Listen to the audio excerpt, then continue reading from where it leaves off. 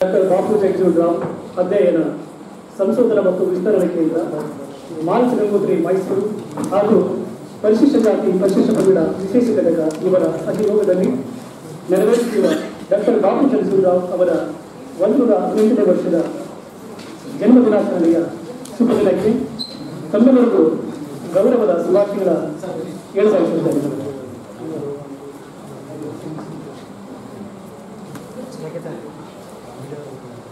ಪ್ರಾರ್ಥನೆಗೊಂದು ಅಂತರಂಗ ಶುದ್ಧಿ, ಪ್ರಾರ್ಥನೆಗೊಂದು ಬಹಿರಂಗ ಶುದ್ಧಿ. ಈ ಶುಭ ಕಾರ್ಯಕ್ರಮದ ಪ್ರಾರಂಭದಲ್ಲಿ ಪ್ರಾರ್ಥನೆ ದ್ವಿತೀಯ ವರ್ಷದ ಸ್ನಾತಕೋತ್ತರ ವಿದ್ಯಾರ್ಥಿ ಅಭಿಷೇಕ್ ಜೆ ಅವರಿಂದ.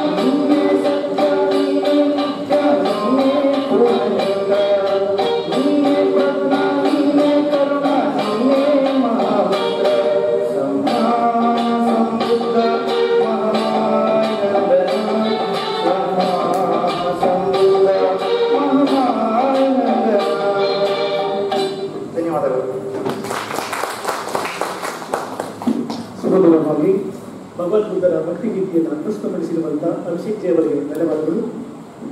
ಮನೆ ಮನಗಳಲ್ಲಿ ನಾವೆಲ್ಲ ಒಂದೇ ಎಂಬ ಭಾವನೆ ಎಲ್ಲರ ಹೃದಯಂತರಂಗದಲ್ಲಿ ತುಂಬಿರಲಿ ಎಂಬ ನಾನುಡಿಯಂತೆ ಈ ಕಾರ್ಯಕ್ರಮಕ್ಕೆ ಆಗಮಿಸಿರುವ ಎಲ್ಲ ಮಹಿಳೆಯರನ್ನ ಹಾಗೂ ತಮ್ಮೆಲ್ಲರನ್ನ ಸ್ವಾಗತ ಭಾಷಣ ಮುಖೇನವಾಗಿ ಬರಮಾಡಿಕೊಳ್ಳಲು ಶ್ರೀ ಮಂಜುನಾಥ್ KN ಸರ್, ಉಪಕುಲ ಸಚಿವರು, ಪರಿಶಿಷ್ಟ ಜಾತಿ ಪರಿಶಿಷ್ಟ ಪಂಗಡ ವಿಶೇಷ ಘಟಕ, ಮೈಸೂರು ವಿಶ್ವವಿದ್ಯಾಲಯ ಇವರಲ್ಲಿ ವಿನಂತಿಸಿದರು.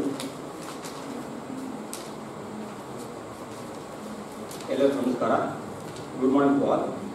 ತಮಗೆಲ್ಲ ಹಸಿರು ಕ್ರಾಂತಿಯ ಹರಿಕಾರ ಮಾಜಿ ಉಪ ಪ್ರಧಾನಮಂತ್ರಿ ಹಾಗೂ ರಾಷ್ಟ್ರ ನಾಯಕ ಡಾಕ್ಟರ್ ಬಾಬು ಜಗಜೀವನ್ ರಾಮ್ ಅವರ 118ನೇ ಜಯಂತಿಯ ಆರ್ಥಿಕ ಶುಭಾಶಯಗಳು.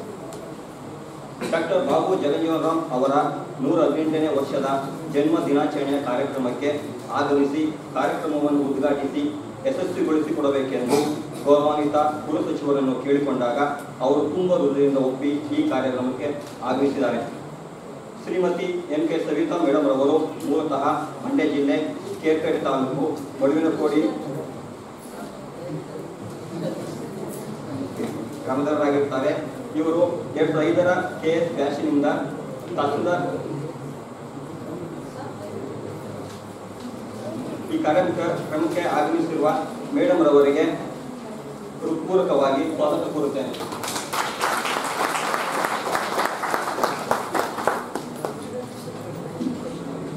ಅದೇ ರೀತಿ ಮುಖ್ಯ ಅತಿಥಿಗಳಾಗಿ ಆಗಮಿಸಿರುವ ಡಾಕ್ಟರ್ ಹರೀಶ್ ಕುಮಾರ್ ಅವರಿಗೆ, ಅವರು ಶ್ರೀಯುತರು ಭಾರತ ದೇಶದಲ್ಲೇ ರಾಜ್ಯಕ್ಕೆ ಅತಿ ಚಿಕ್ಕ ವಯಸ್ಸಿನಲ್ಲೇ ಕರ್ನಾಟಕ ರಾಜ್ಯ ಮಾಹಿತಿ ಆಯುಕ್ತರಾಗಿ ನೇಮಕವಾಗಿದ್ದಾರೆ. ಇವರು ಈ ಕಾರ್ಯಕ್ರಮಕ್ಕೆ ಆಗಮಿಸಿ ಬಾಬು ಜಗಜೀವನ್ ರಾಮ್ ಆಧುನಿಕ ಭಾರತದ ನಿರ್ಮಾಪಕ ಎಂಬ ವಿಷಯದ ಕುರಿತು ವಿಶೇಷ ಉಪನ್ಯಾಸ ನೀಡಬೇಕೆಂದು ಕೇಳಿಕೊಂಡಾಗ ಸಂತೋಷ ಒಪ್ಪಿ ಬಂದಿರುತ್ತಾರೆ. ಹಾಗಾಗಿ ಡಾಕ್ಟರ್ ಹರೀಶ್ ಕುಮಾರ್ ರಾಜ್ಯ ಮಾಹಿತಿ ಆಯುಕ್ತರು, ಇವರು ಕೂಡ ಈ ಕಾರ್ಯಕ್ರಮಕ್ಕೆ ಸ್ವಾಗತ ಕೋರುತ್ತೇನೆ.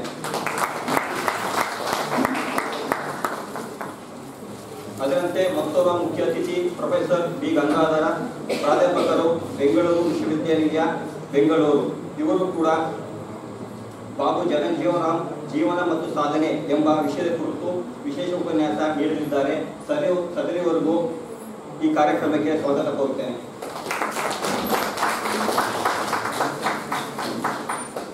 ಈ ಕಾರ್ಯಕ್ರಮದ ರೂವಾರಿ ಹಾಗೂ ಅಧ್ಯಕ್ಷತೆ ವಹಿಸಿರುವ ಪ್ರೊಫೆಸರ್ R ತಿಮ್ಮರಾಯಪ್ಪರವರೆಗೂ ಸ್ವಾಗತ ಕೋರುತ್ತೇನೆ.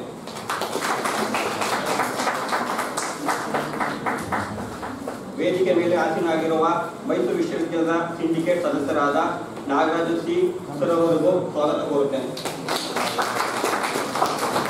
ಕಾರ್ಯಕ್ರಮಕ್ಕೆ ಆಗಮಿಸಿರುವ ಪ್ರೊಫೆಸರ್ ಮಾರ್ಟಿನ್ ಸರ್, ಆಹ್ವಾನಿತರು, ವಿಶ್ವವಿದ್ಯಾಲಯ ಬೋಧಕರು, ಬೋಧಕೇತರರು, ಸಂಶೋಧಕರು, ವಿದ್ಯಾರ್ಥಿಗಳು, ಮಾಧ್ಯಮ ಮಿತ್ರರು ಹಾಗೂ ಇಲ್ಲಿ ನೆರೆದಿರುವ ಪ್ರತಿಯೊಬ್ಬರಿಗೂ ಹೃತ್ಪೂರ್ವಕವಾಗಿ ಸ್ವಾಗತ ಕೋರುತ್ತೇನೆ. ಜೈ ಹಿಂದ್, ಜೈ ಕರ್ನಾಟಕ.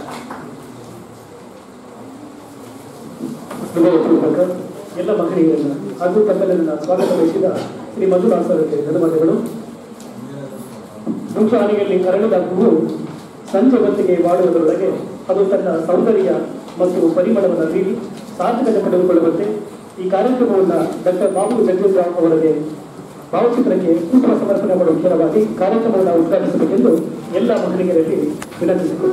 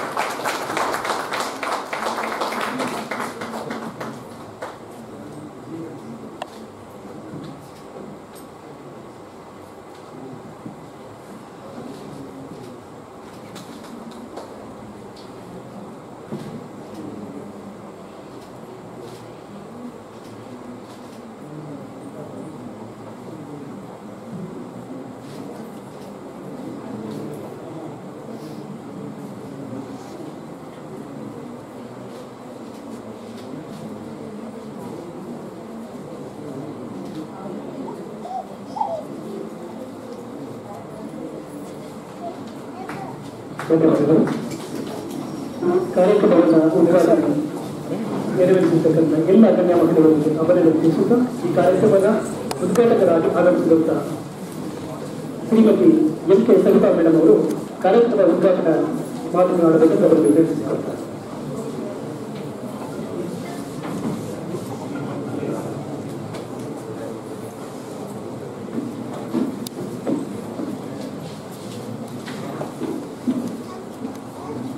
ಈ ಸಮಾರಂಭದಲ್ಲಿ ಎಲ್ಲರಿಗೂ ನನ್ನ ನಮಸ್ಕಾರಗಳು.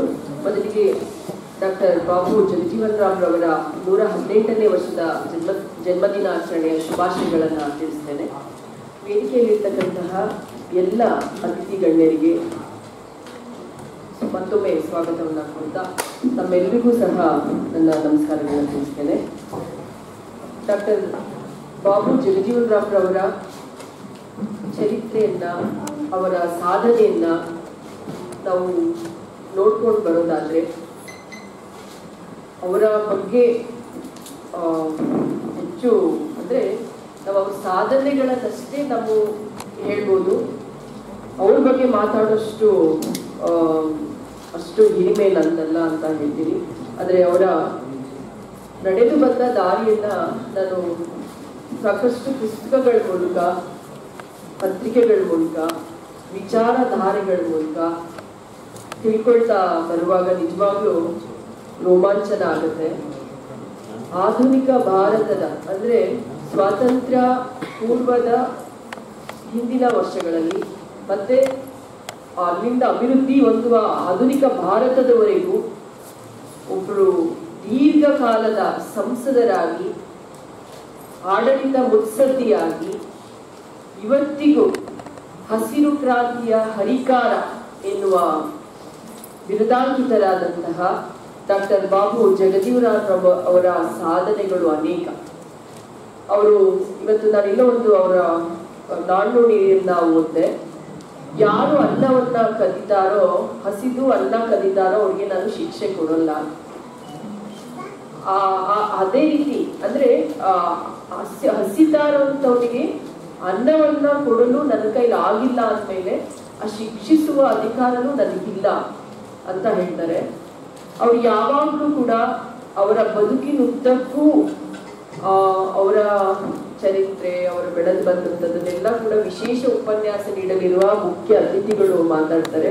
ನಾನು ಉದ್ಘಾಟನೆ ಆದ್ರಿಂದ ಒಂದೆರಡೇ ಸಂಕ್ಷಿಪ್ತವಾಗಿ ಹೇಳ್ತೇನೆ.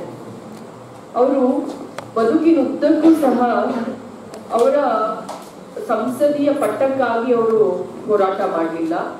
ಒಂದೇ ಕ್ಷೇತ್ರದಿಂದ ಅವರು ಸುಮಾರು 8 ಬಾರಿ ಸತತ ಬಿಹಾರದ ಮೂಲದ ಸಂಸದರಾಗಿ ಭಾರತದ ಸರ್ಕಾರದಲ್ಲಿ ಆಧುನಿಕ ಭಾರತದವರೆಗೂ ಸಹ ಕಾರ್ಮಿಕರಿಗೋಸ್ಕರ, ಪರಿಶಿಷ್ಟ ಜಾತಿ ಮತ್ತು ಕೆಳ ಸಮುದಾಯದ ವರ್ಗದವರಿಗೋಸ್ಕರ, ಬಡವರಿಗೋಸ್ಕರ, ಹಾಗೆಯೇ ಎಲ್ಲ ಕ್ಷೇತ್ರಗಳಲ್ಲಿ ಯಾರಿಗೆಲ್ಲ ಅವಕಾಶಗಳು ಇಲ್ವೋ ಅಂತವರಿಗೆಲ್ಲ ಹಕ್ಕನ್ನ, ಅವಕಾಶಗಳನ್ನ ಕೊಡ್ಬೇಕಂತ ಹೇಳಿ ಅವರ ಬದುಕಿನುದ್ದಕ್ಕೂ ಹೋರಾಟ ಆಗಿತ್ತು.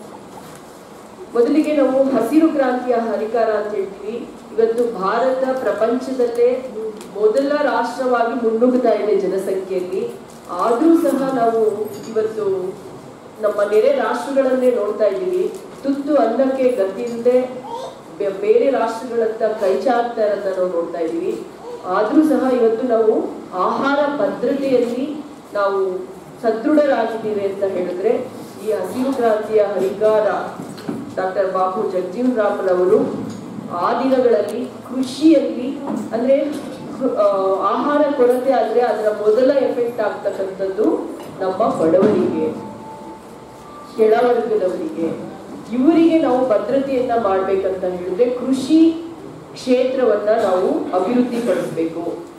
ಅಲ್ಲಿ ಕೃಷಿ ಮಾಡ್ತಕ್ಕಂಥ ಸಣ್ಣ ಹಿಡುವಳಿದಾರರಿಗೆ ಕೆಲವೊಂದು ಸಬ್ಸಿಡಿಗಳ ಮುಖಾಂತರ ಉತ್ತಮ ಬೀಜಗಳನ್ನ ನೀಡುವಂಥದ್ದು, ರಾಸಾಯನಿಕಗಳನ್ನ ಕೊಡುವಂಥದ್ದು, ಯಂತ್ರೋಪಕರಣಗಳನ್ನ ನೀಡುವಂಥದ್ದು, ದೇಶದಲ್ಲಿ ಕಡಿಮೆ ಬಡ್ಡಿಗೆ ಸಾಲವನ್ನ ನೀಡುವಂಥದ್ದು, ಇಂತಹದ್ರಲ್ಲೆಲ್ಲ ಸಾಕಷ್ಟು ಬಡವರಿಗೆ ಅನುಕೂಲ ಆಗುವ ಹಾಗೆ ಅವರು ಯೋಜನೆಗಳನ್ನ ರೂಪಿಸ್ತಾರೆ. ಸರ್ಕಾರದ ಸವಲತ್ತುಗಳನ್ನ ಈಸಿಯಾಗಿ ಕೊಡುವಂಗೆ ಮಾಡ್ತಾರೆ. ಅದ್ರ ಮೂಲಕ ಸಣ್ಣ ಕೃಷಿಕರು ಸಹ ಅವರು ಕೃಷಿಯಲ್ಲಿ ಸದೃಢತೆಯನ್ನ ಪಡೆದುಕೊಂಡು ಆಹಾರ ಭದ್ರತೆಯನ್ನ ನಮ್ಗೆ ಇವತ್ತಿಗೂ ಸಹ ದೇಶದಲ್ಲಿ ಆಹಾರ ಭದ್ರತೆ ಫುಡ್ ಕಮಿಷನ್ ಆಫ್ ಇಂಡಿಯಾ ಕೂಡ ಸ್ಥಾಪಿಸಿದ್ರು. ನಮಗೆ ಆಹಾರದ ಕೊರತೆ ಇಲ್ಲದ ಹಾಗೆ ನಾವು ಅವರ ಹೆಸರು ಇಟ್ಕೊಂಡು ಕೃಷಿಯಲ್ಲಿ ಸಾಕಷ್ಟು ಅಭಿವೃದ್ಧಿಯನ್ನ ಸಾಧಿಸ್ತಾ ಇದೀವಿ ಅಂತ ಹೇಳಿದ್ರೆ ಈ ಹಸಿರು ಅಭಿವೃದ್ಧಿಯ ಹರಿಕಾರ ಅಂತ ಹೇಳ್ಬೋದು, ಹಸಿರು ಕ್ರಾಂತಿ ಅಂತ ಹೇಳ್ಬೋದು. ಇದೆಲ್ಲದ್ರ ಜೊತೆಗೆ ಕಾರ್ಮಿಕ ಇಲಾಖೆಯ ಸಚಿವರಾಗಿ ಬರ್ತಾರೆ. ಅಲ್ಲಿ ಇವತ್ತಿಗೂ ನಾವೇನ್ ESI ಅಂತ ನೋಡ್ತಾ ಇದ್ದೀವೋ, ಸಾಕಷ್ಟು ಇನ್ಶೂರೆನ್ಸ್ ಗಳನ್ನ ಕಾರ್ಮಿಕರಿಗೆ ಏನೆಲ್ಲ ಡೈಲಿ ವೇಜಸ್ ಇಂದ ಹಿಡಿದು ಅವರ ಕೆಲಸ ಮಾಡ್ತಕ್ಕಂಥ ಸ್ಥಳಗಳಲ್ಲಿ ರಕ್ಷಣೆಗಳಿರ್ಬೋದು, ಸೌಲಭ್ಯಗಳಿರ್ಬೋದು, ಇವೆಲ್ಲದಕ್ಕೂ ನಾಂದಿ ಅವತ್ತೇ ಆಡಿದಂಥವ್ರು ಯಾರಂತ ಹೇಳಿದ್ರೆ, ಅದಕ್ಕೆ ತಳಪಾಯನ್ನ ನೀಡಿದಂಥವ್ರು ಯಾರು ಅಂತ ಹೇಳಿದ್ರೆ ಡಾಕ್ಟರ್ ಬಾಬು ಜಗಜೀವನ್ ರಾಮ್. ಕಾರ್ಮಿಕ ಭದ್ರತೆ ನಾವು ಇವತ್ತಿಗೂ ನೋಡ್ತಾ ಇದ್ದೀವಿ. ಪಾಪ ಕಾರ್ಮಿಕ ವಲಯದಲ್ಲಿ ಕೆಲಸ ಮಾಡತಕ್ಕಂಥ ಪರಿಸ್ಥಿತಿ ಇವತ್ತಿಗೆ ಶೋಚನೀಯ ಅಂತ ಹೇಳಿದ್ರೆ, ಇಂತಹ ಅಭಿವೃದ್ಧಿ ಹೊಂದಿರ್ತಕ್ಕಂಥ ಭಾರತದಲ್ಲಿ ಇನ್ನು ಅವತ್ತಿಗೆ ಹೇಗಿರ್ಬೇಕು, ಅವರ ಮನಸ್ಸು ಅದಕ್ಕೆ ಹೇಗೆ ತುಡಿತ ಆಗಿದೆ. ಅವತ್ತಿಗೆನೆ ಕಾರ್ಮಿಕ ನೀತಿ, ESI PF ಎಲ್ಲ ಕೂಡ ಮಾಡ್ತಾ ಇದ್ರು, ಅದಕ್ಕೆ ಯೋಜನೆಯನ್ನ ರೂಪಿಸಿದ್ರು ಅಂತ ಹೇಳಿದ್ರೆ. ರೈಲ್ವೆ ಮಂತ್ರಿ ಆಗ್ತಾರೆ, ಅಲ್ಲಿ ರೈಲ್ವೆ ನಿಲ್ದಾಣಗಳಲ್ಲಿ ಕೆಳವರ್ಗದವರು ಮಾಡ್ತಕ್ಕಂಥ ಊಟವನ್ನ ಸೇವಿಸೋದಾಗ್ಲಿ, ಮಾರಾಟ ಮಾಡೋದಕ್ಕಾಗ್ಲಿ ಅಂಥದಕ್ಕೂ ಅವಕಾಶ ಕೊಡದೇ ಇರುವಂತ ಸಮಯದಲ್ಲಿ ಆ ರೈಲ್ವೆ ಇಲಾಖೆಯಲ್ಲಿ ಸಾಕಷ್ಟು ಹುದ್ದೆಗಳನ್ನ ಮೀಸಲಾತಿ ಮಾಡಿ ಪರಿಶಿಷ್ಟರಿಗೆ, ಹಿಂದುಳಿದ ಸಮುದಾಯದವರಿಗೆ, ತಳವರ್ಗದವರಿಗೆ ನೀಡಿ ಅಲ್ಲೇ ಅವ್ರು ಕೆಲಸ ಮಾಡಿ ಅಧಿಕೃತ ಮಾಡ್ತಾರೆ. ಯಾರೆಲ್ಲ ಈ ತರ ನಿಂದನೆಗೊಳಗಾಗಿರೋರ್ನೆಲ್ಲ ಮುಂಚೂಣಿಗೆ ತರ್ತಾರೆ. ಹಾಗೆ ಹಲವಾರು ರಾಷ್ಟ್ರೀಕೃತ ಬ್ಯಾಂಕ್ಗಳಲ್ಲಿ ಈ ರೀತಿ ಮೀಸಲಾತಿಯ ಪರಿಶಿಷ್ಟ ವರ್ಗದವರಿಗೆ, ತಳ ಸಮುದಾಯದವರಿಗೆ ರಿಯಾಯಿತಿ ದರದಲ್ಲಿ ಸಾಲ ನೀಡೋದ್ರ ಮೂಲಕ ಸ್ವಾವಲಂಬಿಗಳಾಗುವುದಕ್ಕೆ ಅವಕಾಶ ಮಾಡಿಕೊಡ್ತಾರೆ. ಕೈಗಾರಿಕೆಗಳಲ್ಲಿ ಸಾಕಷ್ಟು ಕೆಲಸಗಳನ್ನ ರಕ್ಷಣಾ ಸಚಿವರಾಗಿದ್ದಾಗ ಅವರು ಇವನ್ ವಿಮಾನಯಾನಗಳಲ್ಲೂ ಸಹ ಮೀಸಲಾತಿಯನ್ನ ತಂದು ಅದರಲ್ಲೂ ಸಹ ನಮ್ಮ ಎಲ್ಲ ತಳವರ್ಗದ ಸಮುದಾಯಕ್ಕೂ ಸಹ ಅವಕಾಶಗಳು ಸಿಗ್ಬೇಕಂತ ಸಾಕಷ್ಟು ನೀತಿ ನಿಯಮಗಳನ್ನ ಮಾಡ್ತಾರೆ. ನಾವು ಅವರ ಉದ್ದಕ್ಕೂ ಅವರ ಬಗ್ಗೆ ಅಧ್ಯಯನ ಮಾಡೋದೇ ಆದ್ರೆ, ಅವರು ಸಂಸತ್ ಒಳಗೆ ಇದ್ದು ಎಷ್ಟೋ ಇದು ಅಂದ್ರೆ ಹೊರಗಡೆ ಇರೋದ್ರಿಂದ ನಾವು ಒಳಗಡೆ ನಮ್ಮ ಅಧಿಕಾರದಲ್ಲಿ ಇದ್ದಾಗ ನಾವು ಏನೆಲ್ಲ ಮಾಡ್ಬೋದು ನಮ್ಮ ಕೈಯಾರೆ ಅನ್ನೋದನ್ನ ಪ್ರತಿ ಕ್ಷೇತ್ರದಲ್ಲೂ ಸಹ ಅವರು 8 ಬಾರಿ ಸಂಸದರಾಗಿದ್ದರೂ ಸಹ ಸಾಕಷ್ಟು ಯೋಜನೆಗಳನ್ನ ರೂಪಿಸಲಿಕ್ಕೆ ಇಡೀ ಸರ್ಕಾರದ ಮೇಲೆ ಒತ್ತಡ ಹಾಕ್ತಾರೆ. ಹಾಗೆ ಅವರಲ್ಲಿ ಇದ್ದಂತಹ ಅಪಾರವಾದ ಜ್ಞಾನ, ನಾನು ಎಲ್ಲ ಅವರ ಜೀವನ ಚರಿತ್ರೆ ಓದುವಾಗ ಚಿಕ್ಕದ್ರಿಂದನೇ ಅವರು ಪುಸ್ತಕಗಳನ್ನ ಬ್ಯಾಗಲ್ಲಿ ತುಂಬಿಕೊಂಡು ಓಡಾಡ್ತಾ ಇದ್ದಂತೆ. ಪ್ರಾಥಮಿಕ ಶಿಕ್ಷಣ ಇದ್ರೂ ಕೂಡ ಅಂತಹ ಅಪಾರವಾದ ಜ್ಞಾನದಿಂದ ಅವರು ಅಂತಹ ಕಾನೂನುಗಳನ್ನ ಸಂವಿಧಾನ ರಚನೆಯಲ್ಲೂ ಕೂಡ ಒತ್ತಡ ಹಾಕೋದ್ರ ಮೂಲಕ ಇವತ್ತೇನು ನಾವು ಸಂವಿಧಾನದ ಮೂಲಕ ಹಲವಾರು ಕ್ಷೇತ್ರಗಳಲ್ಲಿ ಮೀಸಲಾತಿಗಳನ್ನ ನಾವು ನೋಡ್ತಾ ಇದ್ವೋ, ಅದರ ಆ ಎಲ್ಲ ಕೊಡುಗೆಗಳ ಹಿಂದೆ ಡಾಕ್ಟರ್ ಬಾಬು ಜಗಜೀವನ್ ರಾಮ್ ಅವರ ಮಹತ್ವವಾದ ಒಂದು ಕಾರ್ಯಕಾರಿ ಪ್ರಗತಿ ಇದೆ ಅನ್ನೋದನ್ನ ನಾವು ತಿಳ್ಕೊಳ್ತೇವೆ. ಹಾಗೆಯೇ ನಾವು ಎಲ್ಲೋ ಒಂದ್ ಕಡೆ ಅವ್ರನ್ನ ಎಲೆಮರೆ ಕಾಯಿಯ ನಾಯಕರಾಗಿ ಅವರು ಮಂಚೂರಿಯಲ್ಲಿ ಇದ್ರು. ಇವತ್ತಿಗೂ ಕೂಡ ಅವರು ಏನಂದ್ರೆ ಅವ್ರ ಬಗ್ಗೆ ಬರೆದಂತಹ ಗ್ರಂಥಗಳು ಆ ಕಾಲಕ್ಕೆ ಕಡಿಮೆ, ಆದ್ರೆ ಅವ್ರು ಎಲ್ಲೇ ಕೆಲಸ ಮಾಡಿದ್ದಾರೆ, ಅವ್ರು ಎಲ್ಲೆಲ್ಲಿ ಅವರ ಪ್ರವಚನಗಳನ್ನ ನೀಡಿದ್ದಾರೆ, ಅಲ್ಲಿ ಅವರು ನಿರೂಪಿಸಿರ್ತಕ್ಕಂಥ ನೀತಿ ನಿಯಮಗಳೆಲ್ಲವೂ ಕೂಡ ಇವತ್ತಿಗೂ ಇದೆ. ಅದೇ ನಾವು ಓದಿದ ಹಾಗೆ ಅವತ್ತಿಗೆ ಇನ್ನೂ ಹಲವಾರು ಮಂಚೂರಿ ನಾಯಕರ ಸಮಾನವಾಗಿ ಎಷ್ಟೋ ಪ್ರಶಸ್ತಿಗಳಿಗೆ ಭಾಜನರಾಗಿ ಆಗಬೇಕಾಗಿದ್ದಂತಹ ಇಂಥ ಮಹಾನ್ ನಾಯಕರು ತೆರೆಮರೆಯಲ್ಲೇ ಇದ್ರು ಅನ್ನೋದು ನಮಗೂ ಒಂಥರ ವಿಷಾದನೀಯ ಅನಿಸ್ತು. ಏಕೆಂದ್ರೆ ಇವತ್ತು ನಾವು ನೋಡ್ತಾ ಇದ್ದೀವಿ, ಒಂದು ಕಟ್ಟಕಡೆಯ ಸಮುದಾಯದವರು ಮೇಲೆ ಬರಬೇಕು ಅಂತ ಹೇಳಿದ್ರೆ ಎಷ್ಟು ಅಡೆತಡೆಗಳನ್ನ ನಾವು ನೋಡ್ತೀವಿ. ಯಾವುದೇ ಇರ್ಬೋದು, ಈವನ್ ಒಂದು ಸೋಷಿಯಲ್ ಮೀಡಿಯಾ ಕೂಡ ಇರ್ಬೋದು, ಇನ್ನೊಬ್ರು ಸರಿಸಮಾನವಾಗಿ ಕೆಲಸ ಮಾಡ್ತಾ ಇರ್ತಾರೆ ಅಂದ್ರೆ ಯಾರನ್ನ ಮಂಚೂಣಿಯಲ್ಲಿ ನಿಲ್ಲಿಸ್ಬೇಕು, ಯಾರನ್ನ ಹೈಲೈಟ್ ಮಾಡಬೇಕು ಅನ್ನೋದನ್ನ ನಿರ್ಧಾರ ಮಾಡ್ಕೊಳ್ತಾರೆ. ಯಾರೆಲ್ಲ ಒಳ್ಳೆ ಕೆಲಸ ಮಾಡ್ತಾ ಇದ್ದಾರೆ, ಇವ್ರು ಯಾರೇ ಆಗಿಲ್ಲ ಅವ್ರನ್ನ ತಂದು ನಿಲ್ಲಿಸ್ಬೇಕು ಅನ್ನೋದಿಲ್ಲ. ಇವ್ರು ಎಲ್ಲಿಂದ ಬಂದಿದ್ದಾರೆ, ಇವ್ರು ಯಾವ ಊರಿಂದ ಬಂದಿದ್ದಾರೆ, ಯಾವ ವರ್ಗದಿಂದ ಬಂದಿದ್ದಾರೆ, ಅವ್ರು ಏನೇ ಒಳ್ಳೆ ವಿಚಾರಗಳು ಹೇಳಿದ್ರು ನಾವು ಓಪನ್ ಆಗಿ ನಾವು ತರಬೇಕನ್ನೋದನ್ನ ಹಿಂದೆ ಮುಂದೆ ನೋಡ್ತಾ ಇದ್ರು, ಇವತ್ತಿಗೂ ನೋಡ್ತಾ ಇದ್ದಾರೆ. ಅವತ್ತಿಗೆ ಇಂಥ ಒಂದು ವ್ಯವಸ್ಥೆ ಒಳಗೆ ಅವರು ಎಲೆಮರೆ ಕಾಯಿ ಆಗಿದ್ರು. ಅವರ ಹಲವಾರು ಕೊಡುಗೆಗಳಿದ್ದಾಗ್ಲೂ ಸಹ ಕೆಲವೊಂದು ಮಂಚೂಣಿ ನಾಯಕರ ಸಾಲಿನಲ್ಲಿ ಅವರು ಪ್ರಧಾನಿ ಆಗ್ತಕ್ಕಂತಹ ಒಂದು ಸೂಚನೆಯನ್ನ ಅಂದೇ ಒಬ್ಬ ಅಮೆರಿಕದ ಪತ್ರಕರ್ತ ವೀಕ್ ಪತ್ರಿಕೆಯಲ್ಲೂ ಕೂಡ ಪ್ರಕಟ ಮಾಡುತ್ತೆ.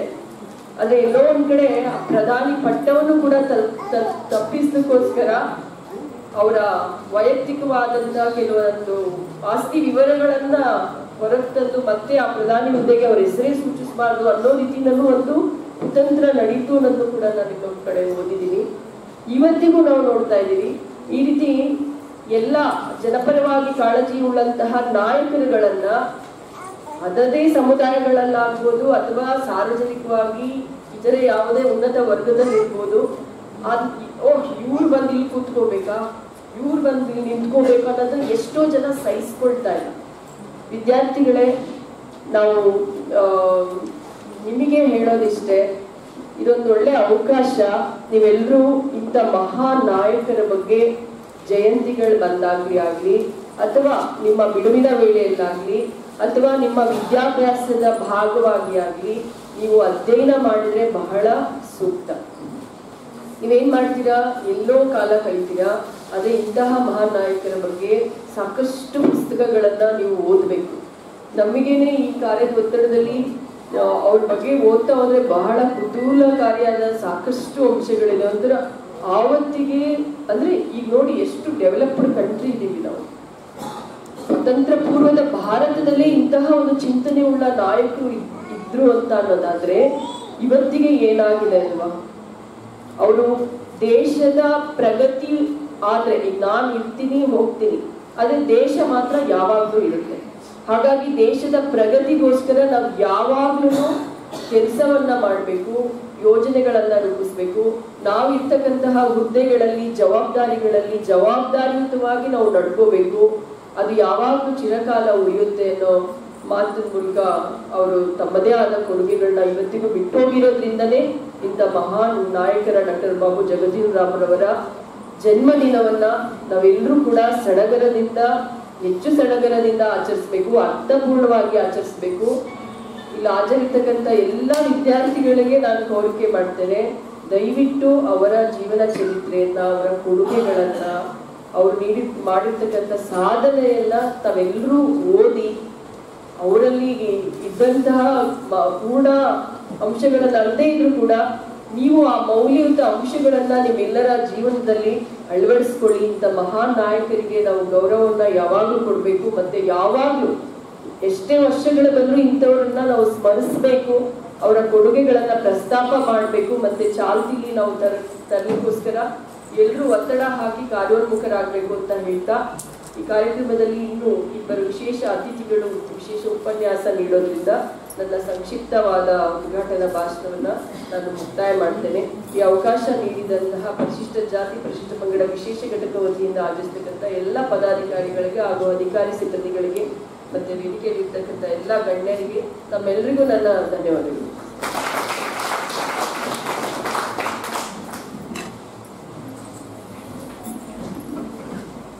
ಈ ದೇಶದ ನೆಚ್ಚಿನ ಬಾಪೂಜಿಯವರು ತಮ್ಮ ಬಾಲ್ಯದಲ್ಲಿ ಅನುಭವಿಸಿರ್ತಕ್ಕಂಥ ಶೋಷಣೆಗಳು, ಅವರು ರಾಜಕೀಯ ರಂಗದಲ್ಲಿನ ವಿಶಿಷ್ಟ ವ್ಯಕ್ತಿತ್ವ, ಕೇಂದ್ರ ಸರ್ಕಾರದಲ್ಲಿ ನಿರ್ವಹಿಸಿದ ಕಾರ್ಮಿಕ ಖಾತೆ ಇರಬಹುದು, ರೈಲ್ವೆ ಖಾತೆ, ಸಾರಿಗೆ ಸಂಪರ್ಕ, ಕೃಷಿ ಖಾತೆಯ ಬಗ್ಗೆ ಉದ್ಘಾಟನೆ ಭಾಷಣ ಮಾಡಿರ್ತಕ್ಕಂಥ ಗೌರವಾನ್ವಿತ ಕುಲಸಚಿವರು ಸವಿತಾ ಮೇಡಮ್ ಅವರಿಗೆ ಧನ್ಯವಾದ ತಿಳಿಸ್ತಾ,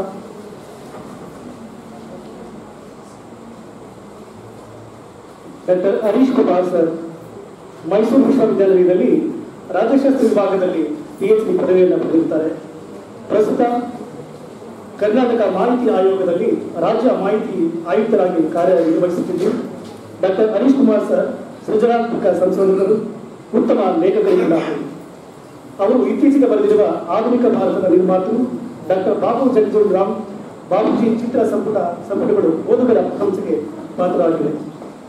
ಶ್ರೀಯುತರು ಈ ಕಾರ್ಯಕ್ರಮದ ಮುಖ್ಯ ಅತಿಥಿಗಳಾಗಿ ಆಗಮಿಸಿದರು. ನಮ್ಮೆಲ್ಲರ ಸದೈವ ಹಾಗೆ ಈ ಕಾರ್ಯಕ್ರಮದ ವಿಶೇಷ ಉಪನ್ಯಾಸವನ್ನು ನೀಡಬೇಕೆಂದು ಅವರಲ್ಲಿ ವಿನಂತಿಸಿಕೊಳ್ತಾ ಇದ್ದೀನಿ.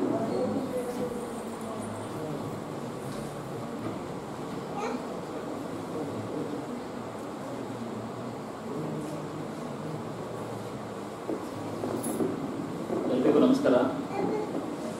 ಮೈಸೂರು ವಿಶ್ವವಿದ್ಯಾನಿಲಯ ಪರಿಶಿಷ್ಟ ಜಾತಿ ಮತ್ತು ಪರಿಶಿಷ್ಟ ಪಂಗಡ ವಿಶೇಷ ಘಟಕ ಮತ್ತು ಡಾಕ್ಟರ್ ಬಾಬು ಜಗಜೀವನರಾಮ್ ಸಂಶೋಧನಾ ಮತ್ತು ವಿಸ್ತರಣಾ ಕೇಂದ್ರ ಮನಸ್ಸನ್ನು ಮೈಸೂರು ವತಿಯಿಂದ ಆಯೋಜಿಸಿರ್ತಕ್ಕಂಥ ಡಾಕ್ಟರ್ ಬಾಬು ಜಗಜೀವನರಾಮ್ ಅವರ 118ನೇ ವರ್ಷದ ಜನ್ಮದಿನಾಚರಣೆ ಪ್ರಯುಕ್ತ ಎಲ್ಲರೂ ಕೂಡ ಬಾಬೂಜಿಯವರ ಜನ್ಮದಿನದ ಶುಭಾಶಯಗಳನ್ನ ಕೋರ್ತೀನಿ.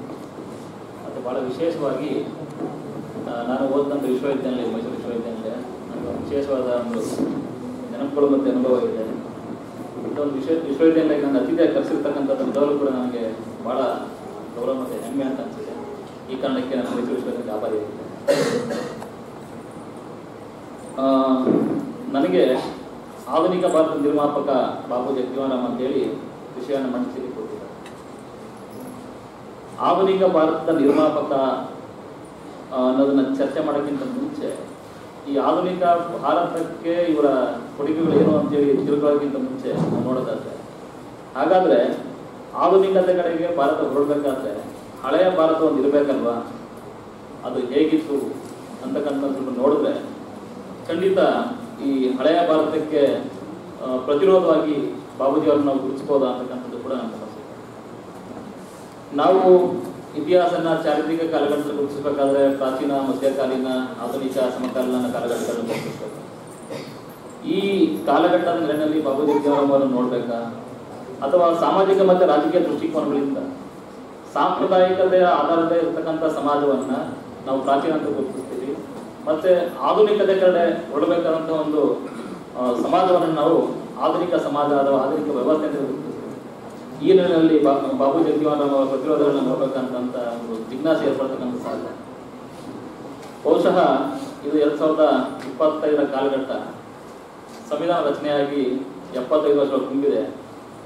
ಇಂತಹ ಸಂದರ್ಭದಲ್ಲಿ ಬಾಬೂಜಿಯವರನ್ನ ನಾವು ಗಮನಿಸೋದಾದ್ರೆ ಬಹುಶಃ 100 ವರ್ಷದ ಹಿಂದೆ ಒಂದು ಘಟನೆನ ನೆನಪು ಮಾಡ್ಕೊಂಡು ನನಗೆ ಬಾಬೂಜಿಯವರ ವಿಚಾರಗಳನ್ನ ಹೇಳ್ಬೇಕು ಅಂತ ನಾನು ಅನಿಸುತ್ತೆ. 1925 ಕಾಲಘಟ್ಟ ಬಾಬೂಜಿಯವರು ಮೆಟ್ರಿಕ್ಯುಲೇಷನ್ ಅಂದರೆ ಈಗ SLC ಮುಗಿದಂಥ ಕಾಲಘಟ್ಟ. ಇದೇ ಸಂಶೋಧನಾ ಕೇಂದ್ರ ಸ್ಥಾಪನೆ ಆಗಲಿಕ್ಕೆ ಕಾರಣಕರ್ತ ಪ್ರೊಫೆಸರ್ ಟಿ ಯಲ್ಲಪ್ಪದೇನವರು ಒಂದು ಸಣ್ಣ ಪುಸ್ತಕದಲ್ಲಿ ಅದನ್ನು ದಾಖಲೆ ಮಾಡಿದ್ರು. ಅದು ನಿಜವಾಗ್ಲೂ ಕೂಡ ನನಗೆ ಬಹಳ ಸೋಜಿಗ ಅಂತ ಅನಿಸುತ್ತೆ. 1925ರಲ್ಲಿ ಬಾಬೂಜಿಯವರು ಮೇಡಮ್ ಹೇಳ್ದಂಗೆ ಅವರು ಬ್ಯಾಗಲೆಲ್ಲ ಪುಸ್ತಕಗಳನ್ನ ತಗೊಂಡು ಹೋಗ್ತಾ ಇದ್ರು ಅಂತಕ್ಕಂಥದ್ದನ್ನ ನೆನಪು ಮಾಡಿ ಹೇಳಿದ್ರು. ಅವರು ಹೈಸ್ಕೂಲ್ ಇದ್ದಾಗಲೇ ಒಂದು ರೈಲ್ವೆ ಸ್ಟೇಷನ್ ಮಾತ್ರ ಒಂದು ಸ್ಟೇಟ್ಸ್ಮನ್ ಅಂತೇಳಿ ಪತ್ರಿಕೆ ಬರ್ತಾ ಇತ್ತು. ಆ ಪತ್ರಿಕೆನ ಓದಲಿಕ್ಕೆ ಒಂದು 4 ಕಿಲೋಮೀಟರ್ ನಡ್ಕೊ ಹೋಗ್ತಿದ್ದಂತೆ. ಪತ್ರಿಕೆನ ಓದಲಿಕ್ಕೆ ಅವ್ರ ಮನೆಯಿಂದ 4 ಕಿಲೋಮೀಟರ್ ನಡ್ಕೊತಾ ಇದ್ದಾರೆ, ಮತ್ತೆ 4 ಕಿಲೋಮೀಟರ್ ಹೋಗಿ ಬರ್ತಾ ಇದ್ದಾರೆ. ಮೆಟ್ರಿಕ್ಯುಲೇಷನ್ ಅಲ್ಲಿ ಬಾಬೂಜಿಯವರು ಸ್ಯಾನ್ಸ್ಕ್ರಿಟ್ ಮತ್ತು ಮ್ಯಾಥಮೆಟಿಕ್ಸ್ನಲ್ಲಿ 100ಕ್ಕೆ 100 ಅಂಕಗಳನ್ನು ತಗೊಳ್ತಾರೆ. 1925ರಲ್ಲಿ ಅಕ್ಷರ ಲೋಕಕ್ಕೆ ಏರಿಯಾಗಿರುವಂಥ ಸಂದರ್ಭದಲ್ಲಿ ಬಾಬೂಜಿಯವರು ಸ್ಯಾನ್ಸ್ಕ್ರಿಟ್ ಮತ್ತು ಮ್ಯಾಥಮೆಟಿಕ್ಸ್ನಲ್ಲಿ 100ಕ್ಕೆ 100 ಅಂಕಗಳನ್ನ ತಗೊಂಡಾಗ ಅಲ್ಲಿನ ಸವರ್ಣೀಯ ಮನಸ್ಸಿನ ಜನ ಬಂದು ಅಲ್ಲಿನ ಮುಖ್ಯೋಪಾಧ್ಯಾಯರಿಗೆ ತುಂಬ ಧಮಕಿಗಳನ್ನ ಹಾಕ್ತಾರೆ. ಏನಿದು ಮಾಡಿರ್ತಕ್ಕಂಥ, ಏನಿದು ಅಪಚಾರ, ಏನಿದು ಅನ್ಯಾಯ, ನಿಮಗೆ ನಿಜವಾಗ್ಲೂ ನಾವೆಲ್ಲ ಸೇರಿ ಶಿಕ್ಷೆ ಕೊಡ್ಬೇಕು ಅಂತ ಅನ್ಕೊಂಡಿದ್ದೀವಿ ನಿಮಗೆ ಅಂತ ಹೇಳಿದಾಗ ಆ ಮುಖ್ಯೋಪಾಧ್ಯಾಯರು ಮಾತಾಡ್ತಾರೆ, ಇಲ್ಲ ನನಗೆ ನೀವು ಶಿಕ್ಷೆ ಕೊಡೋಕ್ಕೆ ಕಾರಣ ಸಾಧ್ಯ ಇಲ್ಲ. ಇವಾಗ ಏನಾದ್ರು ಶಿಕ್ಷೆ ಕೊಡಬೇಕು ಅಂತಂದ್ರೆ ಈ ತಾಲೂಕಿನ ಶಿಕ್ಷಣಾಧಿಕಾರಿಯನ್ನು ಒಬ್ಬರಿದ್ದಾರೆ, ಅವರಿಗೆ ಕೊಡಬೇಕು. ಯಾಕಂದ್ರೆ ಬಾಬೂಜಿ ನಮ್ಮ ಶಾಲೆಗೆ ಅಷ್ಟೇ ಎಷ್ಟಲ್ಲ, ಇಡೀ ತಾಲೂಕಿಗೆ ಎಷ್ಟು ಬಂದಿರ್ತಕ್ಕಂಥ ವಿದ್ಯಾರ್ಥಿ ಅಂತ ಹೇಳಿ ಆ ನಂತರ ಅವರ ಪ್ರತಿಭೆಯನ್ನು ಗುರುತಿಸಿ ಅನೇಕ ಮಿಷನರಿಗಳು ಅವ್ರನ್ನ ಓದಿಸ್ಲಿಕ್ಕೆ ಅಂತೇಳಿ ಮುಂದೆ ಬಂದಿದ್ದಾರೆ. ಆದರೂ ಒಂದು ಅವರ ಹೈಸ್ಕೂಲ್ ಇದ್ದಂಥ ಸಂದರ್ಭ ಬಾಬೂಜಿ ಯಾವುದೋ ಒಂದು ಸಂದರ್ಭದಲ್ಲಿ ರಾಷ್ಟ್ರೀಯ ಹೋರಾಟದಲ್ಲಿ ಹೆಸರು ಮಾಡಿರ್ತಕ್ಕಂಥ ಮದನ್ ಮೋಹನ್ ಮಾಳವಿಯವರು ಶಾಲೆಗೆ ಓದಿರ್ತಾರೆ. ಅವರಿಗೆ ಒಂದು ಸ್ವಾಗತ ಭಾಷಣವನ್ನು ಕೊಟ್ಟು ಅದನ್ನ ಅವ್ರ ಪ್ರತಿಭೆನ ಗಮನಿಸಿ ಮಾಳವಿಯವರು ನಮ್ಮ ಸಂಸ್ಥೆ ನಾವು ಓದಬೇಕು ಅಂತೇಳಿ ಬನಾರಸ್ ಹಿಂದೂ ಯೂನಿವರ್ಸಿಟಿಗೆ ಅವ್ರನ್ನ ಆಹ್ವಾನ ಮಾಡ್ತಾರೆ. ಎಲ್ಲ ಹಂತದಲ್ಲೂ ಕೂಡ ಅವರು ಅವರ ಬಾಲ್ಯ ಮತ್ತು ಶಿಕ್ಷಣ ವ್ಯವಸ್ಥೆಯಲ್ಲಿ ಬರೀ ಜಾತಿಯ ನೋವುಗಳನ್ನೇ ಹೊಂದಿದಂಥದ್ದು. ಆ ನಂತರ ಅವರು ಪದವಿ ವ್ಯಾಸಂಗಕ್ಕೆ ಅಂತೇಳಿ ವಿಜ್ಞಾನ ವಿದ್ಯಾರ್ಥಿಯವರು BSc ಕಲಿಲಿಕ್ಕೆ ಅಂತೇಳಿ ಕಲ್ಕತ್ತಾ ಯೂನಿವರ್ಸಿಟಿ ಬರ್ತಾರೆ. ಆ ಕಲ್ಕತ್ತಾ ಯೂನಿವರ್ಸಿಟಿಗೆ ಬಂದಂಥ ಸಂದರ್ಭದಲ್ಲಿ ಈಗ ಹೆಂಗೆ ನಮ್ಮ ಮೈಸೂರು ಯೂನಿವರ್ಸಿಟಿ ಇದೆಯೋ ಅದೇ ಥರ ಕಲ್ಕತ್ತಾದಲ್ಲಿ ಒಂದು ಯೂನಿವರ್ಸಿಟಿ ಇರ್ತಾ ಇತ್ತು. ಆ ಕಾಲಘಟ್ಟ ಹೇಗಿತ್ತಪ್ಪ ಅಂದ್ರೆ 1927 ಮತ್ತು 28ರ ಕಾಲಘಟ್ಟ ಭಾರತದಲ್ಲಿ ರಾಷ್ಟ್ರೀಯ ಹೋರಾಟ ತುಂಬಾ ತೀವ್ರವಾಗಿರ್ತದೆ. ಮತ್ತೆ ಆ ತೀವ್ರವಾದ ಹೋರಾಟದ ಗತಿನ ಬದಲಾಯಿಸಬೇಕು ಅಂತ ಹೇಳಿ ಕಾಂಗ್ರೆಸ್ನಲ್ಲಿ ಒಂದು ಎಡಪಂಥೀಯ ಚಿಂತನೆಗಳು ರಚನೆಯಾಗಿ ಸುಭಾಷ್ ಚಂದ್ರ ಬೋಸ್, ಮನ್ಮಥನಾಥ್ ಗುಪ್ತಾ, JM ಗುಪ್ತಾ ಅಂತ ಕ್ರಾಂತಿಕಾರಿ ಸಮಾಜವಾದಿಗಳು ಯುವಕರುಗಳನ್ನ ನಾವು ತಲುಪಬೇಕು, ಯುವಕರುಗಳನ್ನ ತಯಾರು ಮಾಡೋದ್ರ ಮುಖಾಂತರ ರಾಷ್ಟ್ರೀಯ ಹೋರಾಟಕ್ಕೆ ಅವ್ರನ್ನ ಕರೆತರಬೇಕು ಅಂತ ಹೇಳಿ ಚರ್ಚೆಗಳನ್ನ ಏರ್ಪಡಿಸಿರ್ತಕ್ಕಂಥ ಸಂದರ್ಭದಲ್ಲಿ ಬಾಬೂಜಿ ಅವರಿಗೆ ಮೊದಲನೇ ಬಾರಿ ಈ ರಾಷ್ಟ್ರೀಯ ಹೋರಾಟದ ಅನುಭವಗಳು ಕೂಡ ದಕ್ಕಿದೆ. ಸಹಜವಾಗಿ ಆ ಕ್ಯಾಂಪಸ್ನ ಚರ್ಚೆಗಳಲ್ಲಿ ಸುಭಾಷ್ ಚಂದ್ರ ಬೋಸ್ ಅಂತವರು ನೇರವಾಗಿ ಬಂದು ವಿದ್ಯಾರ್ಥಿಗಳ ಜೊತೆ ಮಾತಾಡ್ತಾ ಇದ್ದಾರೆ. ಇವೆಲ್ಲ ಯುವಕರು ದೇಶಕ್ಕೆ ಸ್ವಾತಂತ್ರ್ಯ ಬೇಕಾಗಿದೆ, ನೀವೆಲ್ಲರೂ ಕೂಡ ಬಂದು ಭಾಗವಹಿಸಬೇಕು, ಅದರ ಹೋರಾಟದ ಗತಿನ ನೀವು ತೀವ್ರಗೊಳಿಸಬೇಕು ಅಂತ ಕೇಳ್ಕೊಂಡಾಗ ಬಾಬೂಜಿ ಸ್ವತಃ ಅವರ ಅನುಭವಗಳನ್ನ ಆಧಾರದ ಮೇಲೆ ಕಂಡುಹಿಡಿದ ನೋವುಗಳ ಮೇಲೆ ಅವ್ರನ್ನ ಕೇಳ್ತಾ ಇದ್ರು. ನೋಡಿ, ದೇಶದ ಒಂದು ಸಾಮಾಜಿಕ ವ್ಯವಸ್ಥೆ ಹಿಂಗಿದೆ, ಈ ವ್ಯವಸ್ಥೆ ಒಳಗಡೆ ನಮ್ಮ ಸ್ವಾತಂತ್ರ್ಯ ಇಲ್ಲ ಅಂತಂದ್ರೆ ರಾಜಕೀಯ ಸ್ವಾತಂತ್ರ್ಯ ಗಳಿಸಿ ಏನ್ ಪ್ರಯೋಜನ ಅಂತ ಹೇಳಿ ಸುಭಾಷ್ ಚಂದ್ರ ಬೋಸ್ ಅವರು ಹೇಳ್ತಾ ಇದ್ದಾರೆ. ಅದಕ್ಕೆ ಸುಭಾಷ್ ಚಂದ್ರ ಬೋಸ್ ಅವರು ಶೋಷಿತ ಸಮುದಾಯಗಳ ಜನರನ್ನೇ ಈ ದಂಗೆಗೆ ಕಿಡಿ ಹಚ್ಚಬೇಕು, ಆ ಕಿಡಿ ಹಚ್ಚಿದಾಗ ಅದು ಕೇವಲ ಈ ಜಾತಿ ವ್ಯವಸ್ಥೆ, ವರ್ಗ ವ್ಯವಸ್ಥೆ ಅಷ್ಟೇ ಎಲ್ಲ ಪ್ರಯೋಗ ಮಾಡ್ತಕ್ಕಂಥದ್ದು, ಒಟ್ಟು ಭಾರತದ ಗತಿನೇ ಬದಲಾಯಿಸುತ್ತದೆ, ನೀವು ಬರಬೇಕು ಅಂತ ಹೇಳಿ ಸುಭಾಷ್ ಚಂದ್ರ ಬೋಸ್ ಅವರು 1927-28ರ ಕಾಲಘಟ್ಟದಲ್ಲಿ ಅವ್ರನ್ನ ಕೇಳ್ತಾರೆ. ಆ ನಂತರ ಬಾಬೂಜಿಯವರು ಆ ಕಾಲಕ್ಕೆ ಬಹಳ ಪ್ರತಿಭಾವಂತ ವಿದ್ಯಾರ್ಥಿ, BSc ಡಿಗ್ರಿನೂ ಕೂಡ ಓದಿದಂಥದ್ದು, ಬಹಳ ಸುಲಭವಾಗಿ ಸರ್ಕಾರಿ ಉದ್ಯೋಗಗಳು ಕೂಡ ಸಿಗ್ತಾ ಇತ್ತು. ಅವರಿಗೆ ಒಂದು ಅಬಕಾರಿ ಇಲಾಖೆನ ಒಂದು ಉದ್ಯೋಗ ಕೂಡ ಸಿಕ್ಕಿತ್ತು, ಒಳ್ಳೆ ಅಬಕಾರಿ ಪೊಲೀಸ್ ಹುದ್ದೆನೂ ಕೂಡ ಸಿಕ್ಕಿತ್ತು. ಆದ್ರೆ ಅವ್ರು ಆ ಕಾಲಘಟ್ಟಕ್ಕೆ ನಾವೆಲ್ಲ ಒಂದು ಕೆಲಸ ಸಿಗೋದ್ರೆ ಸಾಕು ಅಂತೇಳಿ ನಾವೆಲ್ಲೂ ಕೂಡ ಬದಲಾಯಿಸ್ತೀವಿ ಅಂತ ಉದ್ಯೋಗನ ಅವರು ಸೇರ್ಕೊಳ್ಳೋದೇ ಇಲ್ಲ. ಅವರು ಗಂಭೀರವಾಗಿ ಚಿಂತಿಸ್ತಾರೆ, ನಾನೊಬ್ಬ ನನ್ನ ಪಡೆದು ನಾನು ಓದ್ಕೊಂಡು ಅಥವಾ ಒಂದು ಸರ್ಕಾರಿ ಉದ್ಯೋಗ ಪಡೆದು ನಿಂದಾಗಿರ್ಬೋದು, ಅದು ಈ ದೇಶದಲ್ಲಿ ಕೋಟ್ಯಾಂತರ ಶೋಷಿತ ಜನ ಇದ್ದಾರಲ್ಲ, ಅವ್ರ ಪರ ಹೋರಾಟ ಮಾಡ್ತಕ್ಕಂಥದ್ದು ಅವರು. ಮತ್ತೆ ಭಾರತದಲ್ಲಿ ವಸಾಹತುಶಾಹಿ ವ್ಯವಸ್ಥೆ ಇದೆ, ಇದನ್ನ ವಿರೋಧಿಸಿ ಒಂದು ಜನತಂತ್ರದ ಸರ್ಕಾರ ತರಬೇಕಲ್ಲ ಅಂತೇಳಿ ಬಹಳ ಗಂಭೀರವಾಗಿ ಚಿಂತನೆ ಮಾಡಿ ಅವರು ತಮ್ಮ ನಿಲುವುಗಳನ್ನ ಪ್ರಚುರಪಡಿಸ್ಕೊಳ್ತಾರೆ. ಒಬ್ಬ ಪದವಿಯ ವಿದ್ಯಾರ್ಥಿಯಾಗೇನೆ ದೇಶದ ಬಗ್ಗೆ ಒಂದು ನಿಶ್ಚಿತವಾದ ನಿಲುವುಗಳನ್ನ ತಿಳ್ಕೊಂಡು ದೇಶದ ಸ್ವಾತಂತ್ರ್ಯ ಹೋರಾಟಕ್ಕೆ ಅವರು ಸಂಪೂರ್ಣವಾಗಿ ಮುಗ್ತಾರೆ. ಅಲ್ಲಿಂದ ಅವರು ಬೆಳೆದು ಬಂದದ್ದಂಥದ್ದೇ ಒಂದು ದೊಡ್ಡ ಸೋಜಿಗ ಅಂತ ಹೇಳಿ ಅನಿಸುತ್ತೆ. ಯಾಕಂದ್ರೆ ಭಾರತದ ಸಂದರ್ಭದಲ್ಲಿ ನಾವು ಯಾವ ಕ್ಷೇತ್ರಗಳಲ್ಲಿ ಬೇಕಾದ್ರೂ ಸಾಧ್ಯ ಮಾಡ್ಬೋದು. ನಮ್ಗೆ ಚೆನ್ನಾಗಿ ಓದು ಬರಹ ಎಲ್ಲ ಇದ್ರೆ ಒಳ್ಳೆ ವಿದ್ವಾಂಸರು ಅಂತ ಅನ್ಸ್ಕೋಬಹುದು, ಅಥವಾ ವಿಜ್ಞಾನದ ಬಗ್ಗೆ ನಾವು ಚೆನ್ನಾಗಿ ತಿಳ್ಕೊಂಡ್ರೆ ಒಳ್ಳೆ ವಿಜ್ಞಾನಿ ಅಂತ ಅನ್ಸ್ಕೋಬಹುದು, ಅಥವಾ ಬೇರೆ ಬೇರೆ ಯಾವುದೇ ಕ್ಷೇತ್ರಗಳು ಒಳ್ಳೆ ವಕೀಲ ಅಂತ ಅನ್ಸ್ಕೋಬಹುದು. ಆದರೆ ರಾಜಕಾರಣದಲ್ಲಿ ಸಕ್ಸಸ್ ಆಗ್ತಕ್ಕಂಥ ಸುಲಭ ಅಲ್ಲ. ಅದರಲ್ಲೂ ಭಾರತದಂಥ ಜಾತಿಗ್ರಸ್ತ ಸಮಾಜದಲ್ಲಿ ಈ ಸವರ್ಣೀಯ ಸಮುದಾಯಗಳ ಒತ್ತಡಗಳ ನಡುವೆ ಗೆಲ್ತಕ್ಕಂಥದ್ದು, ಸತತವಾಗಿ ಗೆಲುವುಗಳನ್ನು ಹಾಕಿಸ್ತಕ್ಕಂಥದ್ದು, ಅಥವಾ ಅಧಿಕಾರ ರಾಜಕಾರಣದಲ್ಲಿ ನಿರ್ಣಾಯಕ ಪಾತ್ರ ವಹಿಸ್ತಕ್ಕಂಥದ್ದು ಅದು ಸುಲಭವಾದ ಕೆಲಸ ಅಲ್ಲ. ಅದಕ್ಕೆ ಬಾಬೂಜಿ ತಮ್ಮ ಇಡೀ ತನುಮನಧನವನ್ನು ಕರುಗಿಸಿ ಕಾರ್ಯಶೀಲರಾಗ್ತಾರೆ. ನಾನು ಮೊದಲೇ ಹೇಳ್ದಂಗೆ ಹಳೆಯ ಭಾರತದ ಚಿತ್ರಣವನ್ನು ನಾವು ನೋಡಿದ್ರೆ ಹಳೆಯ ಭಾರತ ಹೇಗಿತ್ತು, ಆಧುನಿಕ ಭಾರತ ಹೇಗಿದೆ ಅಂತ ಅಂದ್ರೆ ನಾವು ಕನಸುಗಳನ್ನ ಕಟ್ಟಬೇಕಾದ್ರೆ ಹಳೆಯ ಭಾರತ ಹೇಗಿತ್ತು, ಹಳೆಯ ಭಾರತ ಹೇಗಿತ್ತಪ್ಪ ಅಂತಂದ್ರೆ ನಮ್ಮ ಇಡೀ ಮೈಸೂರು ಸಂಸ್ಥಾನ, ಇವತ್ತು ಮೈಸೂರು ಯೂನಿವರ್ಸಿಟಿ ನಾವು ನಿಂತು ಮಾತಾಡ್ತಾ ಇದ್ದೀವಿ.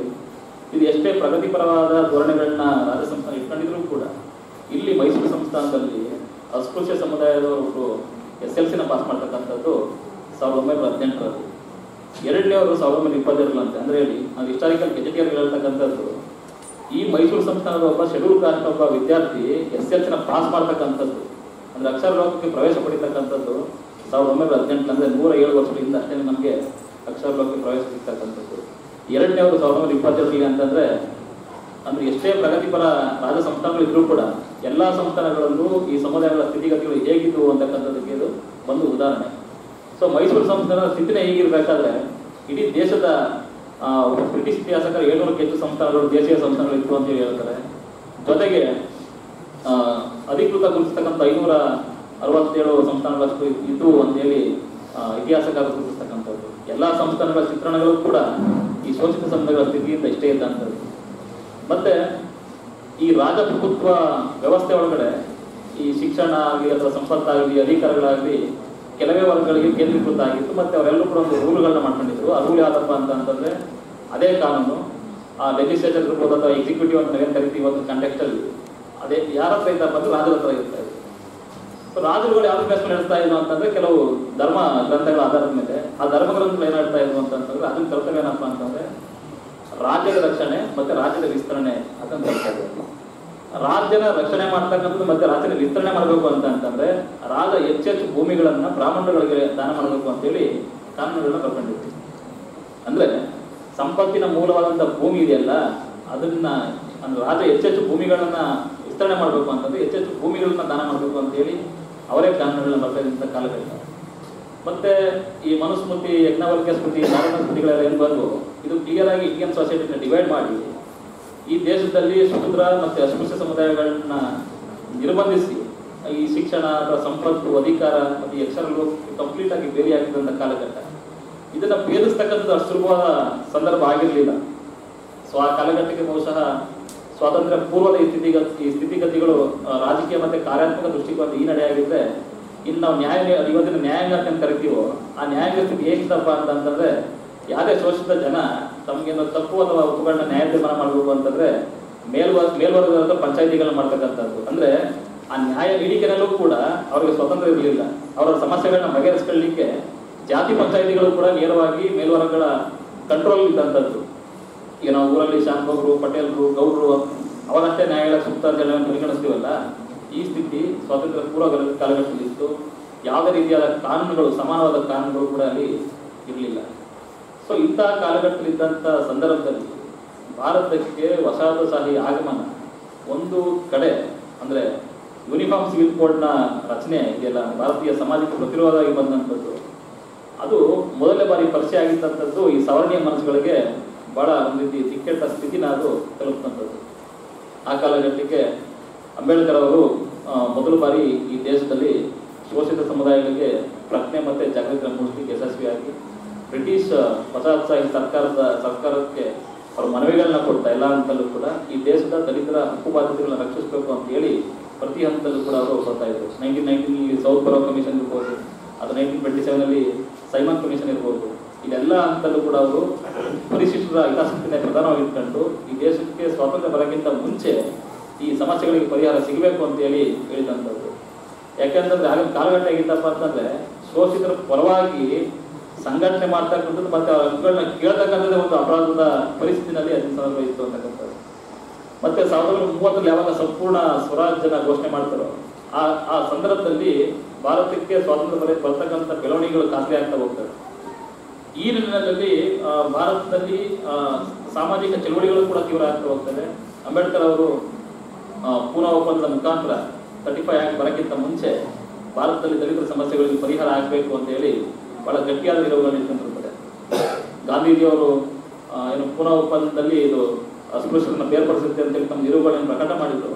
ಅದ್ರ ವಿರುದ್ಧ ಬಾಪೂಜಿಯವರು ಬಹಳ ಖಾರವಾಗಿ ಗಾಂಧಿಗೆ ಪತ್ರವನ್ನು ಬರೀತಾರೆ. ಅಸ್ಪೃಶ್ಯರ ಹಿತಾಸಕ್ತಿಗೆ ಧಕ್ಕೆ ಬಂದರೆ ನಾವು ಯಾರನ್ನೆಲ್ಲೂ ಬಿಡಲ್ಲ, ಪ್ರತಿಭಟಿಸ್ತೀವಿ ಅಂತಕ್ಕಂಥದ್ದು. ಬಹುಶಃ ಬಾಪೂಜಿ ಅವರಿಗೆ ಎಲ್ಲ ಸಂದರ್ಭದಲ್ಲೂ ಕೂಡ ವಿಮರ್ಶಾತ್ಮಕವಾದ ಒಂದು ದೃಷ್ಟಿಕೋನ ಇತ್ತು ಅಂತಕ್ಕಂಥದ್ರಿಂದ ಗೊತ್ತಾಗುತ್ತೆ. ಅವರು ಆರಂಭದಲ್ಲಿ ಅವರ ಪದವಿ ಕಾಲೇಜಿನ ದಿನಗಳಲ್ಲಿ ಸುಭಾಷ್ ಚಂದ್ರ ಬೋಸ್ನಿಂದ ಪ್ರಭಾವಿತರಾದರು. ಆನಂತರದಲ್ಲಿ ಪೂರ್ವ ಒಪ್ಪಂದದ ಸಂದರ್ಭದಲ್ಲಿ ಗಾಂಧೀಜಿಯವರಿಗೆ ಕಟುವಾದ ಪತ್ರ ಬರೆದು, ಗಾಂಧೀಜಿಯವರಿಗೆ ಕಟುವಾದ ಪತ್ರ ಬರೆದ ಮೇಲೆ ಗಾಂಧೀಜಿಯವರಿಗೆ ಒಂದ್ಸಲ ನೋಡಬೇಕು ಅಂತೇಳಿ ಅನಿಸುತ್ತಂತೆ.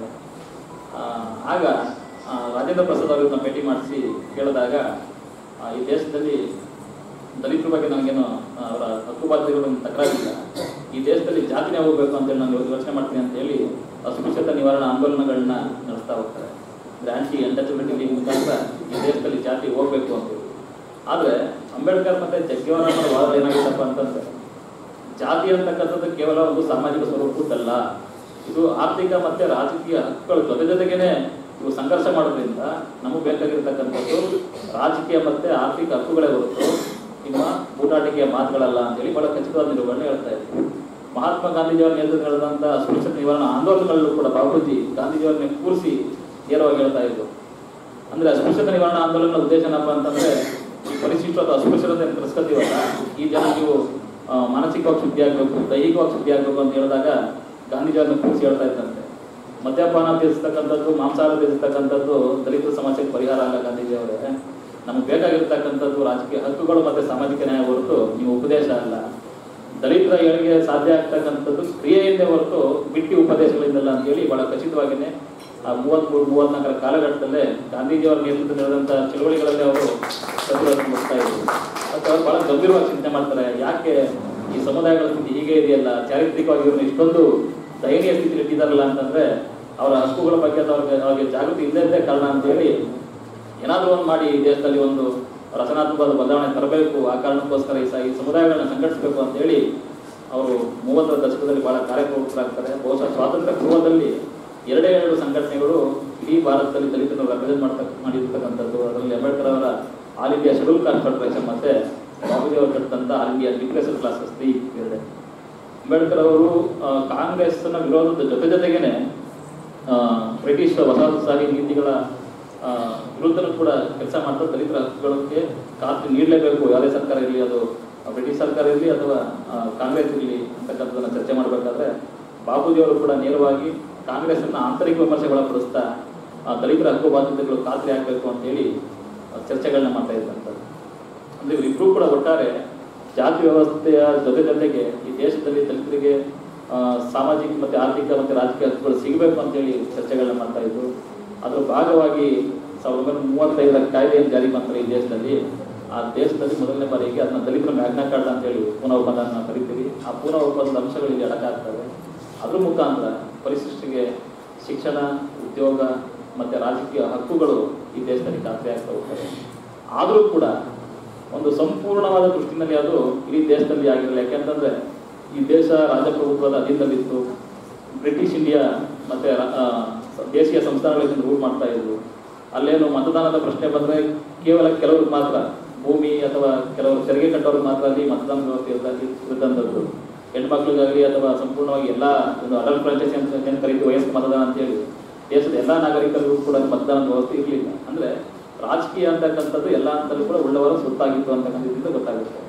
ಇದಕ್ಕೆ ಪರ್ಯಾಯವಾಗಿ ಅಂಬೇಡ್ಕರ್ ಮತ್ತು ಬಾಬು ಜಗಜೀವನ್ ಅವರೆಲ್ಲರೂ ಕೂಡ ಈ ದೇಶದಲ್ಲಿ ಸಾರ್ವತ್ರಿಕ ಮತದಾನ ವ್ಯವಸ್ಥೆ ಬರಬೇಕು, ಅದ್ರ ಮುಖಾಂತರ ದೇಶದಲ್ಲಿ ಒಂದು ಗಣರಾಜ್ಯ ಸ್ಥಾಪನೆ ಆಗಬೇಕು, ಅದು ಡೆಮಾಕ್ರೆಟಿಕ್ ಸೆಟಪ್ ಆಗಿರಬೇಕು ಅಂತ ಹೇಳಿ ತುಂಬ ರ್ಯಾಡಿಕಲ್ ಆಗಿ ಹೋರಾಟಗಳನ್ನ ಮಾಡಿದಂಥದ್ದು. ಅದರಲ್ಲೂ ಬಹಳ ಮುಖ್ಯವಾಗಿ ಬಾಬೂಜಿ ಅವರು ದೇಶದ ಸ್ವಾತಂತ್ರ್ಯದ ಹೋರಾಟದ ಜೊತೆಗೇನೆ ಈ ದೇಶದ ಶೋಷಿತರ ಕಲ್ಯಾಣ ಸಿಗಬೇಕಂತ ಹೇಳಿ 30ರ ದಶಕದಿಂದ ಹಿಡಿದು 46ರ ತನಕ ಕೂಡ ಸ್ವಾತಂತ್ರ್ಯ ಪೂರ್ವದಲ್ಲಿ ತುಂಬ ಕೆಲಸಗಳನ್ನ ಮಾಡಿರ್ತಕ್ಕಂಥದ್ದು. ಒಟ್ಟು ಆಲ್ ಇಂಡಿಯಾ ಲಿಟ್ರೇಚರ್ ಕ್ಲಾಸಸ್ ಇರ್ಬೋದು ಅಥವಾ ಅಖಿಲ ಭಾರತ ರವಿದಾಸ್ ಮಹಾಸಭಾ ಈ ಸಮ್ಮೇಳನಗಳಲ್ಲಿ ಅವರು ಭಾಷಣಗಳನ್ನ ಗಮನಿಸಿದ್ರೆ ಅವ್ರಿಗೆ ಯಾಕೆ ಈ ದೇಶಕ್ಕೆ ಸ್ವಾತಂತ್ರ್ಯ ಬರಬೇಕು ಅಂತಂದ್ರೆ ಈ ದೇಶದ ಶೋಷಿತ ಸಮುದಾಯಗಳ ಸಮಸ್ಯೆಗಳನ್ನ ಪರಿಹಾರ ಮಾಡ್ಲಿಕ್ಕೆ ಅಷ್ಟೇ ಈ ದೇಶದ ಸ್ವಾತಂತ್ರ್ಯ ಬೇಕು. ಆ ಸಮಸ್ಯೆಗಳನ್ನ ಪರಿಹಾರ ಮಾಡದೇ ಇರತಕ್ಕಂಥ ಯಾವುದೇ ಸಂವಿಧಾನ ಕೂಡ ನಾವು ಒಪ್ಪಲ್ಲ ಅಂತೇಳಿ ಅನೇಕ ಮೆಮೊರಂಡಮ್ ಮುಖಾಂತರ ಬ್ರಿಟಿಷ್ ಸರ್ಕಾರ ಮತ್ತೆ ಕಾಂಗ್ರೆಸ್ ಎರಡನ್ನೂ ಕೂಡ ಇವರು ಬಹಳ ಗಟ್ಟಿಯಾಗಿ ಕೇಳಿರ್ತಕ್ಕಂಥ ನಾವು ಗಮನಿಸ್ಬೋದು. ಮತ್ತೆ ರಾಷ್ಟ್ರೀಯ ಹೋರಾಟ ತೀವ್ರವಾಗಿದ್ದಂಥ ಕಾಲಘಟ್ಟದಲ್ಲಿ ಇವರು 1930ರಲ್ಲಿ ಕಾನೂನು ಭಂಗ ಚಳವಳಿ ಏನಾಯಿತು ಅದಿರ್ಬೋದು, ಅಥವಾ 40ರಲ್ಲಿ ಸವಿನಯ ಕಾನೂನು ಭಂಗ ಮತ್ತೇನು ಶುರುವಾದ ಲಾ ಚಳವಳಿ ಇರ್ಬೋದು, ಕ್ವಿಟ್ ಇಂಡಿಯಾ ಚಳವಳಿ, ಇವು ಮೂರಲ್ಲೂ ಕೂಡ 3.5 ವರ್ಷಕ್ಕೂ ಅಧಿಕ ಕಠಿಣ ಸೆರೆವಾಸದಲ್ಲಿ ಇದ್ದಂಥವರು. ಮತ್ತೆ ಇವರ ಈ ಕ್ಷಿಪ್ರಗತಿಯ ಬೆಳವಣಿಗೆನೇ ಈ ದೇಶಕ್ಕೆ ಅವ್ರಿಗೊಂದು ಸ್ಪಷ್ಟವಾದ ಒಂದು ಏನು ನಾಯಕತ್ವವನ್ನು ಕೂಡ ಕೊಡ್ತಾ ಹೋಗುತ್ತೆ. ಸೊ ಇದ್ರ ಭಾಗವಾಗಿ ಅಂತಿಮವಾಗಿ 46ರ ಒಂದು ಕ್ಯಾಬಿನೆಟ್ ಮಿಷನ್ನ ಆಧಾರದ ಮೇಲೆ ಇಂಡಿಯಾಕ್ಕೆ ಸ್ವಾತಂತ್ರ್ಯ ಬರೋದು ಕೂಡ ಸಾಧ್ಯ ಆಗ್ತಾ ಹೋಗುತ್ತೆ. ಆದರೆ ದೇಶಕ್ಕೆ ಸ್ವಾತಂತ್ರ್ಯ ಬಂದ ಸ್ಥಿತಿ ಹೇಗಿತ್ತಲ್ಲ ಅದೇನು ಅಷ್ಟು ಸುಲಭ ಸಾಧ್ಯವಾಗಿರಲಿಲ್ಲ. ಅಂದರೆ ಒಟ್ಟು ಒಂದು ಗಣರಾಜ್ಯ ವ್ಯವಸ್ಥೆ ಮುಖಾಂತರ ಒಂದು ಡೆಮಾಕ್ರೆಟಿಕ್ ಸೆಟಪ್ ಅಲ್ಲಿ ಒಂದು ದೇಶವಾಗಿ ನಾವು ರಚನೆ ಆದರೂ ಕೂಡ ಈ ದೇಶದ ಸಮಸ್ಯೆಗಳು ಅಷ್ಟೇ ಗಂಭೀರವಾಗಿತ್ತು. ಒಂದು ಕಡೆ ದೇಶ ವಿಭಜನೆಯ ಪ್ರಶ್ನೆ ಅಲ್ಲಿ ಹೇಳ್ತಾ ಇತ್ತು, ಮತ್ತೆ ಈ ದೇಶದ ಮುಸ್ಲಿಂ ಲೀಗ್ ಏನು ಪ್ರತಿಪಾದನೆ ಮಾಡ್ತಲ್ಲ ಅದ್ರ ಮುಖಾಂತರ ಪ್ರತ್ಯೇಕ ಹೋದ್ಮೇಲೆ ಇಂಡಿಯಾಕ್ಕೆ ಕೃಷಿ ಭೂಮಿನಲ್ಲಿ ಒಟ್ಟು 84% ಜನಸಂಖ್ಯೆಗೆ ಸಿಕ್ತು 100% ಅಲ್ಲಿ. ಬಟ್ ಅದಕ್ಕೆ ದೊರೆತಂಥ ಕೃಷಿ ಭೂಮಿಯ ಪ್ರಮಾಣ 70% ಅಷ್ಟೇ. ಮತ್ತೆ ಈ ದೇಶದ ಕೈಗಾರಿಕಾ ಕಾರ್ಮಿಕರ ಸ್ಥಿತಿನೂ ಕೂಡ ಬಹಳ ದಯನೀಯವಾಗಿತ್ತು. 18ನೇ ಶತಮಾನದಲ್ಲಿ ಯುರೋಪ್ನಂತಹ ಒಂದು ಕೈಗಾರಿಕಾ ಕ್ರಾಂತಿ ದೊಡ್ಡ ಮಟ್ಟದ ಅಂದರೆ ಬಂಡವಾಳಶಾಹಿ ಮತ್ತು ಶ್ರೀಮಂತ ವರ್ಗ ಹುಟ್ಟಾಕಿದ್ರು ಕೂಡ ಕಾರ್ಮಿಕ ಚಳವಳಿಗಳು ಭಾರತ ಸಂದರ್ಭದಲ್ಲಿ ಅಷ್ಟೇನು ಮೈದಾಳಾಗಿ ನಿಂತಿರಲಿಲ್ಲ. ಇಂತಹ ಸಂದರ್ಭದಲ್ಲಿ ಕಾರ್ಮಿಕರಿಗೆ ಬೇಕಾದಂತಹ ಯೋಜನೆಗಳಿದ್ದಾವಲ್ಲ ಅವುಗಳನ್ನು ತಲುಪಿಸ್ತಕ್ಕಂಥದ್ದು ಕೂಡ ಬಹಳ ಗುರುತರವಾದಂಥ ಜವಾಬ್ದಾರಿ ಆಗಿತ್ತು ಅಂತಕ್ಕಂಥ. ಅಂದರೆ ಕೃಷಿ, ಕೈಗಾರಿಕೆ ಅಥವಾ ಸೇವಾ ವಲಯಗಳೇನಿದ್ವಲ್ಲ ಅವು ಇವತ್ತು ಏನು ಜಾಗತೀಕರಣ ಸಂದರ್ಭದಲ್ಲಿ ಬೆಳವಣಿಗೆ ಆಗಿಲ್ಲ, ಅಷ್ಟು ಬೆಳವಣಿಗೆ ಆಗಿರಲಿಲ್ಲ ಅಂತಕ್ಕಂಥ. ಅಷ್ಟು ಬೆಳವಣಿಗೆ ಆಗಿಲ್ಲದ ಕಾಲಘಟ್ಟದಲ್ಲಿ ಇವರು ಒಟ್ಟು ಭಾರತವನ್ನು ಗ್ರಹಿಸಿ, ಅಂದರೆ ಈ ದೇಶದಲ್ಲಿ ಕಾರ್ಮಿಕ ಕಾಯ್ದೆ ಯಾಕೆ ಬೇಕಪ್ಪ ಅಂತಂದರೆ ಕಾರ್ಮಿಕರು ಅಂದರೆ ಮತ್ತಾರೂ ಅಲ್ಲ ಈ ದೇಶದಲ್ಲಿ, ಮತ್ತೆ ಶೋಷಿತರು, ದಲಿತರು, ಹಿಂದುಳಿದವರು ಇದೇ ಸಮುದಾಯಗಳು ಅಂತ ಹೇಳಿ ಅವ್ರಿಗೆ 46ರಿಂದ 52ರ ಕಾಲಘಟ್ಟದಲ್ಲಿ ಏನಿದ್ದಾರಲ್ಲ ಆ ಕಾಲಘಟ್ಟದಲ್ಲೇ ನಾವೇನು ಇವತ್ತು factories act, industrial dispute act, minimum wages act ಮತ್ತು ಸ್ಟೇಟ್ ಇನ್ಶೂರೆನ್ಸ್ ಅದೇನು ಕರಿತೀವಲ್ಲ, ಈ ಎಲ್ಲ ಕಾಯ್ದೆಗಳನ್ನು ಸಂಸತ್ನಲ್ಲಿ ಅಂದರೆ ಇಂಡಿಯನ್ ಗೌರ್ಮೆಂಟ್ನ ಮಧ್ಯದಲ್ಲೇ ಅವರು ಮಂಡಿಸಿ, ಅದೇ ಇವತ್ತಿಗೂ ಜಾರಿ ಇರ್ತಕ್ಕಂಥ ಕಾನೂನುಗಳೇನಾದ್ರು ಇದ್ರೆ ಇಂಡಿಯಾದಲ್ಲಿ ಅದು ಬಾಬೂಜಿಯವರು 46ರಿಂದ 57ರ ಕಾಲಘಟ್ಟದಲ್ಲಿ ಕಾರ್ಮಿಕ ಸಚಿವರಾಗಿದ್ದಾಗ ಮಂಡಿಸಿರ್ತಕ್ಕಂಥ ಒಂದು ಕಾನೂನುಗಳು ಅಂತಕ್ಕಂಥದ್ದು. ಅಂದರೆ ಎಲ್ಲ ಹಂತದಲ್ಲೂ ಕೂಡ ಈ ದೇಶದಲ್ಲಿ ಉತ್ಪಾದನೆ ಹೆಚ್ಚಬೇಕು ಅಥವಾ ಸುಖಿ ರಾಜಕಾರಣ ಹೊರಡಬೇಕು ಅಂತಂದರೆ ಶ್ರಮಕ್ಕೆ ಮೊದಲನೇ ಆದ್ಯತೆ ಕೊಡಬೇಕು ಅಂತಕ್ಕಂಥದ್ದು ಬಾಬೂಜಿಯವರು ನಿಲುವಾಗಿದ್ದು, ಅದೇ ಸಂದರ್ಭಗಳಲ್ಲಿ ಅದನ್ನು ಮಂಡಿಸ್ತಕ್ಕಂಥದ್ದು. ಮತ್ತು ಈ ದೇಶದಲ್ಲಿ ಕಾರ್ಮಿಕ ಕಾಯ್ದೆಗಳನ್ನು ತರ್ತಕ್ಕಂಥ ಅಷ್ಟು ರೂಪಾದ ಮಾತಾಗಿರಲಿಲ್ಲ. ಅವರು ಸ್ಟೇಟ್ ಇನ್ಶೂರೆನ್ಸ್ ಆ್ಯಕ್ಟ್ನ ತರಲಿಕೊಟ್ಟಾಗ ಇದೇ ಕಾಂಗ್ರೆಸ್ನವರು ಅವ್ರನ್ನ ವಿರೋಧ ಮಾಡಿದಂಥ ಪರಿಸ್ಥಿತಿಗಳು ಕೂಡ ಇದೆ. ಆಗ ಬಾಬೂಜಿಯವರು ಇಂಥದ್ದೊಂದು ಕಾನೂನು ಏನಾದರೂ ಜಾರಿ ಆಗಲಿಲ್ಲ ಅಂತಂದರೆ ಸದನದಲ್ಲಿ ಸಂಸತ್ನಲ್ಲಿ ಬಹಿರಂಗವಾಗಿ ಘೋಷಣೆ ಮಾಡ್ತಾರೆ, ಇಂಥದ್ದೊಂದು ಕಾನೂನು ಏನಾದರೂ ದೇಶದಲ್ಲಿ ಜಾರಿ ಆಗಲಿಲ್ಲ ಅಂತಂದರೆ ನಾನು ಕಾರ್ಮಿಕ ಸಚಿವನಾಗಿ ಇರಲಿಕ್ಕೆ ನನಗೆ ಅರ್ಹತೆ ಇಲ್ಲ, ನಾನು ರಾಜೀನಾಮೆ ಕೊಡ್ತೀನಿ ಅಂತ ಹೇಳಿ ಬಹಿರಂಗವಾಗಿ ಹೇಳುವಂಥ ಪ್ರಸಂಗಗಳು ಕೂಡ ಇದೆ. ಅಂದರೆ ಎಲ್ಲ ಹಂತದಲ್ಲೂ ಕೂಡ ಕಾರ್ಮಿಕ ಹಿತಾಸಕ್ತಿನ ಪ್ರಧಾನವಾಗಿ ಇಟ್ಕೊಂಡು ಈ ದೇಶದಲ್ಲಿ ಉತ್ಪಾದನೆ ಹೆಚ್ಚಬೇಕು ಅಂತೇಳಿ ನಾವು ಮಾತನಾಡ್ತೇವೆ. ಆದರೆ ಉತ್ಪಾದನೆ ಹೆಚ್ಚಿಸೋದ್ರ ಬಗ್ಗೆ ನಾವು ನಿಜವಾಗ್ಲೂ ಕಾಳಜಿ ವಹಿಸಬೇಕು ಅಂತೇಳಿ ಹಲವಾರು ಕಾರ್ಮಿಕ ನೀತಿಗಳನ್ನು 46ರಿಂದ 57 ಕಾಲಘಟ್ಟದಲ್ಲಿ ತರ್ತದೆ. 50ಕ್ಕೆ ಸಂವಿಧಾನ ರಚನೆ ಆಗಿ ಅದಾದ ಮೇಲೆ 52ರಿಂದ ಲೋಕಸಭಾ ಚುನಾವಣೆಗಳು ನಡೀತಾ ಹೋಗ್ತವೆ. 52, 57, 62, 67, 71, 77, 80, 84 ಇಷ್ಟು 8 ಚುನಾವಣೆಗಳಲ್ಲೂ ಕೂಡ ಜಗಜೀವನ್ ರಾಮ್ ಅವರು ಎಷ್ಟು ಪ್ರಸಿದ್ಧಿಯಾಗಿದ್ರು ಅಂತಂದರೆ, ಅವರು ಬೇಸಿಕಲಿ ದಲಿತರು ಮತ್ತು ಕಾರ್ಮಿಕರು ಅಥವಾ ಹಿಂದುಳಿದ ಜನಸಮುದಾಯಗಳ ಪ್ರತಿನಿಧಿಯ ಕಾರಣಕ್ಕೋಸ್ಕರ ಎಲ್ಲ ಚುನಾವಣೆಗಳಲ್ಲೂ ಕೂಡ ಅಭೂತಪೂರ್ವವಾದ ಗೆಲುವಿನಿಂದ ಗೆದ್ದು ಬರ್ತಾಯಿದ್ರು. ಇವತ್ತು ನಾವು ಚರ್ಚೆ ಮಾಡ್ತೇವೆ, ಕೆಲವು ರಾಷ್ಟ್ರಗಳಲ್ಲಿ ಎಡಬಲ ಅಂತೇಳಿ ಚರ್ಚೆಗಳನ್ನ ನಾವು ಶುರು ಮಾಡ್ತೇವೆ. ಮತ್ತು ಪರಸ್ಪರ ಎತ್ತುಕಟ್ಟಿ ರಾಜಕೀಯವಾಗಿ ಹಣಿತಕ್ಕಂಥ ಪ್ರಯತ್ನಗಳು ಕೂಡ ನಡೀತಾ ಇದೆ. ಬಟ್ ನಿಮ್ಮೊಂದು ಉದಾಹರಣೆ ಹೇಳ್ತೇನೆ, ಬಾಬೂಜಿಯವರ ವ್ಯಕ್ತಿತ್ವ ಹೇಗಿತ್ತು ಅನ್ನೋದಕ್ಕೆ ಇದು ಒಂದು ಸ್ಪಷ್ಟವಾದ ಉದಾಹರಣೆ. 57ರಲ್ಲಿ ಬಾಬೂಜಿಯವರು 2ನೇ ಬಾರಿ ಲೋಕಸಭೆ ಕಂಟೆಸ್ಟ್ ಮಾಡ್ತಾರೆ. ಆ ಕಂಟೆಸ್ಟ್ ಮಾಡುವಂಥ ಸಂದರ್ಭದಲ್ಲಿ ಚೆಟ್ಟೂರಾಮ್ ಅಂತೇಳಿ ಪಾಸ್ವಾನ್, ಅಂದರೆ ಈಗ ನಾವೇನು ಚಮ್ಮಾರ್ ವರ್ಸಸ್ ಪಾಸ್ವಾನ್ ಕಮಿಟಿ ಅಂತ ಕರಿತೀವಲ್ಲ, ಇವತ್ತಿನ ಸಂದರ್ಭದಲ್ಲಿ ತುಂಬ ತೀವ್ರ ಆಗಿದೆ ರಾಜಕೀಯವಾಗಿ ಅಂತ ಕರಿತೀವಲ್ಲ, ಪಾಸ್ವಾನ್ ಸಮುದಾಯದ ಒಬ್ಬ ಪ್ರತಿನಿಧಿನ ಚೆಟ್ಟೂರಾಮ್ ಅಂತೇಳಿ ಅವನ ಕರ್ಕೊಂಡ್ಬಂದು ಬಾಬೂಜಿಯವರ ವಿರುದ್ಧ ಎಲೆಕ್ಷನ್ ನಿಲ್ಲಿಸಿ ವಿರೋಧಿಗಳು ಅಂತ ಅಪಪ್ರಚಾರ ಶುರು ಮಾಡ್ತಾರೆ. ನೋಡಿ, ಬಾಬೂಜಿ ಚಮ್ಮಾರ್ ಸಮುದಾಯಕ್ಕೆ ಸೇರಿದವರು, ಅವ್ರನ್ನ ನಾವು ಸೋಲಿಸಲೇಬೇಕು ಅಂತೇಳಿ ಒಂದು ವಾದವನ್ನು ಶುರು ಮಾಡಿ ಚೆಟ್ಟೂರಾಮನ್ನು ಎತ್ಕಟ್ಟಿ ಬಾಬೂಜಿ ನೀವು ಸೋಲಿಸ್ಬೇಕು, ಮತ್ತು ಪಾಸ್ವಾನ್ ಸಮುದಾಯದವರೆಲ್ಲರೂ ಕೂಡ ಬಾಬೂಜಿಯವರ ವಿರುದ್ಧ ಮತ ಹಾಕಬೇಕು ಅಂತೇಳಿ ಪ್ರಚಾರಗಳು ಶುರು ಆಗ್ತವೆ. ಸ್ವತಃ ಚೆಟ್ಟೂರಾಮ್ಗೆ ಅದು ತಪ್ಪಿದ ಅರಿವಾಗಿ ಬಾಬೂಜಿಯವ್ರಿಗೆ ಒಂದು ಹೇಳ್ತಾರೆ ಮಾತನ್ನು ಅವರು, ಬಾಬೂಜಿಯವ್ರು ನನ್ನ ಮನಸ್ಸು ಯಾಕೋ ಕಲಿತಾ ಇಲ್ಲ, ನಾನು ಚುನಾವಣಾ ಕಾರಣದಿಂದ ಹಿಂದೆ ಸರಿತೀವಿ, ಜಾತಿ ಕಾರಣಕ್ಕೆ ನಿಮ್ಮನ್ನ ಸೋಲಿಸಿ ಅಂತಕ್ಕಂಥ ಹೇಳೋ ನೀತಿಗಳಿದೆಯಲ್ಲ, ಅದೇ ನಾನು ಭಾಳ ದುಃಖ ತರುತ್ತೆ. ಯಾಕಂದ್ರೆ ನೀವು ಯಾವತ್ತೂ ಕೂಡ ಜಾತಿ ಮಾಡೋದಲ್ಲ, ಅಸ್ಪೃಶ್ಯ ಸಮುದಾಯದ ಪರ ಹೋರಾಟ ಮಾಡೋದಿಲ್ಲ ಅಂತ ಹೇಳಿ ಅಭ್ಯರ್ಥಿನೇ ಚುನಾವಣಾ ಕಾರಣದಿಂದ ಹಿಂದೆ ಸರಿತಕ್ಕಂಥ ಪ್ರಯತ್ನಗಳು ಈ ದೇಶದಲ್ಲಿ ಬಹುಶಃ ತುಂಬ ಅಪರೂಪದ ಸಂಗತಿ. ಬಾಬೂಜಿಯವರ ವ್ಯಕ್ತಿತ್ವಕ್ಕೆ ಇಳಿದಂಥ ಕನ್ನಡಿ. 52ರಲ್ಲಿ ಬಾಬೂಜಿಯವರು ಅವಿರೋಧವಾಗಿ ಲೋಕಸಭೆಗೆ ಆಯ್ಕೆ ಆಗ್ತಕ್ಕಂಥ ಪ್ರಸಂಗಗಳು ಇವತ್ತಿದೆ ಅಂತಕ್ಕಂಥ. ಮತ್ತು ಆನಂತರದ ಎಲ್ಲ ಕಾಲಘಟ್ಟದಲ್ಲೂ ಕೂಡ ಅಂದರೆ ಈ ಆಧುನಿಕ ಭಾರತಕ್ಕೆ ಪೂರಕವಾಗಿ ಉತ್ಪಾದನೆ ಹೆಚ್ಚಿಸಬೇಕು ಅಥವಾ ಸುಖಿ ರಾಜಕೀಯ ಒಳಗಬೇಕು ಅಂತಂದರೆ ಕಾರ್ಮಿಕ ಕಾಯ್ದೆ ಎಷ್ಟು ಮುಖ್ಯನೋ ಅದೇ ರೀತಿಯಲ್ಲಿ ಈ ರೈಲ್ವೆ ಮತ್ತು ಸಾರಿಗೆ ವ್ಯವಸ್ಥೆಯನ್ನು ಬಲಪಡಿಸಿದಂಥವ್ರು. ಈ ಸಾರಿಗೆನಲ್ಲಿ ಬಹಳ ಮುಖ್ಯವಾಗಿ ವಿಮಾನಯಾನ ಸಾರಿಗೆ ಸಂಸ್ಥೆ ಇತ್ತೀಚೆಗೆ ನೀವು ಪತ್ರಿಕೆಗಳೆಲ್ಲ ಗಮನಿಸ್ತಾ ಇರ್ಬೋದು, ಎಲ್ಲವೂ ಕೂಡ ಖಾಸಗಿಯವರ ಸ್ವತ್ತಾಗ್ತಾ ಇದೆ. ರೈಲ್ವೆ ಇವತ್ತು ಖಾಸಗಿಯವರ ಸ್ವತ್ತಾಗ್ತಾ ಇದೆ. ನೋಡಿ, ಆಗಿನ ಕಾಲಕ್ಕೆ ಸ್ವಾತಂತ್ರ್ಯ ಪೂರ್ವದಲ್ಲಿ ಇದೇ ವಿಮಾನ ಸಾರಿಗೆ ಸಂಸ್ಥೆಗಳೆಲ್ಲವೂ ಕೂಡ ಖಾಸಗಿ ಒಡೆತನದ ಇದ್ದವನ್ನ ಬಾಬೂಜಿಯವರು ವಿಮಾನಯಾನ ರಾಷ್ಟ್ರೀಕರಣದ ನೀತಿಗಳ ಮುಖಾಂತರ ಅದನ್ನು ಸಾರ್ವಜನಿಕ ಸಂಸ್ಥೆಯಾಗಿ ಬಲಪಡಿಸಿದಂಥದ್ದು. ಏರ್ ಇಂಡಿಯಾ, ಇಂಡಿಯನ್ ಏರ್ಲೈನ್ಸ್ ಈ ಥರ ಸಂಸ್ಥೆಗಳನ್ನ ಕಟ್ಟಿ ಅದನ್ನು ರಾಷ್ಟ್ರೀಕರಣದ ನೆರಳಿನಲ್ಲಿ ತಂದು ಅದನ್ನು ದೇಶದ ಅಭಿವೃದ್ಧಿಗೆ ಪೂರಕವಾಗಿ ರೂಪಿಸಿದಂಥದ್ದು. ರೈಲ್ವೆ ಸಚಿವರಾಗಿ 56ರಿಂದ 63 ತನಕ ಕೂಡ ಒಟ್ಟು 7 ರೈಲ್ವೆ ಬಜೆಟ್ಗಳನ್ನ ಮಂಡಿಸಿ, ಮತ್ತು ರೈಲ್ವೆಯನ್ನು ಇವತ್ತೇನೋ ನೀವು 2ನೇ ಅತಿ ದೊಡ್ಡ ಉದ್ಯೋಗದಾತ ಸಂಸ್ಥೆ ಅಂತ ನಾವು ಕರಿತೀವಲ್ಲ, ಅದಕ್ಕೆ ಪೂರಕವಾಗಿ ಈ ರೈಲ್ವೆ ಇಲಾಖೆನ ಬಲಪಡಿಸಿದಂಥವ್ರು. ಅದಕ್ಕೇನೆ ರೈಲ್ವೆ ಇಲಾಖೆ ತನ್ನಂಥ ಇವರು ಗಣನೀಯ ಸೇವೆಯನ್ನು ಪರಿಗಣಿಸಿ ಮೇಡಮ್ ಅವರನ್ನ ಅಮೆರಿಕದ ವೀಕ್ ಪತ್ರಿಕೆಯವರು ನೆಹರು ನಂತರ ಯಾರು ಅಂತಂದ್ರೆ ರೈಲ್ವೆ ಅಂತ ದೊಡ್ಡ ಇಲಾಖೆ ನಿಭಾಯಿಸಿರ್ತಕ್ಕಂಥ ಬಾಬೂಜಿಯವ್ರ ಬಿಟ್ಟರೆ ಮತ್ತೆ ಯಾರಿದ್ದಾರೆ ಅಂತೇಳಿ ಬಾಬೂಜಿಯವರನ್ನ ಹೇಳ್ತಾ ಇದ್ದಾರೆ.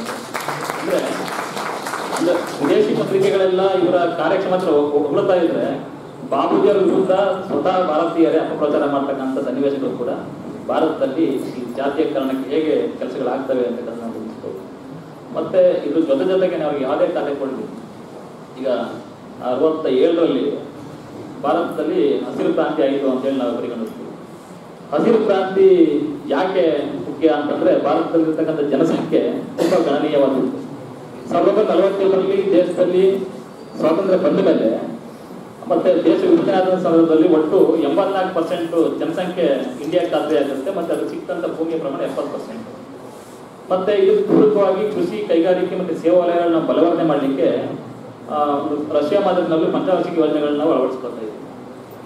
ಮೊದಲನೇ ಪಂಚವಾರ್ಷಿಕ ಯೋಜನೆ ಕೃಷಿ ಪ್ರಾಧಾನ್ಯತೆ ಕೊಡ್ತು, ಎರಡನೇದು ಕೈಗಾರಿಕೆ ಪ್ರಾಧಾನ್ಯತೆ ಕೊಡ್ತು, ಮೂರನೇದು ಮತ್ತೆ ಅಗೇನ್ ಕೃಷಿ ಕೊಡ್ತು ಅಂತಂದ್ರೂ ಕೂಡ ಆ ಮೂರನೇ ಪಂಚವಾರ್ಷಿಕ ಯೋಜನೆಯ ಕೊನೆಗೆ ಭಾರತದ ಆಹಾರ ಉತ್ಪಾದನೆಯ ಪ್ರಮಾಣ 73 ದಶಲಕ್ಷ ಟನ್ನು. ಮತ್ತೆ ಅದು ಅನಿವಾರ್ಯವಾಗಿ ಆಮದನ್ನ ಅವಲಂಬಿಸಬೇಕಾಗಿರ್ತದೆ. ಮತ್ತೆ 62 ಮತ್ತು 65ರಂತಹ ಚೀನಾದ ಯುದ್ಧದ ಕಾರ್ಮೋಡಗಳು ಈ ದೇಶದ ಬಜೆಟ್ ಅನ್ನ ರಕ್ಷಣಾ ದೃಷ್ಟಿಯಿಂದ ರಕ್ಷಣೆ ಖರ್ಚು ಮಾಡಿರ್ತದೆ. ಮತ್ತೆ ಕೃಷಿಗಾಗಿ, ಕೈಗಾರಿಕೆಗಾಗಿ ಖರ್ಚು ಮಾಡೋ ಪರಿಸ್ಥಿತಿ ಇರಲ್ಲ. ಇಂತಹ ತುಲಿತ ಕಾಲದಲ್ಲಿ ಬಾಬೂಜಿ ಅವರು ದೇಶದ ಆಹಾರ ಸಚಿವರಾಗಿ ಕಾರ್ಯವನ್ನು ವಹಿಸ್ಕೊತಾರೆ. ಹಾಗೆ ಎಷ್ಟೋ ಜನ ಸಚಿವರು ಈ ಖಾತೆ ತಗೊಳ್ಳಿ ಅಂತಂದ್ರೆ ನಮ್ಮ ಭವಿಷ್ಯ ಮುಗಿದೋಯ್ತು ಅಂತ ಹೇಳಿ ಯೋಚನೆ ಮಾಡಿದಂಥ ಟೈಮಲ್ಲಿ ಬಾಬೂಜಿ ಅವರು ಅದನ್ನ ವಹಿಸ್ಕೊಳ್ತಾರೆ. ಅವರು ಆ ಖಾತೆನ ವಹಿಸ್ಕೊಂಡಾಗ ಪತ್ರಕರ್ತರೆಲ್ಲ ಕೇಳ್ತಾರೆ, ಮೇಡಮ್ ಬೆಳಿಗ್ಗೆ ಪತ್ರಿಕೆಗಳನ್ನು ನೋಡ್ತಾ ಇದೆ ಅಂತ ಹೇಳೋದು. ಪತ್ರಕರ್ತರು ಅಂತ ಕೇಳ್ತಾರೆ, ನೋಡಿ ಬಾಬೂಜಿ ಅವರ ದೇಶದ ಆಹಾರ ಪರಿಸ್ಥಿತಿ ಹೇಗಿದೆ ಅಂತಂದ್ರೆ ನಾವು 1100 ಕೋಟಿ, ಅಂದ್ರೆ ಈಗ ಅದತ್ರ 1 ಲಕ್ಷ ಕೋಟಿ ಆಗ್ಬೋದು, 67 ಕಾಲಘಟ್ಟ ಅಷ್ಟು ಕೋಟಿಯ ಆಹಾರ ಪದಾರ್ಥಗಳನ್ನ ನಾವು ಆಮದು ಮಾಡ್ತಾ ಇದ್ವಿ. ಆ ಪರಿಸ್ಥಿತಿ ಇದೆ. ಅಷ್ಟಾದ್ರೂ ಕೂಡ ದೇಶದಲ್ಲಿ ಹಸಿವು ನೀಗ್ತಾ ಇಲ್ಲ. ಮತ್ತೆ ಈ ಕಾರಣದಿಂದ ಒಬ್ಬ ದೇಶದ ಪ್ರಜೆ ಅನ್ನಕ್ಕೋಸ್ಕರ ಕಳ್ತನ ನಡೆಸಬೇಕಾದ್ರೂ ಕೂಡ ಈ ದೇಶದಲ್ಲಿ ಆಶ್ಚರ್ಯ ಪಡಬೇಕಾಗಿಲ್ಲ. ಅಂತ ಪರಿಸ್ಥಿತಿಯಲ್ಲಿ ನೀವು ಆಹಾರ ಸಚಿವರಾಗ್ತಾ ಇದ್ದೀರಿ, ಏನ್ ಹೇಳ್ತಾರೆ ಇದಕ್ಕೆ ನೀವು ಅಂತಂದ್ರೆ ಅವ್ರು ಬಹಳ ಮಾರ್ಮಿಕ ಒಂದು ಉತ್ತರನೇ ಹೇಳ್ತಾರೆ. ಹೌದು, ನಿಜ, ಯಾವ ಸರ್ಕಾರಕ್ಕೆ ಅನ್ನ ಕೊಡೋ ಸಾಮರ್ಥ್ಯ ಇರ್ಬೋದು ಆ ಸರ್ಕಾರಕ್ಕೆ ಅನ್ನ ಕಟ್ಟೋಕ್ಕೆ ಶಿಕ್ಷೆ ಕೊಡೋ ಅಧಿಕಾರನೂ ಕೂಡ ಇತ್ತ ಹೇಳಿ ಬಾಬೂಜಿ ಅವರ ಉತ್ತರ ಕೊಡ್ತಾರೆ. ಅಂದ್ರೆ ಯಾವುದೇ ಸರ್ಕಾರದ ಆದ್ಯತೆಗಳು ಮನುಷ್ಯನ ಮೂಲಭೂತ ಅಗತ್ಯತೆ ಏನಿದೆಯಲ್ಲ, ಹಸಿವು, ಇವುಗಳ ಪರ ಹಿಡಿಬೇಕು ಅಂತಕ್ಕಂಥದ್ದು ಕೂಡ ಸಮಾಜವಾದ, ಮಾರ್ಕ್ಸ್ವಾದ ಅಂತ ಏನು ಕರಿತೀವೋ ಆ ಸಿದ್ಧಾಂತಗಳ ತಿರುಳು ಅದನ್ನ ಬಾಬೂಜಿಯವರು ಅಕ್ಷರಶಃ ಪಾಲಿಸಿದಂತ ಇದ್ರು. ಅದಕ್ಕೋಸ್ಕರ ಕೃಷಿನ ವೈಜ್ಞಾನಿಕವಾಗಿ ಅಭಿವೃದ್ಧಿಪಡಿಸಿ ಈ ದೇಶದಲ್ಲಿ ಒಂದು ಕೃಷಿ ಕ್ರಾಂತಿನೇ ಮಾಡ್ತಾರೆ. ಕೃಷಿ ಕ್ರಾಂತಿಯ ಮುಖಾಂತರ ಈ ದೇಶದಲ್ಲಿ ಆಹಾರ ಉತ್ಪಾದನೆ ಪ್ರಮಾಣ ಹೆಚ್ಚುತ್ತೆ. ಇವತ್ತೇನು ದೇಶದಲ್ಲಿ ಆಹಾರ ಭದ್ರತಾ ಕಾಯ್ದೆ ಎಷ್ಟು 150 ಕೋಟಿಗೂ ಅಧಿಕ ಜನಸಂಖ್ಯೆ ಇವತ್ತು ಸಿಗ್ತಾ ಇದೆ ಅಂತಂದ್ರೆ ಅದರ ದೊಡ್ಡ ಕೊಡುಗೆ ನಮ್ಮ ಕೃಷಿ ಆಧುನೀಕರಣ ಅಥವಾ ಕೃಷಿ ಕ್ರಾಂತಿದು ಅಂತ ಹೇಳಿ ನಾವು ಹೇಳ್ಬೋದು. ಹೀಗೆ ಅವ್ರಿಗೆ ಯಾವುದೇ ಒಂದು ಇಲಾಖೆಗಳನ್ನ ಕೊಟ್ಟರು ಕೂಡ ಅದು ಕೃಷಿ ಇಲಾಖೆ ಕೊಡಲಿ ಅಥವಾ ರೈಲ್ವೆ ಇಲಾಖೆ ಕೊಡಲಿ ಸಮರ್ಥವಾಗಿ ನಿಭಾಯಿಸ್ತಾ ಇದ್ರು. ಮತ್ತೆ ದೇಶಕ್ಕೆ ನವನಿರ್ಮಾಣಕ್ಕೆ ಪೂರಕವಾಗಿ ಅವುಗಳನ್ನ ನಾವು ನಿಭಾಯಿಸಿದಂಥದ್ದು. ಮತ್ತೆ ಅವರು ಯಾವುದೇ ಸಂದರ್ಭದಲ್ಲಿ ಕಾಂಗ್ರೆಸ್ ಚೌಕಟ್ಟಲ್ಲಿ ಇದ್ರೂ ಕೂಡ ಕಾಂಗ್ರೆಸ್ನ ಆಂತರಿಕವಾಗಿ ವಿಮರ್ಶೆ ಮಾಡಲಿಕ್ಕೆ ಹಿಂದೆ ಮುಂದೆ ನೋಡ್ತಾ ಇರಲಿಲ್ಲ. ಅಂದ್ರೆ ಅವರು ಅವ್ರ ಮೌಲ್ಯ ಏನಾಗಿತ್ತಪ್ಪ ಅಂತಂದ್ರೆ ಒಂದು ಡೆಮಾಕ್ರೆಟಿಕ್ ಸೆಟಪ್ ಅಲ್ಲಿ ಮತ್ತೆ ಸಮಾನತೆಯ ನೆಪದಲ್ಲಿ ಅಷ್ಟೇ ಪಕ್ಷಗಳು ಚೌಕಟ್ಟಿರಬೇಕು ಅಂತಕ್ಕಂಥದ್ದು. 67 ಕಾಲಘಟ್ಟ ದೇಶದಲ್ಲಿ ಕಾಂಗ್ರೆಸ್ ವಿಭಜನೆ ಆದಂಥ ಸಂದರ್ಭದಲ್ಲಿ ಅವರು ಬಹಳ ಖಚಿತವಾಗಿ ಕಾಂಗ್ರೆಸ್ ಮೂಲ ಸಿದ್ಧಾಂತಗಳು ಏನು ರೂಪಿಸಿತ್ತು, ಗಾಂಧಿ ಪ್ರಣೀತ ಕಾಂಗ್ರೆಸ್ ಸಿದ್ಧಾಂತ ಅಂದ್ರೆ ಅಂತ್ಯೋದಯದ ಪರಿಕಲ್ಪನೆಯಲ್ಲಿ ಈ ದೇಶದ ಬಡವರಿಗೆ, ದೀನದಲಿತರಿಗೆ ಸರ್ಕಾರಗಳು ಮಿಡಿಬೇಕು ಅಂತ ಹೇಳಿ ಏನಿತ್ತು ಅದಕ್ಕೆ ಪೂರಕವಾಗಿ ಅವರು ಕಾಂಗ್ರೆಸ್ ಅನ್ನು ರೂಪಿಸಿದಂಥದ್ದು.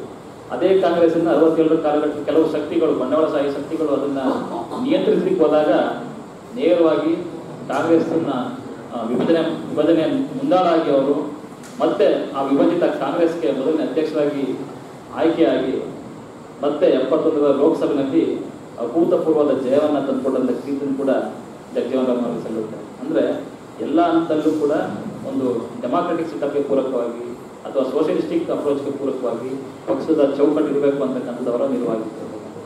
ಮತ್ತೆ ಅವರು ಅಪ್ಪಟ ಪ್ರಜಾಪ್ರಭುತ್ವವಾದಿ ಅಂತಕ್ಕಂಥದ್ದು ವಸಾಹತುಶಾಹಿ ವಿರುದ್ಧದ ಹೋರಾಟಗಳಲ್ಲಿ ಅಥವಾ ಕಾಂಗ್ರೆಸ್ನ ಆಂತರಿಕ ಪ್ರಜಾಪ್ರಭುತ್ವದ ವಿರುದ್ಧದ ಹೋರಾಟಗಳಿರ್ಬೋದು.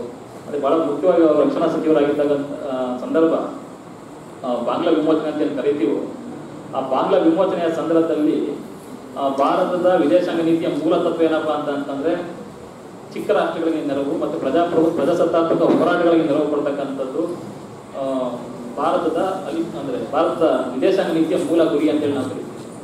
ಸೊ ಅಂತಹ ಸಂದರ್ಭದಲ್ಲಿ ಬಾಬೂಜಿ ಅವರು ಬಾಂಗ್ಲಾ ವಿಮೋಚನೆಗೆ ತಮ್ಮದೇ ಆದ ಕೊಡುಗೆಯನ್ನು ಕೊಡ್ತಾ ಹೋಗ್ತಾರೆ. ಹಿಂದೂ ಪತ್ರಿಕೆಯ ವಕ್ತಾರ GVK ರೆಡ್ಡಿ ಅಂತ ಹೇಳಿ ಅವ್ರು ಏನಾಗ್ತಾರೆ ಅಂತಂದ್ರೆ, ಈಗ ರಕ್ಷಣಾ ಮಂತ್ರಿಗೆ 2 ಸವಾಲಿದೆ. ಒಂದು ಪಾಕಿಸ್ತಾನ ಜೊತೆಗೆ ಅದು ಚೀನಾನು ಅಂದರೆ ಪಾಕಿಸ್ತಾನ ಚೀನಾ ಜೊತೆ ಒಪ್ಪಂದ ಮಾಡ್ಕೊಂಡಿರ್ತದೆ, ಚೀನಾನು ಸೇರಿಸಿ ಅವರು ಹೋರಾಟ ಮಾಡಬೇಕು ಅಂತಂದಾಗ ನಾವು 2 ರಾಷ್ಟ್ರಗಳನ್ನು ಕೂಡ ಪಡಿತೀವಿ ಅಂತೇಳಿ. ಅಂದರೆ ಅಷ್ಟು ದೇಶಭಕ್ತಿಯ ಸ್ವರೂಪ ಇದ್ದಂಥದ್ದು. ನಾವು 2 ರಾಷ್ಟ್ರಗಳನ್ನು ಪಡಿತೀವಿ ಅಂತ ಹೇಳಿದಂಥ ಮಾತನ್ನ ಉಲ್ಲೇಖಿಸಿ ಜಿ.ವಿ. ರೆಡ್ಡಿ ಹಿಂದೂ ಪತ್ರಿಕೆ ಹೋಗ್ತಾರೆ ಅಂತ ಬರೀತಾರೆ ಅಂತಂದ್ರೆ, ಪಾಕಿಸ್ತಾನ ಮತ್ತೆ ಚೀನಾದ ಒಗ್ಗೂಡಿದ ಹೋರಾಟವನ್ನು ಸದೆಬಡಿಲಿಕ್ಕೆ ಹೇಳಿದಂಥ ಬಾಪೂಜಿ ಅವರ ಮಾತುಗಳು ಬಂದೂಕಿನ ಕೋವಿಂದ ಸಿಡಿದು ಬಂದಂತಿದೆ ಅಂತ ಹೇಳಿ ಹಿಂದೂ ಪತ್ರಿಕೆ ವ್ಯಕ್ತಪಡಿಸುತ್ತಾರೆ. ಅಂದ್ರೆ ಎಲ್ಲ ಸಂದರ್ಭದಲ್ಲೂ ಕೂಡ ದೇಶ ಅಂತ ಬಂದಾಗ ಯಾವುದೇ ರಾಷ್ಟ್ರಗಳು ಕೂಡ ಇವರು ಮುಲಾಜಿದ್ದನೆ ಟೀಕೆ ಮಾಡ್ತಿದ್ದಂಥದ್ದು. ಮತ್ತೆ ಅಮೆರಿಕ ಪಾಕಿಸ್ತಾನ ಬಲಪಡಿಸಲಿಕ್ಕೆ ಈ ನೌಕಾ ಪಡೆಗಳಲ್ಲಿ ಫ್ಲೀಟ್ ಅಂತೇಳಿ ಯುದ್ಧನೌಕೆ ಅದನ್ನ ಕಳಿಸುತ್ತೆ. 6 ಯುದ್ಧನೌಕೆಗಳನ್ನ ಭಾರತದ ಒಂದು ಜಲಪಡೆಗಳು ನೌಕಾಪಡೆಗಳೇನಿದ್ದಾವೋ ಅವು ಒಳಗೆ ಬಿಸಾಕುತ್ತೆ. ಅಮೆರಿಕ ಒಂದು ಬೆದರಿಕೆನ ಹುಡುತ್ತೆ. ಏನಪ್ಪಾ ಅಂತಂದ್ರೆ ಭಾರತೀಯ ಸೇನೆಗೆ ನಾವು ಕೊನೆಯ ಎಚ್ಚರಿಕೆ ಕೊಡ್ತಾ ಇದ್ದೇವೆ, ಈಗ ನೀವು 6 ನೌಕಾಪಡೆಗಳನ್ನ ಉಳಿಸಿದ್ದೀವಿ ಅಂತೇಳಿ ಹೇಳ್ಕೊತಾ ಇದ್ದೀವಿ, 7ನೇ ನೌಕಾಪಡೆ ಬರುತ್ತೆ, ಅದು ಅಮೆರಿಕದ್ದಾಗಿರ್ತದೆ ಅಂತ ಹೇಳಿ ಅಮೆರಿಕ ಬೆದರಿಕೆನ ಹುಡುತ್ತೆ. ಆ ಟೈಮಲ್ಲಿ ಅಮೆರಿಕ ಅಂತಂದ್ರೆ ಇಡೀ ಜಗತ್ತಿಗೆ ಎಲ್ಲ ರಾಷ್ಟ್ರಗಳು ಕೂಡ ಒಂದು ಅರ್ಥದಲ್ಲಿ ಭಯ. ಬಾಬೂಜಿ ಅವರು ಎಷ್ಟು ಮಾಧ್ಯಮದವ್ರು ಕೇಳ್ತಾರೆ, ಬಾಬೂಜಿ ಅವರು ಹಿಂಗೆ 7ನೇ ನೌಕಾಪಡೆ ಬರ್ತಾ ಇದೆ ಅಂತ ಅದು ಮಂಗಳಾದಿತ್ಯಕ್ಕೆ ಏನು ಮಾಡೋದು, ಏನು ಉತ್ತರ ಕೇಳ್ತೀರಿ ನೀವು ರಕ್ಷಣಾ ಮಂತ್ರಿ ಆಗಿದೆ ಅಂತಂದ್ರೆ, ಅಮೆರಿಕದ 7ನೇ ನೌಕಾಪಡೆಯನ್ನ ನಾವು ಬಂಗಾಳಕೊಲ್ಲಿನ ಮುಳುಗಿಸ್ತೀವಿ ಅಂದ್ರೆ ನಾವು ಅಂದ್ರೆ ಅದನ್ನ ಎಂಟ್ರಿ ಕೂಡ ಕೊಡಲ್ಲ ಇಂಡಿಯಾದೊಳಗಡೆ ಅಂತ ಹೇಳಿ ಅಷ್ಟು ಕಠಿಣವಾಗಿ ತಮ್ಮ ದೇಶಭಕ್ತಿನ ಪ್ರದರ್ಶನ ಮಾಡ್ತಾ ಇದ್ದಂಥದ್ದು. ಅಂದ್ರೆ ಈ ಎಲ್ಲ ಹಂತದಲ್ಲೂ ಬಾಪೂಜಿ ಅವರ ನಡೆಗಳನ್ನ ನೋಡಿದ್ರೆ ಸಂಪೂರ್ಣವಾಗಿ ಅವರು ಒಂದು ಬಾಂಗ್ಲಾದೇಶದಂತ ದೇಶ ಒಂದು ಪ್ರಜಾಪ್ರಭುತ್ವ ಹೋರಾಟ ಮಾಡ್ತಿದೆ ಅಂತಂದ್ರೆ ಅದಕ್ಕೆ ಸಂಪೂರ್ಣವಾಗಿ ಬೆಂಬಲ ಕೊಡಬೇಕು ಅಂತಕ್ಕಂಥದ್ದು ಅವರ ನಿಲುವಾಗಿತ್ತು ಅಂತಕ್ಕಂಥದ್ದು. ಅದ್ರ ಜೊತೆಗೇನೆ ಅವರು ಕಾಂಗ್ರೆಸ್ನಲ್ಲಿ ಸುದೀರ್ಘವಾಗಿ 30ರ ದಶಕದಿಂದ ಹಿಡಿದು 75 ತುರ್ತು ಪರಿಸ್ಥಿತಿ ಬರೋ ತನಕನೂ ಕೂಡ ಕಾಂಗ್ರೆಸ್ನಲ್ಲಿ ಇದ್ದಂಥವ್ರು, 45-46 ವರ್ಷ ಇದ್ದಂಥವ್ರು. ಅಷ್ಟು ವರ್ಷ ಇದ್ರೂ ಕೂಡ ಕಾಂಗ್ರೆಸ್ ಎಮರ್ಜೆನ್ಸಿನ ಏರಿದಾಗ ಆರಂಭದಲ್ಲಿ ಇಂದಿರಾ ಗಾಂಧಿ ಅವರಿಗೆ ಹೇಳ್ತಾರೆ, ಸಾಮಾನ್ಯ ಕಾನೂನುಗಳಿಂದನೇ ಈ ಥರ ಹೋರಾಟಗಳನ್ನ ತಿಕ್ಕೋದು, ತುರ್ತು ಪರಿಸ್ಥಿತಿ ಅವಶ್ಯಕತೆ ಇಲ್ಲ ಅಂತೇಳಿ. ಆದರೆ ಇಂದಿರಾ ಗಾಂಧಿ ಮತ್ತೆ ಅವರ ಮಗ ಸಂಜಯ್ ಗಾಂಧಿ ಅವರು ಅದನ್ನು ಕೇಳೋ ಪರಿಸ್ಥಿತಿ ಇರೋದಿಲ್ಲ. ಆ ಸಂದರ್ಭದಲ್ಲಿ ಅವರು ಅದನ್ನು ವಿರೋಧ ಮಾಡಿ ಎಮರ್ಜೆನ್ಸಿ ಯಾವುದೇ ಒಂದು ದೇಶಕ್ಕೆ ಬಹಳ ಮಾರಕ, ಪ್ರಜಾಪ್ರಭುತ್ವ ದೇಶಕ್ಕಂತ ಇನ್ನೂ ಮಾರಕ, ಹಾಗಾಗಿ ನಿಮ್ಮ ತುರ್ತಕೂಡ ಜೊತೆಗೆ ಇರಲಿಕ್ಕೆ ನನಗೆ ಮನಸ್ಸು ಒಪ್ತಾ ಇಲ್ಲ ಅಂತೇಳಿ ಸ್ವತಃ ಕಾಂಗ್ರೆಸ್ಗೆ ರಾಜೀನಾಮೆ ಕೊಟ್ಟು ಜನತಾ ಪಕ್ಷಕ್ಕೆ ಅವರು ಬರ್ತಾರೆ. ಆ ಜನತಾ ಪಕ್ಷಕ್ಕೆ ಬಂದ ಉದ್ದೇಶ ಏನಪ್ಪ ಅಂತಂದ್ರೆ, ಈ ದೇಶದಲ್ಲಿ ತುರ್ತು ಪರಿಸ್ಥಿತಿ ಅಂತ ಸರ್ವಾಧಿಕಾರದ ಧೋರಣೆಯನ್ನು ನಾವು ತಿರಸ್ಕರಿಸಬೇಕು, ದೇಶದಲ್ಲಿ ಮತ್ತೆ ಪ್ರಜಾಪ್ರಭುತ್ವ ವ್ಯವಸ್ಥೆಯನ್ನು ಸ್ಥಾಪಿಸಬೇಕು ಅಂತೇಳಿ ಅವರು ಜನತಾ ಪಕ್ಷಕ್ಕೆ ಬರ್ತಾರೆ.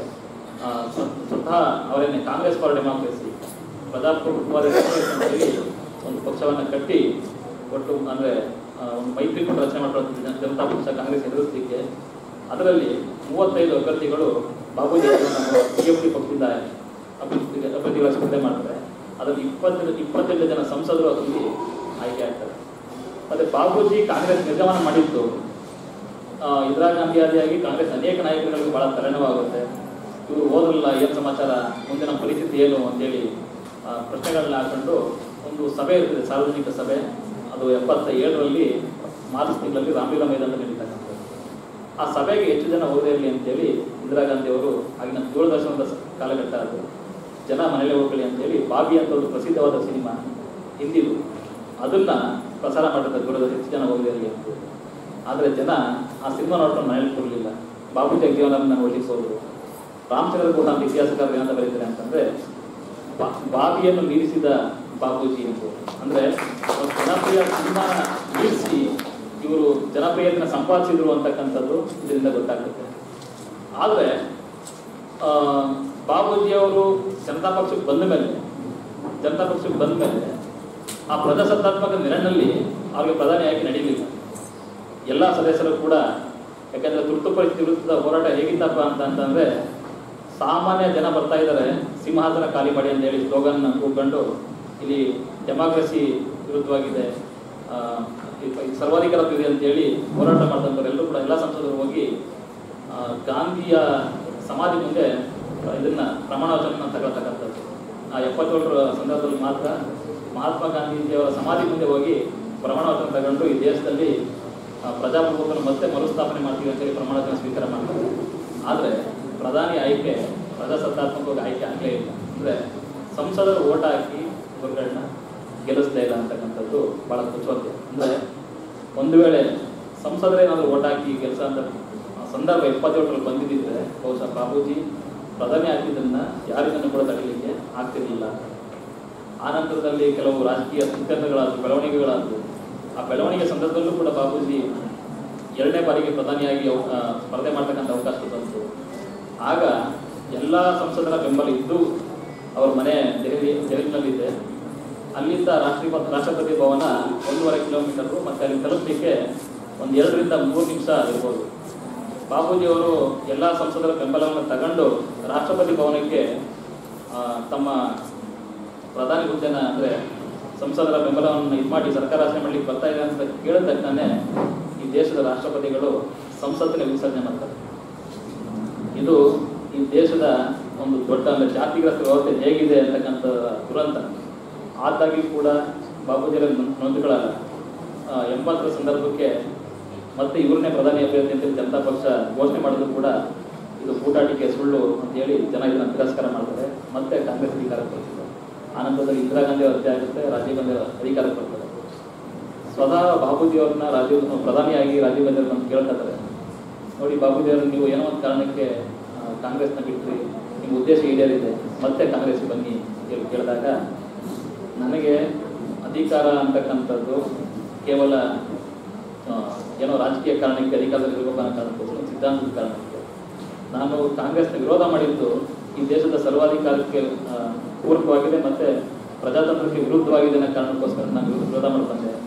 ನಾನು ಮತ್ತೆ ಕಾಂಗ್ರೆಸ್ ಬರಲ್ಲ ಅಂದರೆ ಆ ನಿಲುವುಗಳು ಹೇಗಿತ್ತು ಅಂದರೆ ಮತ್ತೆ ನೀವು ಬಂದರೆ ದೊಡ್ಡ ದೊಡ್ಡ ಹುದ್ದೆಗಳನ್ನ ಕೊಡ್ತೀವಿ ಅಂತ ಹೇಳಿದಂಥ ಸಂದರ್ಭದಲ್ಲಿ ಒಬ್ಬ ಪ್ರಧಾನಿನೇ ಬಂದು ಕೇಳ್ಕೊಂಡ್ರು ಕೂಡ ಅವ್ರು ಮತ್ತೆ ವಾಪಸ್ಸು ಹೋದಂಥ ಸಂದರ್ಭಗಳು ಅವತ್ತು ಇರಲಿಲ್ಲ ಅಂತ. ಅಂದರೆ ಎಷ್ಟು ಗಟ್ಟಿಯಾಗಿ ಅವ್ರ ನಿಲುವುಗಳು ಇರ್ತಾ ಇತ್ತು ಅಂತಕ್ಕಂಥದ್ದು ಸ್ಪಷ್ಟ ಆಗುತ್ತೆ. ಆ ಸಂದರ್ಭದಲ್ಲಿ ರಾಜೀವ್ ಗಾಂಧಿ ಅವರು ಈ ದೇಶಕ್ಕೆ ನಿಮ್ಮ ಮಾರ್ಗದರ್ಶನ ಬೇಕಾಗಿದೆ ಅಂತೇಳಿ ರಾಷ್ಟ್ರೀಯ ಸಮಗ್ರತಾ ಸಮಿತಿ ಅಂತ ಒಂದು ನ್ಯಾಷನಲ್ ಇಂಟಿಗ್ರೇಟೆಡ್ ಕೌನ್ಸಿಲ್ ಅಂತೇಳಿ ರಚನೆ ಮಾಡಿ ಅದಕ್ಕೆ ಸಹಜವಾಗಿ ಪ್ರಧಾನಮಂತ್ರಿಗಳೇ ಅದಕ್ಕೆ ಅಧ್ಯಕ್ಷರಾಗಿರ್ತಕ್ಕಂಥದ್ದು. ಅಂತಹ ಒಂದು ಸ್ಥಾನಕ್ಕೆ ನನಗಿಂತ ಹೆಚ್ಚು ಅರ್ಹರಿರ್ತಕ್ಕಂಥ ಬಾಬೂಜಿಯವರ ಅಧ್ಯಕ್ಷರಾಗಲಿ, ಅಪಾರವಾದ ಅನುಭವ ಇರತಕ್ಕಂಥ ಬಾಬೂಜಿಯವರು ಇದಕ್ಕೆ ಅಧ್ಯಕ್ಷರಾಗಲಿ ಅಂತ ಹೇಳಿ ನ್ಯಾಷನಲ್ ಇಂಟಿಗ್ರೇಟೆಡ್ ಕೌನ್ಸಿಲ್ಗೆ ಆಪೋಸಿಷನ್ ಪಾರ್ಟಿ ಇರ್ತಕ್ಕಂಥ ಒಬ್ಬ ವ್ಯಕ್ತಿನ ಕರೆದು ಈ ದೇಶದ ಸಮಸ್ಯೆಗಳಿಗೆ ನೀವು ಪರಿಹಾರ ಸೂಚಿಸಬೇಕು ಅಂತೇಳಿ ಅವ್ರನ್ನ ಅಧ್ಯಕ್ಷರಾಗಿ ಆಯ್ಕೆ ಮಾಡ್ತಾರೆ. ಹೀಗೆ ಒಟ್ಟು ಬಾಬೂಜಿಯವರ ಬದುಕೇನಿದೆಯಲ್ಲ ಅದು ಸ್ವಾತಂತ್ರ್ಯ ಪೂರ್ವ ಮತ್ತು ಸ್ವಾತಂತ್ರ್ಯದ ಎಲ್ಲ ಕಾಲಘಟ್ಟಗಳಲ್ಲೂ ಕೂಡ ಈ ದೇಶದ ಕೃಷಿ, ಕೈಗಾರಿಕೆ, ಸೇವಾ ವಲಯಗಳನ್ನು ಸಾಮಾಜಿಕ ಆರ್ಥಿಕ ನೆಲೆಗಟ್ಟಿನಲ್ಲಿ ಅಭಿವೃದ್ಧಿ ಮಾಡ್ತಕ್ಕಂಥದ್ದು ಮತ್ತು ದಲಿತರ ಹಕ್ಕು ಬಾಧ್ಯತೆಗಳನ್ನು ಒಂದು ಸಮಾನತೆ ನೆಲೆಯಲ್ಲಿ ಅದನ್ನು ಚರ್ಚೆಗೆ ತರ್ತಕ್ಕಂಥ ನಿಲುವಾಗಿರುತ್ತೆ. ಹಾಗಾಗಿನೇ ಇವತ್ತು ದೇಶಾದ್ಯಂತ ಅವರ ಜನ್ಮ ದಿನಾಚರಣೆಯನ್ನು ಸಮತಾ ದಿವಸ ಅಂತೇಳಿ, ಸಮಾನತೆಯ ದಿನ ಅಂತೇಳಿ ಈ ದೇಶದಲ್ಲಿ ಆಚರಣೆ ಮಾಡ್ತಾ ಇದೆ. ಮತ್ತು ಅವರ ಸಮಾಧಿಯ ಸ್ಥಳ ದೆಹಲಿನಲ್ಲಿದೆ, ಅದನ್ನು ಸಮತಾ ಸ್ಥಳ ಅಂತ ಹೇಳ್ತಿದ್ದಾರೆ, ಸಮಾನತೆಯ ಸ್ಥಳ ಅಂತೇಳಿ. ಅಂದರೆ ಅವ್ರ ಇಡೀ ಬದುಕನ್ನು ವಿದ್ಯಾರ್ಥಿ ದಶೆಯಿಂದ ಹಿಡಿದು ಇಲ್ಲಿ ತನಕ ಕೂಡ ಸಂಪೂರ್ಣವಾಗಿ ಈ ದೇಶ ಮತ್ತು ಈ ಬಡವ ಈ ದಲಿತರು ಅಥವಾ ದುರ್ಬಲರು, ಶೋಷಿತರು ಅಂತ ಏನು ಕರೀತೀವಲ್ಲ ಅವ್ರ ಪರವಾಗಿ ಮೀಸಲಿಟ್ಟಂಥ ಉದಾಹರಣೆಗಳು ಕೆಲವು ಅಪರೂಪದ ಅಗ್ರಗಣ್ಯ ನಾಯಕರು ಬಾಬೂಜಿಯವರು ಒಬ್ಬರು. ಇಂಥವರೊಬ್ಬರು ಪ್ರಧಾನಿ ಆಗಿಲ್ಲ ಅಂತೇಳಿ ಲಂಕೇಶ್ ಅವ್ರು ನಿಮ್ಗೆ ಭಾಳ ಚೆನ್ನಾಗಿ ಗೊತ್ತಿರಬೇಕು. ಅವರು ಒಂದು ಹೇಳಿಕೆಯನ್ನು ಬರೀತಾರೆ. ಯಾವಾಗ ಅಂತಂದರೆ 79ರ ಸಂದರ್ಭದಲ್ಲಿ ಅವರಿಗೆ ಜನತಾ ಪಕ್ಷದ ಅಂದರೆ ಜನತಾ ಪಕ್ಷಕ್ಕೆ ಪಾರ್ಲಿಮೆಂಟ್ ಲೀಡರ್ ಆದರೂ ಕೂಡ 1.5 ಕಿಲೋಮೀಟರ್ ತಲುಪೋ ಅಷ್ಟರಲ್ಲಿ ಅವ್ರ ಪ್ರಧಾನಿ ಹುದ್ದೆಯನ್ನು ತಪ್ಪಿಸಿದಾಗ ಅದನ್ನು ಭಾಳ ನೊಂದ್ಕೊಂಡು ಲಂಕೇಶ್ ಅವ್ರಿಗೆ ಚೆನ್ನಾಗಿ ಗೊತ್ತಿರ್ಬೋದು. ಅವರು 70ರ ದಶಕದ ಪ್ರಖರವಾದ ಚಿಂತಕರು ಮತ್ತು ಒಂದು ತಲೆಮಾರನ್ನೇ ಪ್ರಭಾವಿಸಿದಂಥವರು. ಅವರು ಎಲ್ಲರನ್ನೂ ಕೂಡ ಟೀಕೆ ಮಾಡಿದಂಥವರು ಬಾಬೂಜಿ ಬಗ್ಗೆ ಒಂದು ಒಳ್ಳೆ ಮಾತನ್ನು ಬರೀತಾರೆ. ಬಾಬೂಜಿಗೆ ಪ್ರಧಾನಿ ಹುದ್ದೆ ತಪ್ಪಿದಾಗ ಈ ರೀತಿ ಹೇಳ್ತಾರೆ, ಅವ್ರು ಲಂಕೇಶ್ ಪತ್ರಿಕೆಗೆ ಈ ರೀತಿ ಬರೀತಾರೆ, ಪಂಚಾಯಿತಿ ಜನ ಬಹಳ ಮಾತಾಡ್ಕೊತಾರೆ, ಗುಂಡಗೆ ಕಪ್ಪಾಗಿರುವ ಜೀವನವನ್ನು ವ್ಯಂಗ್ಯ ಚಿತ್ರ ಬರೆಯುವವರಿಗೆ ಅಪವಾಗಬಲ್ಲ. ಆದರೆ ಈ ಕಪ್ಪು ಆಕಾರದ ಹಿಂದೆ ಅರ್ಧ ಶತಮಾನದ ಅನುಭವ ಇದೆ, ಕೋಟ್ಯಾಂತರ ಕಪ್ಪು ಜನರ ನೋವಿದೆ, ಗಾಂಧೀಜಿ ಅನುಭವಿಸಿದ ದುರಂತವಿದೆ, ವೇದೋಪನಿಷತ್ತುಗಳ ಹೇಳಿ ಮೋಸ ಮಾಡಿದವರ, ಸುಲಿದು ಉಂಡವರ ಅಟ್ಟಹಾಸದ ನೆನಪುಗಳಿವೆ. ಚರಣಪ್ಪನಂತಹ ಅಂದರೆ ಚರಣ್ ಸಿಂಗ್ ಅವರು ದಾರಿ ತಪ್ಪಿಸಿದ್ದಾರೆ ಪ್ರಧಾನಿ, ಚರಣಪ್ಪನಂತಹ ಕಟ್ಟೆ ಮುಖಂಡರ ತಾತ್ಸಾರ ಮತ್ತು ಶೋಷಣೆ ಇದೆ. ಜಾತಿ ವರ್ಗಗಳ ಕೊಲೆಗಡುಕ ಒಕ್ಕೂಟ ವ್ಯವಸ್ಥೆಯ ಬಲಿಪಶುತನ ಕಣ್ಣು ಹುಟ್ಟುತ್ತಿದೆ. ನಮ್ಮ ಕಪ್ಪು ಮುಖದ ಮಗುವಿನಂತ ರಾಮು ಇನ್ನೂ ಕ್ರಮಿಸಬೇಕಾದ ಸಾಕಷ್ಟು ಜೀವನ ಕ್ರಮವಿದೆ. ಇದರ ನೋವಿನಲ್ಲಿ ಭಾಗಿಯಾಗೋಣ. ನಮ್ಮ ರಾಮು ತನ್ನ ಸ್ಪರ್ಧೆಯಲ್ಲಿ ಸೋತರೂ ಅದಕ್ಕಿರುವ ನಿಜವಾದ ಗೆಲುವಿನ ಬಗ್ಗೆ ಆಶಾವಾದಿಗಳಾಗಿರೋಣ. ರಾಮುವಿನ ಬಗ್ಗೆ ಬರೆಯುವಾಗ ನನ್ನಲ್ಲಿ ವ್ಯಂಗ್ಯ ಸತ್ತು ಕಣ್ಣಂಚಲ್ಲಿ ನೀರು ಕಾಣಿಸಿಕೊಳ್ಳುತ್ತೆ. ಇದು ಖಂಡಿತ ಕೊಟ್ಟಿ ಅಥವಾ ಅನುಕಂಪದ್ದಲ್ಲ, ಈ ಗಾಂಧೀಜಿ ನೆಲದ ಅನ್ಯಾಯದಿಂದ ಹೊರಟದ್ದು ಅಂತ ಹೇಳಿ ಲಂಕೇಶ ಬರೀತಾರೆ. ಅಂದರೆ ಈ ದೇಶದ ಜನ ಯಾರು ಈ ದೇಶಕ್ಕೋಸ್ಕರ ಅಥವಾ ಈ ತಳ ಸಮುದಾಯಗಳ ಏಳಿಗೆಗೋಸ್ಕರ ನೈಜವಾಗಿ ದುಡಿದ್ರು ಅವ್ರುಗಳನ್ನ ಸರಿಯಾಗಿ ನಡೆಸ್ಬರ್ತಕ್ಕಂಥ ರೀತಿಗಳು ಕೂಡ ಸರಿಯಾಗಿ ಗೊತ್ತಾಗಲಿಲ್ವಲ್ಲ ಅಂತ ಹೇಳಿ ಒಂದು ದುರಂತಮಯವಾದಂಥ ಒಂದು ಲೇಖನವನ್ನು ಲಂಕೇಶ್ವರ ಬರೆದಿರ್ತಾರೆ. ಒಟ್ಟಾರೆ ನಮ್ಮ ಈ ಬರವಣಿಗೆ ಸ್ವರೂಪಗಳಿಗೆ ಇತಿಹಾಸ ರಚನಾ ಕ್ರಮದಲ್ಲೂ ಕೂಡ ಬಾಬೂಜಿ ಅವರಿಗೆ ಅನ್ಯಾಯ ಆಗಿರ್ತಕ್ಕಂಥದ್ದು ಕೂಡ ಅಷ್ಟೇ ಸತ್ಯ. ಯಾಕೆಂತಂದರೆ ಚರಿತ್ರೆ ಬರೆಯೋರೆಲ್ಲರೂ ಕೂಡ ಇವುಗಳನ್ನ ಸಹಜ ಒಪ್ಪಲ್ಲ. ನಾವು ಬ್ರಾಹ್ಮಣಶಾಹಿಯ ಒಂದು ಇತಿಹಾಸವನ್ನು ಅಥವಾ ರಚನಾ ಕ್ರಮಗಳನ್ನ ನೋಡಿದ್ರೆ ಇವರು ಎಷ್ಟೇ ಕೆಲಸ ಮಾಡಿದರೂ ಕೂಡ ಅದನ್ನು ಗುರುತಿಸ್ತಕ್ಕಂಥ ಕೆಲಸಗಳು ಆಗೋದಿಲ್ಲ. ಹಾಗಾಗಿ ಆಧುನಿಕ ಭಾರತದ ಚರಿತ್ರೆ ಒಳಗಡೆ ಬಾಬೂಜಿ ಇದ್ದಂಥ ಹೆಜ್ಜೆ ಗುರುತುಗಳು ನಿರಂತರವಾಗಿದೆ. ಆ ಚರಿತ್ರೆ ಬಹುಶಃ ಈ ದೇಶದ ದಲಿತರ, ಶೋಷಿತರ, ಕಾರ್ಮಿಕರ ನೋವಿಗೆ ಪರಿಹಾರ ರೂಪದಲ್ಲಿ ಅವು ಕಾಣಿಸುತ್ತೆ ಹೊರತು ಇತಿಹಾಸದ ಪುಟಗಳಲ್ಲ ಅಂತೇಳಿ ನನಗಾದರೂ ಅನಿಸುತ್ತೆ. ಬಾಬೂಜಿ ಈ ದೇಶದ ಪ್ರಜಾಪ್ರಭುತ್ವ, ಸಮಾಜವಾದ ಮತ್ತು ಜಾತ್ಯತೀತವಾದ ನಾವು ಏನು ಕರಿತೀವೋ ಅದಕ್ಕೆ ಪೂರಕವಾಗಿ ತಮ್ಮ ಇಡೀ ಸಂಸದೀಯ ಬದುಕನ್ನು ಗಳಿಸಿದಂಥವರು.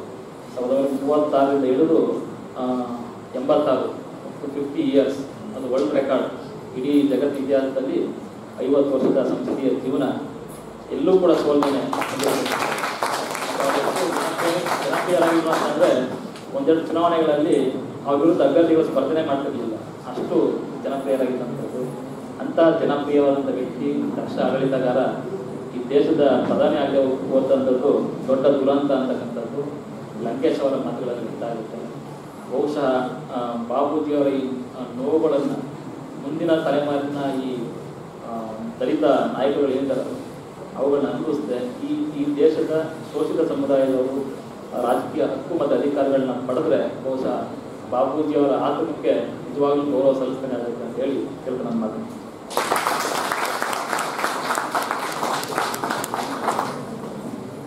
ಕಾಣುವ ಆಕಾಶ ಬಂದೆ, ತುಳಿಯುವ ನೆಲದೊಂದೆ, ಸೇವಿಸುವ ಆಹಾರದೊಂದೆ, ಕುಡಿಯುವ ನೀರೊಂದೆ, ಉಸಿರಾಡುವ ಗಾಳಿಯ ಒಂದೆ. ಹೀಗಿರುವಾಗ ಮಾನವ ಜಾತಿಯಲ್ಲಿ ಜಾತಿ ವೈಷಮ್ಯ ಹೇಗೆ ಬಂದಿದೆ ಎಂಬ ದಾರ್ಶನಿಕರ ವಾಣಿಯಂತೆ ಡಾಕ್ಟರ್ ಬಾಬು ಜಗಜೀವರಾಮ್ ಆಧುನಿಕ ಭಾರತದ ನಿರ್ಮಾಪಕ ಎಂಬ ವಿಷಯದ ಕುರಿತು ಬಹಳ ಮಾರ್ಮಿಕವಾಗಿ ಉಪನ್ಯಾಸ ನೀಡಿದ ಮಾನ್ಯ ಆಯುಕ್ತರಿಗೆ ಧನ್ಯವಾದಗಳು.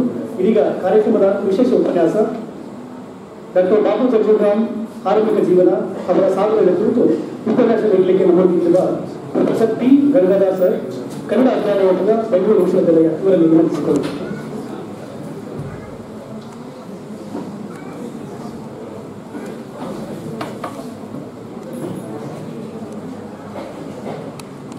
ಎಲ್ಲರಿರುವಂಥ ಎಲ್ಲ ಗಣ್ಯರೇ ಮತ್ತು ಸ್ನೇಹಿತರೆ, ಸಭಾಂಗಣದಲ್ಲಿರುವಂಥ ವಿದ್ಯಾರ್ಥಿಗಳೇ ಮತ್ತು ಹಿರಿಯರೇ, ಭಾರತದ ಬಗ್ಗೆ ಮಾತಾಡಬೇಕು ಅಂದಾಗ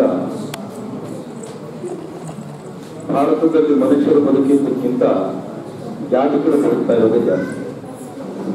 ಯಾಕಂದ್ರೆ ಯಾರನ್ನೇ ನೋಡಿದ್ರೆ ನಮಗೆ ಮನುಷ್ಯರು ಕಾಣಿಸೋದಿಲ್ಲ. ಮೊದಲು ನಮ್ಮ ಕುತೂಹಲ ಬರೋದೇ ಇವ್ರು ಯಾರಿಗೂ ಬರ್ತಾರೆ ಅಂತ. ಈಗ ನನ್ನನ್ನು ನೋಡಿದ್ರೆ ಯಾರಿಗೂ ಡೌಟೇ ಬರೋದಿಲ್ಲ, ಇಮಿಡಿಯೇಟ್ ಆಗಿ ಗೊತ್ತಾಗ್ಬಿಡ್ತದೆ. ಜಗಜೀವನ್ ರಾಮ್ ಅವರು ಅನುಭವಿಸಿದ್ದು ಅದನ್ನೇ. ಯಾಕಂದ್ರೆ ಬಾಬಾ ಸಾಹೇಬರನ್ನು ನೋಡಿದಾಗ ಎಲ್ಲರಿಗೂ ಅನ್ನಿಸ್ತಾ ಇದ್ದಿದ್ದು ಇವರು ಮೇಲ್ವರ್ಗದವರಿರಬೇಕು ಅಂತ. ಬಾಬಾ ಸಾಹೇಬರಿಗೆ ಅಂತ ಒಂದು ಅನುಕೂಲ ಇತ್ತು. ಆದರೆ ಜಗಜೀವನ್ ರಾಮ್ ಅವರಿಗೆ ಈ ಬಣ್ಣದ ಶಾಪ ಇತ್ತು. ಯಾಕಂದ್ರೆ ಅವ್ರ ತಾಯಿ ಬಣ್ಣ ಬಂದ್ಬಿಟ್ಟಿತ್ತು, ನನಗೂ ನಮ್ಮ ಅಮ್ಮನ ಬಣ್ಣ ಬಂದಂತೆ, ಅವ್ರಿಗೂ ಅವ್ರ ಅಮ್ಮನ ಬಣ್ಣ ಬಂದ್ಬಿಟ್ಟಿತ್ತು. ಈ ಬಣ್ಣದ ಕಾರಣಕ್ಕಾಗಿ ಅವರನ್ನ ತುಂಬಾ ಸುಲಭವಾಗಿ ಎಲ್ಲ ಗುರುತಿಸ್ಬೇಕು. ಆದರೆ ಒಂದನ್ನ ನಾವಿಲ್ಲಿ ಗಮನಿಸಬೇಕು, ಮನುಷ್ಯರಿಲ್ಲದೆ ಇರುವಂತ ದೇಶದ ಒಳಗಡೆ ನಾವು ಮನುಷ್ಯರ ಬಗ್ಗೆ ಮಾತಾಡ್ತಾ ಇದ್ದೀವಿ. ದೇಶವೇ ಇಲ್ಲದೆ ಇರುವಂತ ಜನರ ಒಳಗಡೆ ನಾವು ದೇಶ ಪ್ರೇಮವನ್ನ ನೋಡ್ತಾ ಇದ್ದೀವಿ. ಯಾಕಂದ್ರೆ ಅವರ ದೇಶ ಪ್ರೇಮ ಏನು ಅಂತ ಪ್ರಶ್ನೆ ಮಾಡ್ತೀವಿ ನಾವು. ಯಾಕಂದ್ರೆ ಬಾಬಾ ಸಾಹೇಬರಿಗೆ ಸುಮಾರು ಜನ ಈ ಪ್ರಶ್ನೆಗಳನ್ನು ಮಾಡ್ತಾ ಇದ್ರು.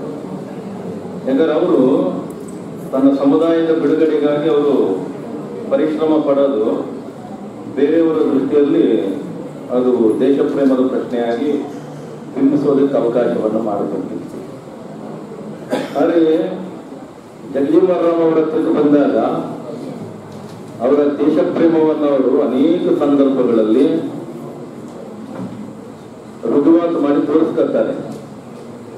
ಆದರೆ ಅವರನ್ನ ಭಾರತೀಯನಾಗಿ ನೋಡಿದಂಥವರು ತುಂಬಾ ಕಡಿಮೆ ರಾಜಕೀಯ ರಂಗದಲ್ಲಿ. ಅವರನ್ನ ಜಾತಿಯಾಗಿ ನೋಡಿದವರೇ ಜಾಸ್ತಿ. ಒಂದು ಸಣ್ಣ ಉದಾಹರಣೆಯನ್ನು ಹೇಳ್ತೀನಿ. ಬಾಲ್ಯದ ಬಗ್ಗೆ ನಾನು ಮಾತಾಡಕ್ಕೆ ಹೋಗಲ್ಲ. ಇಲ್ಲಿ ಮಾತಾಡದಂತ ಉಪನ್ಯಾಸಕರಿಗಾಗಲೇ ಸುಮಾರು ಸಂಗತಿಗಳನ್ನು ಹೇಳಿದ್ದಾರೆ. ಒಂದು ಸಣ್ಣ ಸಂಗತಿಯನ್ನು ಹೇಳ್ತೀನಿ. 1937 ಬಿಹಾರದಲ್ಲಿ ಯೂನಸ್ ಅನ್ನುವಂಥವರ ನೇತೃತ್ವದಲ್ಲಿ ಸರ್ಕಾರವನ್ನು ಮಾಡೋದಕ್ಕೆ ಬ್ರಿಟಿಷ್ ಆಡಳಿತ ಪ್ರಯತ್ನವನ್ನ ಮಾಡುತ್ತೆ. ಆಗ ಗಾಂಧಿಯವರಿಂದ ಜಗಜೀವನರಾಮ್ ಅವರಿಗೆ ಒಂದು ಸಂದೇಶ ಬರುತ್ತೆ. ನೀವು ಕಾಂಗ್ರೆಸ್ ಬೆಂಬಲಿತ ಸರ್ಕಾರಕ್ಕೆ ನೀವು ಬೆಂಬಲವನ್ನು ಕೊಡಬೇಕು, ತನ್ಮೂಲಕ ನಿಮ್ಮ ದೇಶಭಕ್ತಿಯನ್ನ ಸಾಬೀತುಪಡಿಸಬೇಕು ಅಂತ. ಅದನ್ನು ಅವರಿಗೆ ಆ ಸಂದೇಶವನ್ನು ತಂದವರು ಡಾಕ್ಟರ್ ರಾಜೇಂದ್ರ ಪ್ರಸಾದ್ ಅವರು. ಆ ರಾಜೇಂದ್ರ ಪ್ರಸಾದ್ ಅವರ ಆ ಸಂದೇಶವನ್ನು ತಂದಾಗ ಆರ್ಥಿಕವಾಗಿ ಜಗಜೀವನರಾಮ್ ಅವರು ತುಂಬಾ ಮುಗ್ಗಟ್ಟಿನಲ್ಲಿರ್ತಾರೆ. ಆ ಸಂದರ್ಭದಲ್ಲಿ ಅನೇಕ ಆಮಿಷಗಳನ್ನು ಒಡ್ಡಲಾಗುತ್ತೆ ಅವರಿಗೆ ಬ್ರಿಟಿಷ್ ನೇತೃತ್ವದ ಆಡಳಿತ. ಆದರೆ ಅದು ಯಾವುದಕ್ಕೂ ಅವರು ಮನಸ್ಸೊಲ್ಲದೆ ಗಾಂಧಿಯವರ ಮಾತನ್ನ ಉಳಿಸಬೇಕು ಮತ್ತು ದೇಶದ ಹಿರಿಮೆಯನ್ನು ಎತ್ತಿಡಿಬೇಕು ಅಂತ ಹೇಳಿಬಿಟ್ಟು ಕಾಂಗ್ರೆಸ್ ಬೆಂಬಲಿತ ಸರ್ಕಾರದ ಪರವಾಗಿ ನಿಂತುಕೊಳ್ತಾರೆ. ಆಗ ಗಾಂಧಿಯವರು ಒಂದು ಮಾತನ್ನು ಹೇಳ್ತಾರೆ, ಇದು ಅಪರೂಪದ ಕಪ್ಪು ಮಾಣಿಕ್ಯ ಅನ್ನುವಂತ ಒಂದು ಮಾತನ್ನು ಹೇಳ್ತಾರೆ ಬಾಬಾ ಜಗಜೀವನರಾಮ್ ಅವರನ್ನ ಕುರಿತ. ಯಾಕಂದ್ರೆ ಗಾಂಧಿಗೆ ಅನೇಕ ಸಂದರ್ಭಗಳಲ್ಲಿ ಗೊಂದಲಗಳಿರ್ತಿತ್ತು. ಈ ಬಾಬಾ ಸಾಹೇಬರನ್ನ ಕುರಿತು ಕೂಡ ಅವರು ಸುಮಾರು ದಿವಸ ಬಾಬಾ ಸಾಹೇಬರ ಬಗ್ಗೆ ಭಾವಿಸ್ಕೊಂಡಿದ್ದು ಇವ್ರು ಯಾರೋ ಉಚ್ಚವರ್ಣದ ವ್ಯಕ್ತಿ ಇರಬೇಕು ಅಂತ. ಒಂದ್ಸಲ ಬಾಬಾ ಸಾಹೇಬರ ಜೊತೆಗೆ ಮಾತಾಡುವಾಗ ಅವ್ರು ಹೇಳುತ್ತಾರೆ, ನೀವು ಅಲ್ಲಿ ಹುಟ್ಟಿದ್ರೆ ನಿಮಗೆ ಅಸ್ಪೃಶ್ಯತೆಯ ನೋವು ಸಂಕಟ ಏನು ಅನ್ನೋದು ನಿಮಗೆ ಗೊತ್ತಾಗ್ತಿತ್ತು ಅಂತ ಗಾಂಧಿಯವರಿಗೆ ಬಾಬಾ ಸಾಹೇಬರು ಹೇಳಿದಾಗ, ಆಗ ಗಾಂಧಿಯವರಿಗೆ ಇವರು ಅಸ್ಪೃಶ್ಯರೇ ಅಂತ ಹೇಳ್ಬಿಟ್ಟು ಮನವರಿಕೆ ಆಗುತ್ತೆ. ಆಗ ಅಲ್ಲೇ ಇದ್ದಂತ ಮದನ ಮೋಹನ ಮಾಳವಿಯ ತುಂಬಾ ಸುಲಭದ ಒಂದು ಸಲಹೆಯನ್ನು ಕೊಡ್ತಾರೆ. ನಿಮ್ಮ ಸಮುದಾಯದವರೆಲ್ಲ ಸ್ವಲ್ಪ ಕಪ್ಪು ವರ್ಣದವರು ಇರೋದ್ರಿಂದ ಸಮಾಜ ಈ ರೀತಿ ಅವರ ಬಗ್ಗೆ ನಡ್ಕತ್ತಿದೆ ಅಂತ ಅನ್ಸುತ್ತೆ ನಮ್ಗೆ. ನಿಮ್ಮ ರೀತಿಯಲ್ಲಿದ್ರೆ ಆ ರೀತಿ ಯಾರು ನಡ್ಕೊಳ್ಳಾದ್ರು. ಆದ್ರಿಂದ ಏನೋ ಒಂದು ಹೇಳುತ್ತಾರೆ, ನಿಮ್ಮ ಹೆಣ್ಣು ಮಕ್ಕಳು ಗರ್ಭಿಣಿಯರಾಗಿರುವಾಗ ಅದೆಂಥದ್ದು ಒಂದು ಪದಾರ್ಥವನ್ನು ಹೇಳ್ತಾರೆ, ಅದನ್ನ ತಿನ್ನಿಸ್ಬಿಡಿ ಮಕ್ಕಳು ಬೆಳ್ಳಗಿರ್ತಾರೆ ಅಂತ. ಬಾಬಾ ಸಾಹೇಬ್ರಿಗೆ ಮೈಯೆಲ್ಲ ಹೋಗೋದು. ಅಂದ್ರೆ ನಾನು ಇಲ್ಲಿ ಹೇಳಕ್ ಹೊರಟಿದ್ದೇನು ಅಂದ್ರೆ, ಈ ದೇಶಕ್ಕೆ ನೆಪಗಳು ಬೇಕು, ಮನುಷ್ಯರು ಬೇಕಾಗಿಲ್ಲ. ಮನುಷ್ಯರನ್ನ ದೂರ ಮಾಡಲಿಕ್ಕೆ ಕಾರಣಗಳನ್ನ ಹುಡುಕುತ್ತೆ, ಆದ್ರೆ ಮತ್ತೆ ಮತ್ತೆ ತನ್ನ ಸಮರ್ಥಿಸಿಕೊಳ್ಳುವಂತ ಪ್ರಯತ್ನವನ್ನ ಮಾಡ್ತಾ ಇದೆ. ಅಂತ ಒಂದು ಪೂರ್ವಾಗ್ರಹ ಪೀಡಿತವಾದಂತ ನೆಲದ ಒಳಗಡೆ ನಿಮ್ಮ ಎದೆಯನ್ನು ಬಗೆದು ನೀವು ತೋರಿಸಿದ್ರು ಕೂಡ ನಿಮ್ಮನ್ನ ಇವರು ಒಪ್ಕೊಳ್ಳಕ್ಕೆ ಸಾಧ್ಯ ಇಲ್ಲ. 1908 ಏಪ್ರಿಲ್ 5ನೇ ತಾರೀಕು ಬಾಬೂಜಿ ಅವರು ಹುಟ್ಟಿದಾಗ ಅವರು ಈಗೆಲ್ಲ ಆಗ್ತಾರಂತ ಯಾರು ಕನಸು ಕಂಡಿರಲಿಲ್ಲ. ಯಾಕಂದ್ರೆ ಅವತ್ತಿನ ದಿವಸ ಎಷ್ಟೋ ಜನ ಹುಟ್ಟಿದ್ದಾರೆ, ಆದ್ರೆ ಒಬ್ಬರು ಮಾತ್ರ ಮೇಲಕ್ಕೆ ಬಂದರು. ಆ ಬರೋದು ಕೂಡ ಅಷ್ಟು ಸುಲಭವಾಗಿರ್ಲಿಲ್ಲ. ಇಲ್ಲಾಗ್ಲೇ ಗೆಳೆಯರು ಮಾತಾಡ್ತಾ ಹೇಳ್ತಾ ಇದ್ರು, SLC ಅವರು ಗಣಿತದಲ್ಲಿ 100ಕ್ಕೆ 100 ಅಂಕಗಳನ್ನ ತಗೋತಾರೆ. ಆಮೇಲೆ ಹುಟ್ಟಿನ ಕಾರಣಕ್ಕಾಗಿ ಯಾರೋ ಬುದ್ಧಿವಂತರು ಯಾರೋ ದಡ್ಡರು ಅಂತ ಹೇಳುವಂತ ಈ ಪರಂಪರೆಯ ಒಳಗಡೆ ಬಾಪೂಜಿ ಅರಿವೇ ಇಲ್ಲದೆ ಅವೆಲ್ಲವನ್ನ ಉಲ್ಲಂಘಿಸ್ತಾ ಹೋಗ್ತಾರೆ. ಆದ್ರೆ ಅವರಿಗೆ ಎಲ್ಲೂ ಕೂಡ ಕಹಿ ಅನ್ನೋದು ಬರಲಿಲ್ಲ ಮನಸ್ಸಿಗೆ. ಆ ಕಾರಣ ಏನಂದ್ರೆ ಅವ್ರ ಊರಿನಲ್ಲಿ ಇದ್ದದ್ದು ಬ್ರಾಹ್ಮಣರು ಮತ್ತು ಕಾಯಸ್ಥ ಅನ್ನುವಂತ ಎರಡೇ ಸಮಾಜ ಇದ್ದಿತ್ತು. ಮುಸ್ಲಿಮರಾಗಲಿ ಬೇರೆ ಯಾವುದೇ ಸಮುದಾಯಗಳಿರಲಿಲ್ಲ, ಅಸ್ಪೃಶ್ಯರನ್ನ ಹೊರತುಪಡಿಸಿದ್ದಾರೆ. ಆಮೇಲೆ ಅಲ್ಲಿದ್ದಂತ ಬ್ರಾಹ್ಮಣ ಸಮುದಾಯ ಕೂಡ ಎಂತದ್ದು ಅಂದ್ರೆ, ಒಂದು ಸಲ ಪ್ರವಾಹದಲ್ಲಿ ಇವ್ರ ಮನೆ ಕೊಚ್ಚಿ ಹೋಗ್ಬಿಡುತ್ತೆ, ದೊಡ್ಡದಾಗಿ ಮಳೆ ಬಂದು. ಆಗ ಕಪಿಲ ಮುನಿ ತಿವಾರಿ ಅಂತ ಇವ್ರು ಮೇಷ್ಟ್ರು, ಬ್ರಾಹ್ಮಣ ಸಮುದಾಯಕ್ಕೆ ಸೇರಿದವರು. 6 ತಿಂಗಳ ಕಾಲ ಅವರ ಮನೆಯ ಒಂದು ಭಾಗವನ್ನ ಖಾಲಿ ಮಾಡಿಕೊಟ್ಟು ಅವರು ಮತ್ತೆ ಮನೆ ಕಟ್ಕೊಳ್ಳೋವರೆಗೂ ತಮ್ಮ ಮನೆಯಲ್ಲಿ ಇರಿಸ್ಕೊತಾರೆ. ಅಂದ್ರೆ ಜಾತೀಯತೆಯನ್ನ ಮಾಡದೇ ಇದ್ದಂತ ಒಂದು ಚಾಂದ್ವಾ ಅನ್ನುವಂತ ಒಂದು ಪ್ರದೇಶದಲ್ಲಿ ಇದ್ದುದರಿಂದ ಅವರಿಗೆ ಮನುಷ್ಯರನ್ನ ಅರ್ಥ ಮಾಡ್ಕೊಳ್ಳೋದು ತುಂಬಾ ಭಿನ್ನವಾದಂತ ರೀತಿಯಲ್ಲಿ ಸಾಧ್ಯ ಆಯಿತು. ಆದ್ರಿಂದಲೇ ಅವರು ಒಂದು ಕಡೆ ಹೇಳ್ತಾರೆ, ಅವ್ರು ಬರೆದಿದ್ದು ಒಂದೇ ಒಂದು ಪುಸ್ತಕ, ಆ ಪುಸ್ತಕದಲ್ಲಿ ಒಂದು ಕಡೆ ಒಂದು ಮಾತು ಹೇಳ್ತಾರೆ ಅವರು. ಏನು ಅಂದ್ರೆ, ಭಾರತಕ್ಕೆ ಕಂಡಿದಂತ ರೋಗಗಳ ಬಗ್ಗೆ ಮಾತಾಡ್ತಾ ಒಂದು ಮಾತನ್ನ ತುಂಬಾ ಚೆನ್ನಾಗಿ ಹೇಳ್ತಾರೆ ಅವರು.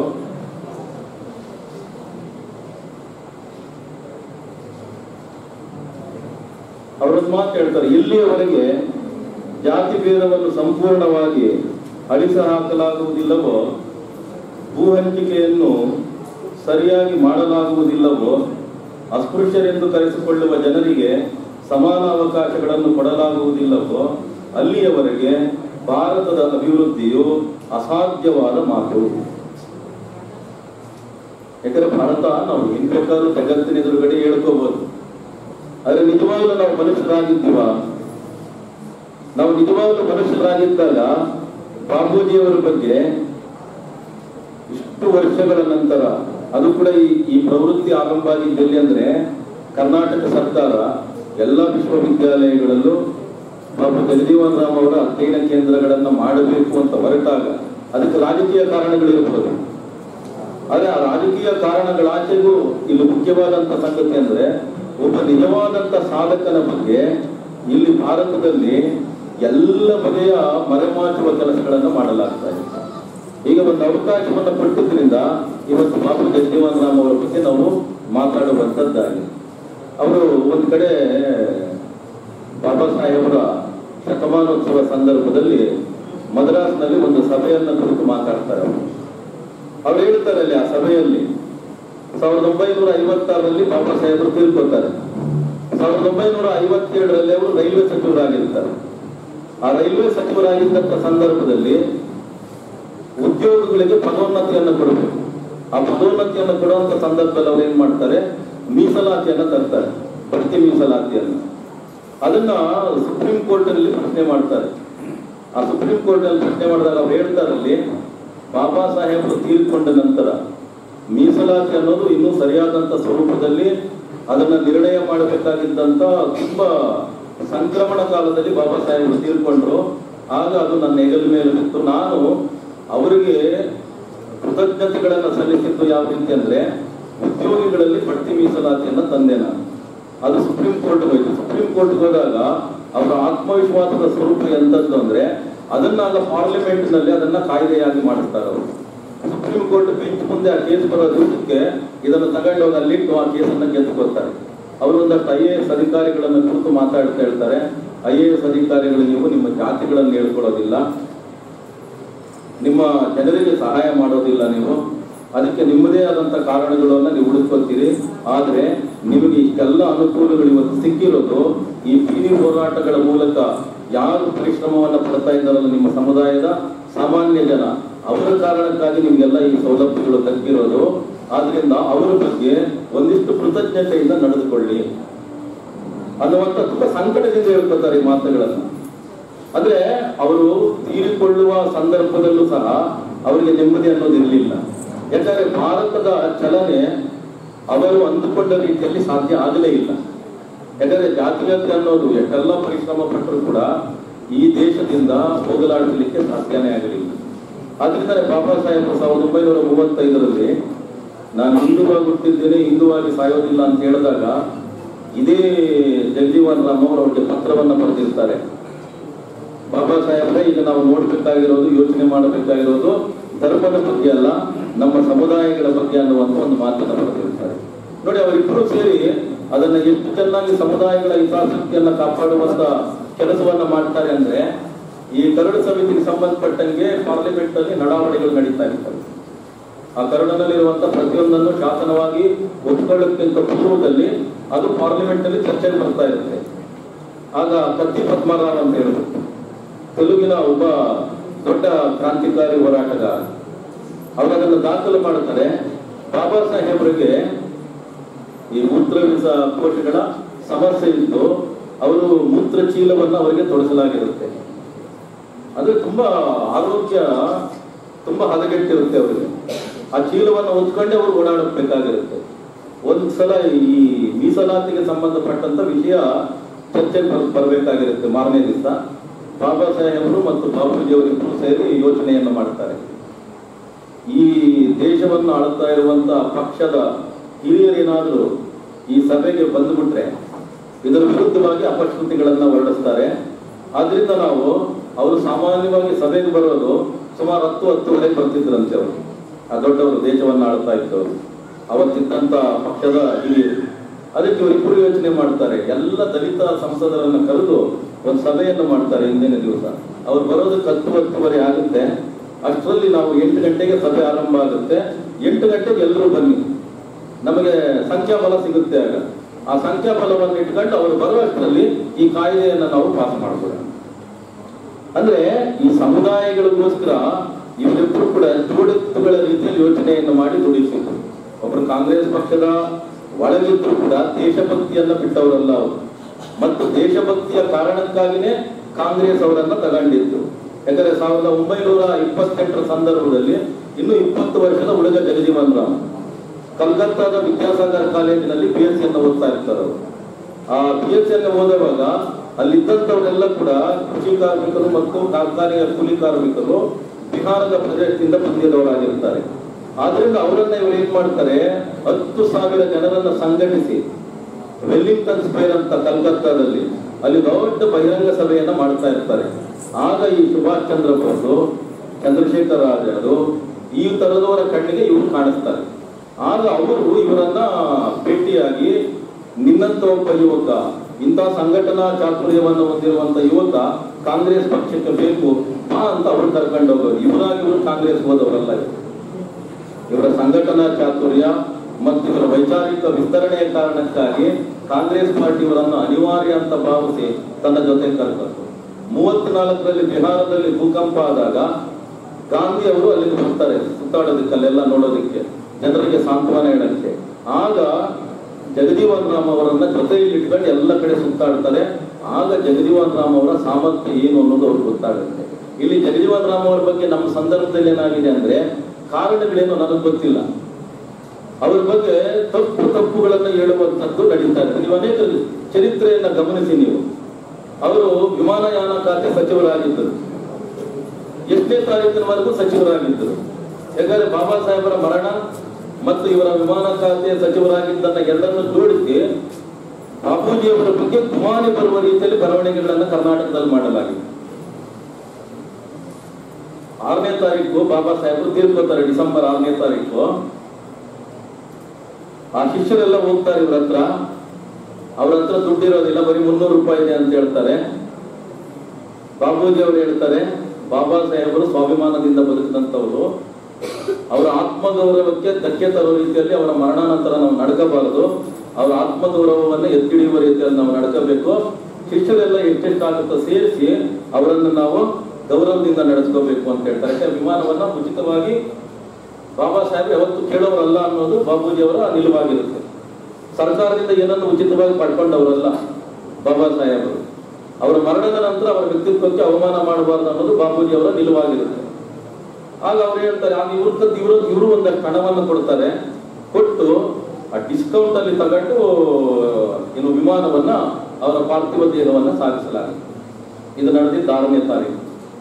ನೀವು ಚರಿತ್ರೆ ಬಗ್ಗೆ ಕಾಳಜಿ ಇದ್ರೆ ತೆಗೆದು ನೋಡಿ. 7ನೇ ತಾರೀಕು ಆ ವಿಮಾನಯಾನ ಖಾತೆಯನ್ನ ಬಾಪೂಜಿ ಅವರಿಂದ ಕಿತ್ತುಕೊಳ್ಳಲಾಗಿದೆ. ಕಾಂಗ್ರೆಸ್ಗೆ ವಿರೋಧ ಇತ್ತು ಬಾಪೂಜಿ ಅವರ ಬಗ್ಗೆ, ಅವತ್ತಿನ ಕಾಂಗ್ರೆಸ್ಗೆ ಬಾಬಾ ಸಾಹೇಬರ ಬಗ್ಗೆ. ಬಾಪೂಜಿಗಲ್ಲ. ಬಾಬೂಜಿ ಮತ್ತು ಬಾಬಾ ಸಾಹೇಬ್ ಇಬ್ಬರು ನಡ್ಕೊಂಡಿದ್ದು ಸಮುದಾಯದ ಏಳಿಗೆಗಾಗಿ ಇಬ್ಬರು ಏನೆಲ್ಲವನ್ನ ಮಾಡಬಹುದು ಅದನ್ನ ಒಬ್ಬರು ಒಳಗಿದ್ದು ಒಬ್ಬರ ಹೊರಗಿದ್ದು ಸಾಧಿಸ್ಕೊಂಡು ಬಂದಂಥವ್ರು. ನೀವು ಚರಿತ್ರೆ ಪುಟಗಳನ್ನು ಹಾಗೆ ತಿರುಗಿಸ್ತಾ ಹೋದ್ರೆ ಬಾಬಾ ಸಾಹೇಬರಿಗೆ ಕಾಂಗ್ರೆಸ್ ಅವರು ಯಾವುದನ್ನು ಸಂತೋಷದಿಂದ ಕೊಟ್ಟಿದ್ದಲ್ಲ. ಬಾಬೂಜಿ ಅವರು ಒಳಗಿದ್ದುಕೊಂಡು ಗಾಂಧಿ ಅವರ ಮೇಲೆ ಪ್ರಭಾವವನ್ನು ಬೀರ್ತಾ ಇದ್ರು. ಆ ಗಾಂಧಿಯವರ ಮೇಲೆ ಪ್ರಭಾವ ಬೀರಿದಾಗ ಗಾಂಧಿಯವರು ನೆಹರುಗೆ ಹೇಳ್ತಾ ಇದ್ರು. ಆ ಮೂಲಕ ಬಾಬಾ ಸಾಹೇಬರಿಗೆ ಅಧಿಕಾರ ಸಿಗ್ತಾ ಇತ್ತು. ಈಗ ಮಧ್ಯಂತರ ಸರ್ಕಾರ ಬಂತು. ಮಧ್ಯಂತರ ಸರ್ಕಾರ ಬಂದಾಗ ಬಾಬೂಜಿಯವರನ್ನ ಕೇಂದ್ರ ಮಂತ್ರಿಯಾಗಿ ತಗೊಳ್ತಾರೆ. ಬಾಬಾ ಸಾಹೇಬರನ್ನು ತಗೊಂಡಿರಲಿಲ್ಲ.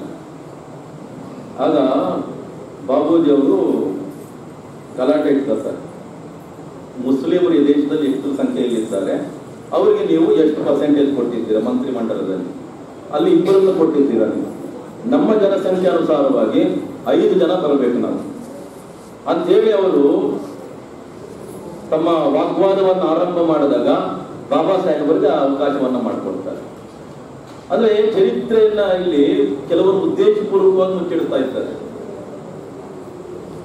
ಇನ್ನು ಕೆಲವರು ಅಜ್ಞಾನದಿಂದ ಚರಿತ್ರೆಯ ಗ್ರಹಿಕೆಗಳನ್ನು ತಮ್ಮದಾಗಿಸಿಕೊಂಡು ಆ ಸುಳ್ಳುಗಳನ್ನ ಮಾತಾಡ್ತಾ ಒಂದು ವ್ಯಕ್ತಿತ್ವವನ್ನು ಅನುಮಾನದಿಂದ ಗುಮಾನದಿಂದ ನೋಡುವಂಥದ್ದು ಇವತ್ತಿನವರೆಗೂ ನಡ್ಕ ಬರ್ತಾ ಇದೆ. ಅದು ಆದದ್ದು ಬಾಬು ಜಗಜೀವನ್ ರಾಮ್ ಅವರ ಸಂದರ್ಭದೊಳಗೆ.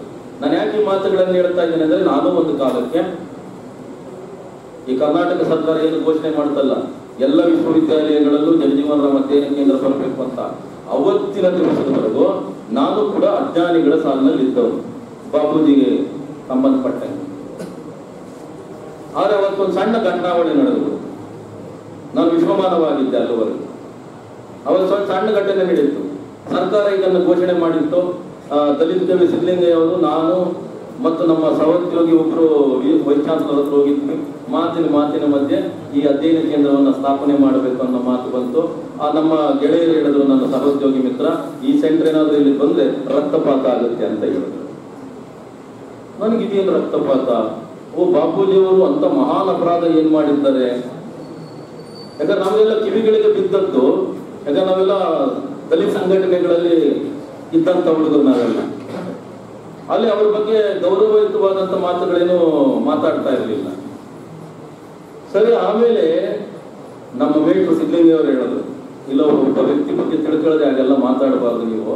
ರೋಸ್ಟರ್ ಪದ್ಧತಿ, ಕಾರ್ಮಿಕ ಕಾಯ್ದೆಗಳು, ಹೀಗೆ ಪಟ್ಟಿ ಮಾಡ್ತಾ ಹೋದ್ರೆ ಅದು ದೊಡ್ಡ ಪಟ್ಟಿನೇ ಆಗುತ್ತೆ. ಅಷ್ಟು ಸಾಧನೆಗಳನ್ನ ಬಾಬು ಜಗಜೀವನ್ ರಾಮ್ ಅವರು ಮಾಡಿದ್ದಾರೆ.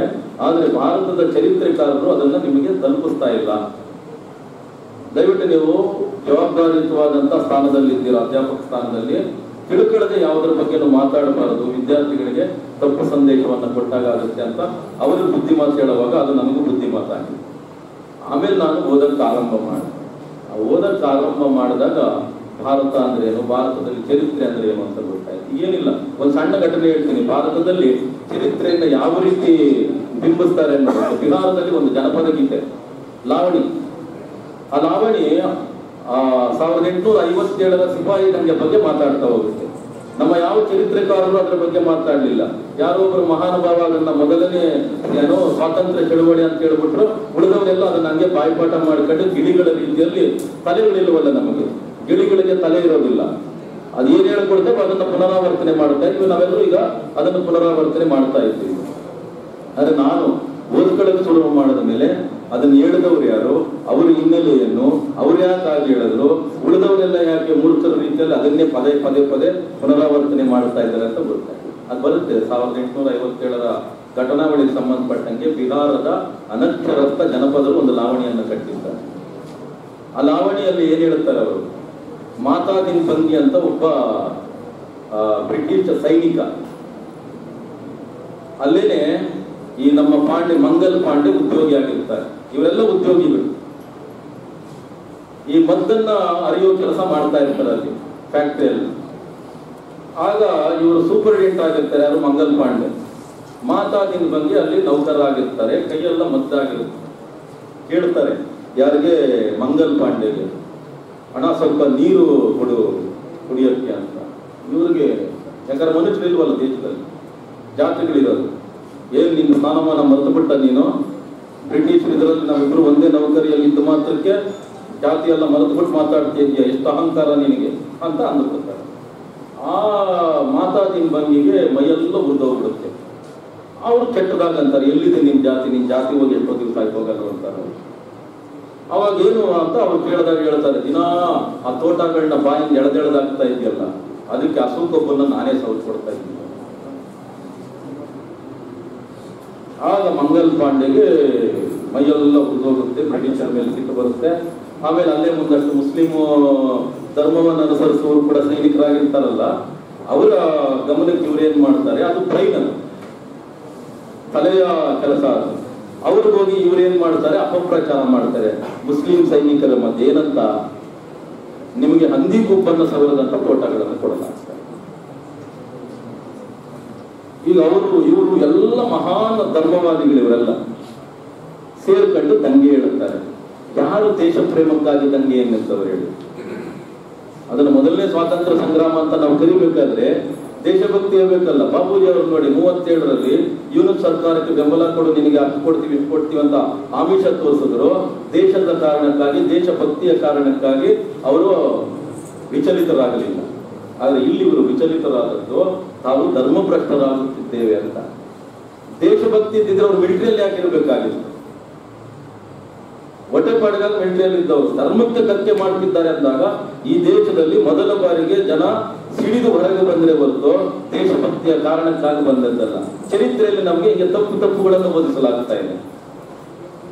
ಅದೇ ತಪ್ಪುಗಳನ್ನೇ ಬಾಬೂಜಿ ಅವರ ಸಂದರ್ಭದಲ್ಲೂ ಮಾಡ್ತಾ ಇದ್ದಾರೆ, ಬಾಬಾ ಸಾಹೇಬರ ಸಂದರ್ಭದಲ್ಲೂ ಮಾಡ್ತಾ ಇದ್ದಾರೆ. ಅವರಿಬ್ಬರನ್ನು ಕೂಡ ಆಜನ್ಮ ಶತ್ರುಗಳನ್ನು ರೀತಿಯಲ್ಲಿ ಬಿಂಬಿಸಿ ಸಮುದಾಯಗಳನ್ನು ಒಡೆಯುವಂತ ಕೆಲಸವನ್ನು ಮಾಡ್ತಾ ಇದ್ದಾರೆ. ಅದರಿಂದ ನಾವು ಈ ಜಾತಿ ಪ್ರಧಾನ ಭಾರತದೊಳಗಡೆ ಬದುಕ್ತಾ ಇದ್ದೀವಿ. ಆದ್ರೆ ಎಲ್ಲ ಮಹಾನುಭಾವರು ಮಾಡಿದ್ದು ಮನುಷ್ಯ ಪ್ರಧಾನವಾದಂತ ಭಾರತವನ್ನಾಗಿ ಇದನ್ನು ಹೇಗೆ ರೂಪಿಸಬೇಕು ಅಂತ ಪ್ರಯತ್ನ ಪಟ್ಟರು. ಅವರಿಗೆ ಕೊನೆ ಇನ್ನೊಂದು ಉದಾಹರಣೆಯನ್ನು ಹೇಳ್ತೀನಿ. ಬಾಬು ಜಗಜೀವನ್ ರಾಮ್ ಮಹಾತ್ಮ ಗಾಂಧಿಯವರ ಬದುಕಿನಲ್ಲಿ ಎಂತ ಪಾತ್ರವನ್ನ ನಿರ್ವಹಿಸಿದ್ರು ಅನ್ನೋದಿತ್ತು. ವರ್ಣ ವ್ಯವಸ್ಥೆಯ ಆರಾಧಕರಾಗಿದ್ರು ಯಾರು? ಗಾಂಧಿಯವರು. ಅದರ ಬಗ್ಗೆ ಅವ್ರಿಗೆ ಏನೋ ಒಂದು ಶ್ರದ್ಧೆ, ಅಳುವರು ಮಾಡಿದ್ದಾರೆ ಅಂದ್ರೆ ಅದಕ್ಕೆ ಏನೋ ಒಂದು ಅರ್ಥ ಇರಬೇಕು, ಅದಕ್ಕೊಂದು ಸಾರ್ಥಕತೆ ಇರಬೇಕು ಅನ್ನುವಂತ ನಂಬಿಕೆಯನ್ನು ಹೊಂದಿದ್ದಂಥವ್ರು. ಆದ್ರೆ ಅವರು ಕೊನೆಯ ದಿನಗಳಲ್ಲಿ ಒಂದು ಘೋಷಣೆಯನ್ನ ಮಾಡ್ತಾರೆ ಗಾಂಧಿಯವರು. ಇನ್ನು ಮುಂದೆ ನಾನು ಅಂತರ ಧರ್ಮೀಯ ಮತ್ತು ಅಂತರ ಜಾತಿಯ ವಿವಾಹಗಳಿಗೆ ಮಾತ್ರ ಬರ್ತೇನೆ, ಜಾತಿ ಒಳಗೆ ಧರ್ಮದ ಒಳಗಡೆ ನಡೆಯುವಂತ ವಿವಾಹಗಳಿಗೆ ನಾನು ಬರೋದಿಲ್ಲ ಅಂತ ಘೋಷಣೆಯನ್ನು ಮಾಡ್ತಾರೆ. ಅಂದ್ರೆ ಏನು ಬಾಬಾ ಸಾಹೇಬ್ ಹೇಳಿದ್ರು, ಜಾತಿ ವಿನಾಶವಾದ್ರೆ ಮಾತ್ರ ಭಾರತ ಅಭಿವೃದ್ಧಿಯ ಪಥದಲ್ಲಿ ನಡೆಯಕ್ಕೆ ಸಾಧ್ಯನೇ ಹೊರತು ಇಲ್ಲ ಅಂದ್ರೆ ಸಾಧ್ಯ ಇಲ್ಲ ಅಂತ ಏನು ಮಾತನ್ನು ಹೇಳಿದ್ರು ಆ ನಿಲುವಿಗೆ ಗಾಂಧಿ ಬಂದು ತಲುಪಿರ್ತಾರೆ. ಅಂದ್ರೆ ಗಾಂಧಿಗೆ ಆ ಬಗೆಯ ಜ್ಞಾನೋದಯವಾಗಲಿಕ್ಕೆ ಕಾರಣರಾದವರು ಯಾರಂದ್ರೆ ಬಾಬೂಜಿ ಅವರು. 3 ಹೊತ್ತು ಅವರ ಜೊತೆಯಲ್ಲಿ ಇರ್ತಿದ್ರು ಶಿಷ್ಯರಾಗಿ. ಹಾಗಂತ ಹೇಳ್ಬಿಟ್ಟು ಗಾಂಧಿಗೆ ಅಡಿಯಾಳ ಆಗಿರ್ಲಿಲ್ಲ ಅವರು. ಗಾಂಧಿ ಆಶ್ರಮದಲ್ಲಿ ಕುಟೀರಗಳಿದ್ರು, ಅಲ್ಲಿ ತುಂಬಾ ಸರಳವಾದಂತ ವ್ಯವಸ್ಥೆ ಇತ್ತು. ಒಂದ್ಸಲ ಇವರು ಮೊದಲನೇ ಬಾರಿಗೆ ಆ ಆಶ್ರಮಕ್ಕೆ ಹೋಗ್ತಾರೆ. ಆಗ ಹೋದಾಗ ಅವ್ರು ತೋರಿಸ್ತಾರೆ, ಅವ್ರು ಹೇಳ್ತಾರೆ ನಾನು ಬದುಕು ಪೂರ್ತಿ ಇಂಥ ಜಾಗಗಳಲ್ಲೇ ಬದುಕಿರೋದು, ನನಗಿದು ಬೇಕಾಗಿಲ್ಲ. ಆಗ ಬಜಾಜ್ ಅನ್ನುವಂಥ ಶ್ರೀಮಂತರ ಗೆಸ್ಟ್ ಹೌಸ್ ಅಲ್ಲಿ ಇವರಿಗೆ ವ್ಯವಸ್ಥೆಯನ್ನ ಮಾಡಿಕೊಡ್ತಾರೆ. ಅದರಿಂದ ಬಾಬೂಜಿ ಎಲ್ಲೂ ಕೂಡ ಸೊಂಟ ಬಗ್ಗಿಸಿ ಕೈ ಕಟ್ಟಿ ನಿಂತವರಲ್ಲ. ಯಾಕಂದ್ರೆ ಅವರ ಆತ್ಮವಿಶ್ವಾಸದ ಪ್ರತೀಕವಾಗಿ ಕಾಂಗ್ರೆಸ್ ಜೊತೆಯಲ್ಲಿ ನಡ್ಕತ್ತಿದ್ರೆ ಹೊರತು ಎಲ್ಲೂ ಕೂಡ ಅಡಿಯಾಳಾಗಲ್ಲ. ಅದರಿಂದಾನೇ ಇಂದಿರಾ ಗಾಂಧಿ ಅವರು ತುರ್ತು ಪರಿಸ್ಥಿತಿ ಅಂತ ಪ್ರಜಾಪ್ರಭುತ್ವ ವಿರೋಧಿ ಯೋಚನೆಯನ್ನು ಮಾಡಿದಾಗ ಇವರು ಹೇಳ್ತಾರೆ ನೀವು ಮಾಡ್ತಾ ಇರೋ ತಪ್ಪು ಅಂತ ಹೇಳ್ಬಿಟ್ಟು ಪ್ರಜಾಪ್ರಭುತ್ವವನ್ನು ರಕ್ಷಿಸಬೇಕು ಅಂತ ಹೊರಗೆ ಬಂದು ಎಂಥದ್ದು ಪ್ರಜಾಪ್ರಭುತ್ವಕ್ಕಾಗಿ ಕಾಂಗ್ರೆಸ್ ಅನ್ನುವಂಥ ಪಾರ್ಟಿಯನ್ನು ಕಟ್ತಾರೆ. ಅದರಿಂದ ಎಲ್ಲೂ ಕೂಡ ಅವರು ಯಾರದೋ ಪಕ್ಷದ ಅಡಿಯಾಳುಗಳಾಗಿ ಯಾರದೋ ಮನೆಯ ಗುಲಾಮರಾಗಿ ಬದುಕಿದವರಲ್ಲ. ಯಾಕಂದ್ರೆ ಅವರ ಬಗ್ಗೆ ತುಂಬಾ ನೆಗೆಟಿವ್ ಆದಂತ ಬರವಣಿಗೆಗಳನ್ನ ದಲಿತ ಸಮುದಾಯಗಳಿಂದಲೇ ಬರೆಸಲಾಗಿದೆ. ನಾನು ಅಲ್ಲಿ ಅದೆಲ್ಲವನ್ನ ಇಲ್ಲಿ ಉಲ್ಲೇಖ ಮಾಡಕ್ ನನಗೆ ಇಷ್ಟ ಇಲ್ಲ. ಒಬ್ಬ ದೊಡ್ಡ ಹೋರಾಟಗಾರ ಅಂಬೇಡ್ಕರ್ ನಂತರ ಭಾರತವನ್ನ ದಲಿತ ಭಾರತ ಮಾಡಲಿಕ್ಕೆ ಹೊರಟು ಉತ್ತರ ಪ್ರದೇಶದಲ್ಲಿ ಅಧಿಕಾರದ ಗದ್ದುಗೆಯನ್ನ 2 ಸಲ ಹಿಡ್ಕೊಳ್ಳೋದಕ್ಕೆ ಕಾರಣರಾದಂತ ಆ ಮಹಾನುಭಾವನೆ ಇವರ ಬಗ್ಗೆ ನೆಗೆಟಿವ್ ಆದಂತ ರೀತಿಯಲ್ಲಿ. ಆದ್ರೆ ಅವ್ರಿಗೆ ಬೇರೆ ಉದ್ದೇಶ ಇತ್ತು. ಈಗಾಗಲೇ ಇರುವಂತ ದಲಿತ ಪ್ರತೀಕಗಳನ್ನ ಬಂಧಿಸದ ಹೊರತು ತಾವು ಹೊಸ ಪಥವನ್ನು ಹಿಡಿಯೋದಕ್ಕೆ ಆಗೋದಿಲ್ಲ ಅನ್ನೋ ಕಾರಣಕ್ಕಾಗಿ ಅವರ ಕೆಲಸವನ್ನು ಮಾಡ್ತಿದ್ರು. ಆದ್ರೆ ಅದರ ದುಷ್ಪರಿಣಾಮಗಳು ಯುವ ಸಮುದಾಯದ ಮೇಲೆ ಎಷ್ಟು ದೊಡ್ಡ ಪ್ರಮಾಣದಲ್ಲಿ ಬೀರಿದು ಅಂದ್ರೆ ಬಾಬೂಜಿಯವರು ಏನು ಈ ಸಮುದಾಯಗಳ ಏಳಿಗೆಯ ಸಂದರ್ಭದಲ್ಲಿ ಅದಕ್ಕೆ ವ್ಯತಿರಿಕ್ತವಾಗಿರುವಂತವರೇನು ಅನ್ನುವಂತ ತಪ್ಪು ಅಭಿಪ್ರಾಯಗಳಿಗೆ ಅದು ಅವಕಾಶವನ್ನು ಮಾಡಿಕೊಳ್ಳುತ್ತೆ. ಅದರಿಂದ ಹೀಗೆ ಗಾಂಧಿಯನ್ನ ಬದಲಾಯಿಸಿದಂತ ಮತ್ತು ಈ ದೇಶದ ಸಂದರ್ಭದ ಒಳಗಡೆ ಜಾತಿ ಅನ್ನೋದು ಎಷ್ಟು ಪ್ರಬಲವಾಗಿದೆ ಅನ್ನುವಂಥದ್ದನ್ನು ಅರ್ಥ ಮಾಡಿಕೊಂಡು ತಮಗೆ ಅನೇಕ ಅನ್ಯಾಯಗಳು ನಡೆದಂತ ಸಂದರ್ಭದಲ್ಲೂ ಕೂಡ ದೇಶದ ಬಗ್ಗೆ ಕಲಿಯನ್ನು ಅವರು ಎಲ್ಲಿ ಬೆಳೆಸ್ಕೊಳ್ಳಲಿಲ್ಲ. ದೇಶದ ಬಗ್ಗೆ ಕಿಂಚಿತ್ತೂ ಕಹಿಯನ್ನು ಬೆಳೆಸ್ಕೊಳ್ಳಿಲ್ಲ. ಮನುಷ್ಯರು ಬದಲಾಗಬೇಕು, ಇವತ್ತೆಲ್ಲ ನಾಳೆ ಬದಲಾಗಬಹುದು ಅನ್ನುವಂಥ ನಿರೀಕ್ಷೆಯನ್ನು ಇಟ್ಕೊಳ್ತಾರೆ. ಆದರೆ ಅವರು ಬರೆದಂಥ ಒಂದೇ ಒಂದು ಪುಸ್ತಕದಲ್ಲಿ ಅವರಿಗೆ ಭಾರತ ಅಂದರೆ ತುಂಬಾ ಚೆನ್ನಾಗಿ ಅರ್ಥ ಆಗುತ್ತೆ. ಅವರು ಒಂದು ಮಾತನ್ನು ಹೇಳ್ತಾರೆ, ಭಾರತೀಯರ ಮನಸ್ಥಿತಿ ಅನ್ನೋದು ಬದಲಾಗದ ಹೊರತು, ಇಲ್ಲಿನ ಜಾತಿ ವ್ಯವಸ್ಥೆ ಅನ್ನೋದು ಸಂಪೂರ್ಣವಾಗಿ ವಿನಾಶವಾಗದ ಹೊರತು ಭಾರತಕ್ಕೆ ಮುಕ್ತಿ ಅನ್ನೋದಿಲ್ಲ. ಯಾಕಂದ್ರೆ ಭಾರತಕ್ಕೆ ಯಾಕೆ ಮುಕ್ತಿ ಅಲ್ಲ ಅಂದ್ರೆ ಮನುಷ್ಯರು ಇಲ್ಲಿ ಇಲ್ವಲ್ಲ. ಮನುಷ್ಯರು ಬಂದಾಗ ಮಾತ್ರ ದೇಶ ಉದ್ಧಾರ ಆಗುತ್ತೆ. ಜಾತಿಗಳು ಬಂದಾಗ ನಾವೇ ಅನೇಕರು ಹೇಳ್ತಾರೆ ಅವರು ದಲಿತರು ಆದ್ರೆ ತುಂಬಾ ಒಳ್ಳೆಯವರು. ಹಾಗಾದ್ರೆ ದಲಿತರು ಯಾರು? ದಲಿತರೆಲ್ಲ ಕೆಟ್ಟವರ? ದಲಿತರಲ್ಲಿ ಯಾರೊಬ್ಬ ವ್ಯಕ್ತಿ ತುಂಬಾ ಒಳ್ಳೆಯವನು, ಯಾರೊಬ್ಬ ವ್ಯಕ್ತಿ ಬುದ್ಧಿವಂತ. ಹಾಗಾದ್ರೆ ಇಡೀ ದಲಿತ ಸಮುದಾಯ ಕಟ್ಟ? ಅಂದ್ರೆ ನಮ್ಮ ಮಾತುಗಳಲ್ಲೇನೆ ಒಂದು ಸಮುದಾಯದ ಬಗ್ಗೆ ಒಂದು ಪೂರ್ವಾಗ್ರಹದ ಚಿತ್ರವನ್ನ ಅಂಟಿಸ್ಬಿಟ್ಟಿದ್ದೀವಿ ನಾವೆಲ್ಲರ ಮೆದುಳುಗಳಲ್ಲಿ. ಅದರಿಂದ ನಮಗೆ ಹೊರಗೆ ಬರಕ್ ಆಗ್ತಾ ಇಲ್ಲ. ಅದರಿಂದ ಹೊರಗೆ ಬರೋದು ಯಾವಾಗ ನಾವು? ಅದರಿಂದ ಹೊರಗೆ ಬಾರದ ಹೊರತು ನಮ್ಮ ಪ್ರಯತ್ನಗಳು ಸಫಲವಾಗುವುದಿಲ್ಲ. ಅಲ್ಲಿವರೆಗೂ ಅನೇಕ ಸಾಧಕರಿಗೆ ಸಂಬಂಧಪಟ್ಟಂತ ಚರಿತ್ರೆಗಳೆಲ್ಲ ಏನಾಗಿರ್ತವಂದ್ರೆ ಅಬದ್ಧಗಳಿಂದ ಜನರ ಒಳಗಡೆ ಪ್ರಸರಣಗೊಳ್ತಾ ಇರ್ತವೆ, ಸತ್ಯಗಳ ಜೊತೆಗೆ ಸಂಬಂಧ ಇರೋದಿಲ್ಲ. ಅವರ ಸ್ಪಷ್ಟತೆ ಅನ್ನೋದು ಪ್ರತಿ ವಿಚಾರದ ಬಗ್ಗೆ ಹೇಗಿತ್ತು ಅಂದ್ರೆ, ಇನ್ನೂ ಅವರು 20-20 ಅಂಚಿನಲ್ಲಿದ್ದರು. ಅವರು ಆ ಅಂಚಿನಲ್ಲಿದ್ದಾಗ ಇವರಿಗೆ 8ನೇ ವಯಸ್ಸಿಗೆ ಮದುವೆ ಆಗಿರುತ್ತೆ. ಆ ಹೆಣ್ಣುಮಗಳು ತೀರ್ಕೊಂಡ್ಬಿಡ್ತಾಳೆ. ಆಗ ಇನ್ನೊಂದು ಮದುವೆಗೆ ವ್ಯವಸ್ಥೆ ಮಾಡ್ತಾರೆ. ಆ ಹುಡುಗಿ ಮನೆಯವರೆಲ್ಲ ಬಂದು ನೋಡ್ಕೊಂಡು ಹೋಗ್ತಾರೆ. ಯಾರೋ ಅಲ್ಲಿ ಮುಂದಾಳತ್ವ ಅನ್ನೋ ಇದ್ದವ್ರು ಇವರ ಕ್ಯಾರೆಕ್ಟರ್ ಬಗ್ಗೆ ಎಲ್ಲ ಹೇಳಿರ್ತಾರೆ. ಆದ್ರೆ ಆ ಹೆಣ್ಣು ಮಗಳ ಅಕ್ಕ ಒಂದು ಪತ್ರ ಬರೀತಾರೆ, ಇಂದ್ರಾಣಿ ಮೇಡಮ್ ಅವ್ರ ಅಕ್ಕ. ನೀವು ಏನು ಓದಿದ್ದೀರಾ ಅಂತ ಹೇಳ್ಬಿಟ್ಟು ಪತ್ರ ಬರೀತಾರೆ. ಅವರು ಒಂದು ಉತ್ತರ ಬರೀತಾರೆ ಅವರಿಗೆ, ನಾನು ನಿಮ್ಮಲ್ಲಿ ಕೆಲಸಕ್ಕೆ ಅರ್ಜಿ ಹಾಕಿಲ್ಲ, ನನ್ನ ವಿದ್ಯಾರ್ಥಿಯ ದಾಖಲೆಗಳನ್ನ ನಿಮಗೆ ಕೊಡೋದಿಕ್ಕೆ, ನಿಮ್ಗೆ ಇಷ್ಟ ಇದ್ರೆ ಹುಡುಗಿನ ಕೊಡಿ, ಇಲ್ಲ ಅಂದ್ರೆ ನೀವು ನೀವಿರಿ ಅಂತ ಬರೋದು. ಅಂದ್ರೆ ಅವರ ಸ್ವಾಭಿಮಾನದ ಪರಿ ಎಂತದ್ದು ಅಂದ್ರೆ ಬರೀ ಮದುವೆ ವಿಚಾರದಲ್ಲ. ಬಾಲ್ಯದಲ್ಲಿ ಒಂದ್ಸಲ ಅವರ ಮೇಷ್ಟ್ರು ಯಾವುದೋ ಕಾರಣಕ್ಕಾಗಿ ಒಬ್ಬ ಹುಡುಗ ಇವರ ಹೆಸರನ್ನು ಹಿಡಿದು ಅವಹೇಳನ ಮಾಡ್ತಾನೆ. ಅವನ ಜೊತೆಯಲ್ಲಿ ಕಿತ್ತಾಡ್ತಾ ಇರ್ಬೇಕಾದ್ರೆ ಮೇಷ್ಟ್ರು ಬಂದು ಇವರನ್ನು ಹೊಡಿತಾರೆ ಆ ಊರಿನಲ್ಲಿ. ಆಗ ಇವರು ತರಗತಿ ಬಿಟ್ಟು ಹೊರಟೋಗ್ಬಿಡ್ತಾರೆ. ಇವರು ತರಗತಿ ಬಿಟ್ಟು ಎಲ್ಲಿಗೆ ಹೋದ್ರು ಅಂದ್ರೆ ಇವರು ಹುಡುಗರನ್ನೆಲ್ಲ ನೋಡ್ಕೊ ಬರುವ ಎಲ್ಲೋದು ಅಂದ್ರೆ ಮರದ ಮೇಲೆ ಕೂತಿರ್ತಾರೆ. ಇವರು ಯಾರು ಹೇಳಿದ್ರು ಕೆಳಗಿಳಿಯೋದಿಲ್ಲ. ಕೊನೆಗೆ ಮೇಷ್ಟ್ರು ಬರ್ತಾರೆ. ಮೇಷ್ಟ್ರು ಬಂದು ಕೇಳುತ್ತಾರೆ, ನೀವು ಅವನ ಮಾತನ್ನ ಮಾತ್ರ ಕೇಳಿದ್ರಿ, ನೀವು ನನ್ನ ಮಾತನ್ನ ನೀವು ಕೇಳಿಸ್ಕೊಂಡು ನ್ಯಾಯ ನಿರ್ಣಯ ಮಾಡಲಿಲ್ಲ. ನೀವು ನ್ಯಾಯ ಕೊಡೋರು ಎರಡೂ ಕಡೆಯ ಮಾತನ್ನ ಕೇಳಬೇಕು ಅಂತ ಆ ಎಳೆಯ ಹುಡುಗ ಹೇಳ್ತಾನೆ ಯಾರಿಗೆ, ಈ ಮೇಷ್ಟ್ರಿ. ಆಗ ಅವ್ರಿಗೆ ಒಂದು ಬಗೆಯ ಏನು ಶಾಕ್ ಹೊಡೆದಂಗೆ ಆಗ್ಬಿಡುತ್ತೆ ಮೇಷ್ಟ್ರಿಗೆ. ಇಷ್ಟು ಚಿಕ್ಕ ಹುಡುಗ ಇಂತಹ ಮಾತುಗಳನ್ನು ಮಾತಾಡ್ತಾನಲ್ಲ ಅಂತೇಳಿ ಆಮೇಲೆ ಅವರಿಗೆ ಕ್ಷಮೆಯನ್ನು ಕೇಳಿ ಆ ಬಾಬೂಜಿಗೆ, ಆ ಸಣ್ಣ ವಯಸ್ಸಿನ ಹುಡುಗನಿಗೆ ಕೆಳಗಿಳಿಸ್ಕೊಂಡು ಆಮೇಲೆ ಬಂದು ಪಂಚಾಯತ್ ಮಾಡ್ತಾರೆ. ಹೀಗೆ ಬದುಕಿನಲ್ಲಿ ಎಲ್ಲೂ ಕೂಡ ಯಾವುದಕ್ಕೂ ಕೂಡ ಸೊಂಟ ಬಗ್ಗಿಸಿದವರಲ್ಲ. ಅಂದ್ರೆ ಯಾರನ್ನು ಓಲೈಸುವಂತ ಪ್ರವೃತ್ತಿ ಅವ್ರಿಗೆ ಇಲ್ಲೇ ಇಲ್ಲ. ಗಾಂಧಿಯಿಂದ ಮೊದಲುಗೊಂಡು ಯಾರ ಜೊತೆಯಲ್ಲೂ ಓಲೈಸುವಂತ ಪ್ರವೃತ್ತಿಯನ್ನು ಮಾಡಿದವರಲ್ಲ. ಎಲ್ಲ ಕಡೆಗಳಲ್ಲೂ ಸ್ವಾಭಿಮಾನದಿಂದ ಎದೆ ಎತ್ತಿ ನಡೆದಂಥವರು.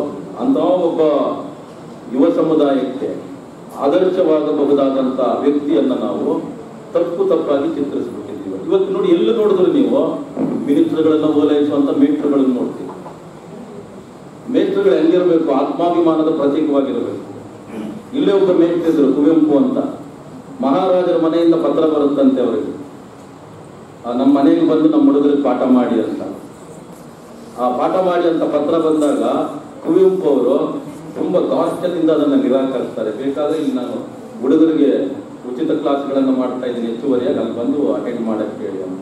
ಅಲ್ಲಿಂದ ನೋಟಿಸ್ ಬಂದಾಗ ಅವರೊಂದು ಪದ್ಯನೇ ಬರೆದು ಬರ್ತಾರೆ, ನಮ್ಮ ಕರ್ನಾಟಕದಲ್ಲಿ ಯಾರು ಮುಖ್ಯಮಂತ್ರಿ, ಯಾರು ಮಂತ್ರಿಗಳು ಅಂತ ಕನ್ನಡದ ಸಾಹಿತಿಗಳನ್ನ ಹೆಸರುಗಳನ್ನು ಇಟ್ಕೊಂಡು ಒಂದು ದೊಡ್ಡ ಪತ್ರವನ್ನು ಬರೆದು ಮುಖದ ಮೇಲೆ ಬಿಸಾಕ್ತಾರೆ. ಅಧ್ಯಾಪಕನಾದವನು ಸೊಂಟ ಬಗ್ಗಿಸವನಾಗಬಾರದು, ವಿಚಾರವಾದಿಯವನು ಸೊಂಟ ಬಗ್ಗಿಸವನಾಗಬಾರದು. ಯಾಕಂದ್ರೆ ಡೆಮಾಕ್ರಸಿಯಲ್ಲಿ ದೊರೆ ಅನ್ನೋದು ಇಲ್ಲವೇ ಇಲ್ಲ, ರಾಜ ಅನ್ನೋದು ಇಲ್ಲವೇ ಇಲ್ಲ. ಡೆಮಾಕ್ರಸಿಯಲ್ಲಿ ಓಟ್ ಹಾಕೋನು ಓಟ್ ಹಾಕುವಷ್ಟೊತ್ತು ರಾಜ ಆಗಿರ್ತಾನೆ. CM ಆದವನು ಆ ಸ್ಥಾನದಲ್ಲಿ ಇರುವಷ್ಟೊತ್ತು ಹಂಗಂತ ಹೇಳ್ಬಿಟ್ಟು ಯಥಾರ್ಥತ್ವ ಏನೋ ನಿರ್ಣಯಗಳನ್ನು ತಗೊಳಕ್ ಸಾಧ್ಯ ಅಂದ್ರೆ ಇನ್ಯಾರು ಹೋಗ್ಬಿಟ್ಟು ಕೇಸ್ ಹಾಕ್ತಾರೆ, ಇನ್ಯಾರು ಹೋಗಿ ಲೋಕಾಯುಕ್ತಕ್ಕೆ ಕೊಡ್ತಾರೆ. ನಾನು ಊರೆಲ್ಲ ಕಬಳಿಸ್ಬೋದು ಅಂತ ಯೋಚನೆ ಮಾಡಿದ್ರೆ ಇನ್ಯಾರೋ ಇನ್ನೊಂದು ಕೇಸ್ ಹಾಕಿ ಅದನ್ನೆಲ್ಲವನ್ನ ತಗೊಬಂದು ನಿಲ್ಲಿಸ್ತಾರೆ. ಈ ಡೆಮಾಕ್ರಸಿಯಲ್ಲಿ ರಾಜ ಅನ್ನೋನು ಇಲ್ಲವೇ ಇಲ್ಲ, ಎಲ್ಲರೂ ರಾಜರೇ, ಎಲ್ಲರೂ ಸೇವಕರೇ. ಅದರಿಂದ ಯಾರಿಗೂ ಕೂಡ ಸೊಂಟವನ್ನ ಬಾಗಿಸುವ ಅಗತ್ಯ ಇಲ್ಲ. ಅದನ್ನ ಬಾಬಾ ಸಾಹೇಬರು ತುಂಬಾ ಚೆನ್ನಾಗಿ ಮನವರಿಕೆ ಮಾಡ್ಕೊಂಡಿದ್ರು, ಬಾಬೂಜಿಯವರು ತುಂಬಾ ಚೆನ್ನಾಗಿ ಮನವರಿಕೆ ಮಾಡ್ಕೊಂಡಿದ್ರು. ಆದ್ರೆ ಸಮಸ್ಯೆ ಏನಂದ್ರೆ ಅವರಿಬ್ರು ತಳ ಸಮುದಾಯದವರಾಗಿ. ಯಾಕಂದ್ರೆ ಇಲ್ಲಿ ಭಾರತದ ಕತೆ ಏನು ಅಂದ್ರೆ ಸೋತವರ ಕತೆ ಇದು. ಭಾರತದಲ್ಲಿ ಬದುಕ್ತಾ ಇರುವಂತ 99% ಜನ ಯಾರಂದ್ರೆ ಸೋತವರು. ಆ 1-3% ಅವರು ಗೆದ್ದವರು. ಆ ಗೆದ್ದವರು ಏನ್ ಮಾಡಿದ್ರು, ಸಂಖ್ಯಾಬಲದ ಕಾರಣಕ್ಕಾಗಿ ತಲೆಯನ್ನ ಬಳಸ್ಕೊಂಡು ಈ ಸಂಖ್ಯಾಬಲವನ್ನ ಮಾನಸಿಕವಾಗಿ ಕುಗ್ಗಿಸುವಂತ ಕೆಲಸವನ್ನು ಮಾಡಿದ್ರು. ಈಗ ಏನಿದ್ದಾರಲ್ಲ ಇಲ್ಲಿ ಅಸ್ಪೃಶ್ಯರು ಅಂತ ಅನ್ನಿಸ್ಕೊಂಡವ್ರು ಯಾಕೆ ಅಸ್ಪೃಶ್ಯರಾಗಿರಲಿಲ್ಲ? ಯಾಕಂದ್ರೆ ಇಲ್ಲಿನ ಆಳುವ ವರ್ಗ, ಬಾಬಾ ಸಾಹೇಬರು ಬರೀತಾರೆ, ಈ ಆಳುವ ವರ್ಗ ಈ ಹೀನಾಯವಾದಂತ ವೃತ್ತಿಗಳನ್ನ ಇವರಿಗೆ ವಹಿಸಿಕೊಟ್ಟು ಇವರನ್ನ ಅಲ್ಲಿ ಶಾಶ್ವತವಾಗಿ ಬೌದ್ಧಿಕವಾಗಿ ಯೋಚನೆ ಮಾಡದ ರೀತಿಯಲ್ಲಿ ಇವರನ್ನ ನಿಯಂತ್ರಿಸಲಾಯಿತು. ಒಂದು ಚೇತನ ಬಾಬಾ ಸಾಹೇಬರು, ಇನ್ನೊಂದು ಚೇತನ ಬಾಪೂಜಿಯವರು ಇದನ್ನ ಮೀರಿ ಎತ್ತರಕ್ಕೆ ಬೆಳೆದಂಥವ್ರು. ಆದ್ರೆ ಇವತ್ತು ಕೂಡ ಹಳ ಸಮುದಾಯಗಳಲ್ಲಿ ಸೊಂಟ ಭಾವಿಸುವಂತ ಪ್ರವೃತ್ತಿ ಇಂಥ ಎಲ್ಲ ಮಹನೀಯರು ಬಂದು ಹೋದ್ರೂ ಕೂಡ ನಮ್ಮಲ್ಲಿ ಇನ್ನೂ ಅದು ಕೊನೆ ಆಗ್ತಾ ಇದೆ. ನಮ್ಮಲ್ಲಿ ಆ ಸೊಂಟ ಭಾವಿಸುವ ಪ್ರವೃತ್ತಿ ಕಡಿಮೆಯಾಗಿ ಆತ್ಮಾಭಿಮಾನ ಅನ್ನೋದು ಜಾಗೃತವಾದಾಗ ಬಾಬಾ ಸಾಹೇಬರು ಕಂಡಂತ ಭಾರತ, ಬಾಬೂಜಿಯವರು ಕಂಡಂತ ಭಾರತ, ಗಾಂಧಿ ಕಂಡಂತ ಭಾರತ ಇದು ಸಾಧ್ಯ ಆಗೋದು. ನಾನು ಹೇಳ್ತಾ ಇರೋದು ಯಾವ ಗಾಂಧಿನಂದ್ರೆ ಆ ಕೊನೆಯ ದಿನಗಳ ಗಾಂಧಿ ಅಂತ. ಒಂದೇ ಜಾತಿಯ ಮದುವೆಗಳನ್ನು ಒಪ್ಪಿಕೊಳ್ಳದೆ ಅಂತರ್ಜಾತಿ ಅಂತರ್ಧರ್ಮೀಯ ವಿವಾಹಗಳ ಪರವಾಗಿ ಒಲವು ತೋರಿಸಿದ್ರಲ್ಲ, ಆ ಗಾಂಧಿ ಬಗ್ಗೆ ಬರೀತಾ ಇರೋದು. ಆ ಪುನಃ ಒಪ್ಪಂದದ ಸಂದರ್ಭದಲ್ಲಿ ಏನಾದ್ರು ಆ ಗಾಂಧಿ ಬದುಕಿದ್ದಿದ್ರೆ, ಆ ಕೊನೆಯ ದಿನಗಳ ಗಾಂಧಿ ಏನಾದ್ರೂ ಅವತ್ತು ಬದುಕಿದ್ದಿದ್ರೆ, ವರ್ಣ ವ್ಯವಸ್ಥೆಯ ಪರವಾದಂತ ಗಾಂಧಿ ಇಲ್ಲದೇ ಇದ್ದಿದ್ರೆ ದಲಿತರಲ್ಲಿ ಬಾಡಿ ಲ್ಯಾಂಗ್ವೇಜ್ ಚೇಂಜ್ ಆಗ್ತಿತ್ತು. ಯಾಕಂದ್ರೆ 2 ವೋಟ್ ನೀವು ಕೊಟ್ಟಾಗ ಅವರಿಗೆ ಅವ್ರ ಹತ್ರ ಬಾರ್ಗೇನಿಂಗ್ ಪವರ್ ಇರ್ತಿತ್ತು ಅವ್ರ ಹತ್ರ. ಈಗ 100ರಲ್ಲಿ 18 ದೊಡ್ಡದೋ ಚಿಕ್ಕದೋ ಅಂದಾಗ ಚಿಕ್ಕದು ಬೇರೆಯವ್ರ ಮೇಲೆ ಅವಲಂಬಿತವಾಗಿರ್ಬೇಕಾಗುತ್ತೆ. ಆದ್ರಿಂದ ಸೊಂಟ ಬಗ್ಸಕ್ಕೆ ಆರಂಭ ಮಾಡೋದು. ಅದೇ ನಂಬರ್ ಈಕ್ವಲ್ ಆಗಿದ್ದಿದ್ರೆ 272 272 ಅಂತ ಇದ್ದಿದ್ರೆ ಬಾರ್ಗೇನಿಂಗ್ ಮಾಡುವಂತ ಪವರ್ ಇರ್ತಿತ್ತು. ಬಾಬಾ ಸಾಹೇಬರು ಆ ಸ್ವಾಭಿಮಾನಿ ಭಾರತವನ್ನ ಕಾಣಬೇಕು ಅಂತೇಳಿ ಅಪಾರವಾದಂತ ಓದಿನ ಫಲವಾಗಿ ಇಂಥ ಒಂದು ಸಾಧ್ಯತೆಯನ್ನ ಅವರು ಮಂಡಿಸಿದ್ರು. ಆದರೆ ಗಾಂಧಿಯವರ, ಅವತ್ತಿನ ಗಾಂಧಿಯವರ ಮೂರ್ಖತನದಿಂದಾಗಿ ದಲಿತರು ಈಗಲೂ ಕೂಡ ಹಲ್ಲು ಗಿಂಜುವ, ಸೊಂಟ ಬಗ್ಗಿಸುವ, ದೈನೇಸಿ ಮುಖ ಮಾಡುವ ಆ ಸ್ಥಿತಿಯನ್ನು ಮೀರಕ್ಕಾಗ್ತಾ ಇದೆ. ಅದರಿಂದನೇ ಇಲ್ಲಿ ಯಾರು ಒಳ್ಳೆಯವರು ಯಾರು ಕೆಟ್ಟವರು ಅನ್ನೋದಕ್ಕಿಂತ ಮನುಷ್ಯರಿಲ್ಲದಂತ ಭಾರತದೊಳಗಡೆ ಮನುಷ್ಯರನ್ನ ಕಾಣುವಂತ ಪ್ರಯತ್ನ ನಿರಂತರವಾಗಿ ನಡೆದಾಗ, ಎಲ್ಲರೂ ಮನುಷ್ಯರಾದಾಗ ಈ ಸಾಂಸ್ಕೃತಿಕ ನಾಯಕರುಗಳಿಗೆ ನಾವು ಗೌರವ ಕೊಟ್ಟ ಹಾಗಾಗುತ್ತೆ. ಇಲ್ಲಾಂದ್ರೆ ಅವ್ರ ಬಗ್ಗೆ ಮಾತಾಡುವಂತ ಪ್ರತಿ ಮಾತು ಏನೋ ಒಂದು ಆಚರಣೆ, ಏನೋ ಒಂದು ರೂಢಿ ನಡ್ಕೊಂಡು ಹೋಗ್ಬೇಕು ಅನ್ನುವ ರೀತಿಯಲ್ಲಾಗುತ್ತೆ. ನನ್ನ ಮಾತುಗಳು ಕೆಲವರಿಗಾದರೂ ಈ ವ್ಯಕ್ತಿತ್ವಗಳನ್ನು ಗ್ರಹಿಸುವ ಸ್ವರೂಪ ಮತ್ತು ಈ ದೇಶದ ಇತಿಹಾಸವನ್ನು ಬರೆದಂಥವರ ಮನಸ್ಥಿತಿ, ಈ ದೇಶದಲ್ಲಿ ಇತಿಹಾಸ ಅನ್ನುವಂಥ ಹೆಸರಿನಲ್ಲಿ ಏನು ಅಬದ್ಧಗಳನ್ನು ನಮ್ಮ ತಲೆ ಒಳಗಡೆ ತುಂಬುತ್ತಿದ್ದಾರೆ ಅನ್ನುವಂಥ ಅಂಥದ್ದರ ಬಗ್ಗೆ, ಅವರ ಪ್ರಯತ್ನಗಳ ಬಗ್ಗೆ ನಮ್ಮೊಂದಿಷ್ಟು ಸಣ್ಣ ಅರಿವು ಮತ್ತು ವಿವೇಕವನ್ನ ಸಾಧ್ಯ ಮಾಡಿಸಿದ್ದೆ ಆದರೆ ನನ್ನ ಮಾತುಗಳು ಫಲಪ್ರದವಾಗ್ತವೆ ಅಂತ ಯೋಚನೆ ಮಾಡ್ತಾ ನಿಮ್ಮೆಲ್ಲರಿಗೂ ವಂದಿಸಿ ನನ್ನ ಮಾತುಗಳನ್ನು ಮುಗಿಸ್ತೇನೆ. ಇವತ್ತು ಮಾತು ಮಣ್ಣ ಇಬ್ಬರು ಮಾತಾಡಿ ಇದು ತೃಪ್ತಿಯಿಂದ ಮಾತಾಡಿದ್ದಲ್ಲ. ನಾನು ಸಿಕ್ಕಾಪಟ್ಟೆ ಎತ್ಕ ಬಂದಿದ್ದೆ, ನಾನು ಇಷ್ಟನ್ನು ಮಾತಾಡಬೇಕು. ಆಮೇಲೆ ಮೇಟ್ಗಳು ನಾವು ಅಲಾರಾಮ್ ಕೊಟ್ಟಂಗೆ 1 hour ನಿಲ್ಸೋದಿಲ್ಲ. ಆದರೆ ನಾನು ಅಲ್ಲಿ ಕೂತ್ಕೊಂಡಲ್ಲಿ ಯೋಚನೆ ಮಾಡಿದೆ, ಆ ಅಣ್ಣ ಆಗಲೇ 3/4 ಗಂಟೆ ಮಾತಾಡಿದ್ದಾರೆ, ನಾನು ಈ ತಮ್ಮ ಕೂಡ 1 hour ಮಾತಾಡೋದ್ರೆ ಏನು ಆಗ್ಬೋದು ಅಂತ ಯೋಚನೆ ಮಾಡಿ ಅಲ್ಲೇ ತೀರ್ಮಾನ ತಗೊಂಡಿದ್ದೆ. 30 ನಿಮಿಷಗಳ ಮೇಲೆ ನಾನು ಮಾತಾಡಬಾರ್ದು ಅಂತ. ಗೊತ್ತಿಲ್ಲ 30 ನಿಮಿಷ ಮಾತಾಡಿದ್ದೀನೋ ಮೇಲಕ್ಕೆ ಹೋಗಿದ್ದೀನೋ, ಒಟ್ಟಲ್ಲಿ 30 ನಿಮಿಷದ ಒಳಗಿದ್ದೀನಿ ಅಂತ ಅನ್ಕೋತೀನಿ. ನಮಸ್ಕಾರ. ಬಾಬೂಜಿಯವರ ಆರೋಗ್ಯದ ಜೀವನದ ಅವರ ಪ್ರಾರ್ಥನಾ ಮತ್ತು ಅವರ ವ್ಯಕ್ತಿತ್ವ ವೈಶಿಷ್ಟ್ಯದ ಕುರಿತು ವಿಶೇಷ ಉಪನ್ಯಾಸ ನೀಡಿದ ಪ್ರೊಫೆಸರ್ ಪಿ ಗಂಗಾಧರ್ ಸರ್ ಅವರಿಗೆ ಧನ್ಯವಾದಗಳು. ಈ ಕಾರ್ಯಕ್ರಮದ ಅಧ್ಯಕ್ಷತೆ ವಹಿಸಿಕೊಂಡಿರತಕ್ಕಂಥ ಪ್ರೊಫೆಸರ್ ಆರ್ ಕುಮಾರಪ್ರಸಾದ್ ನಿರ್ದೇಶಕರು, ಡಾಕ್ಟರ್ ಭಾಗ್ಯ ಜಗದೀಶ ಧೋರಣ ಸಂಶೋಧನಾ ಕೇಂದ್ರ ಮೈಸೂರು ಅಧ್ಯಕ್ಷರು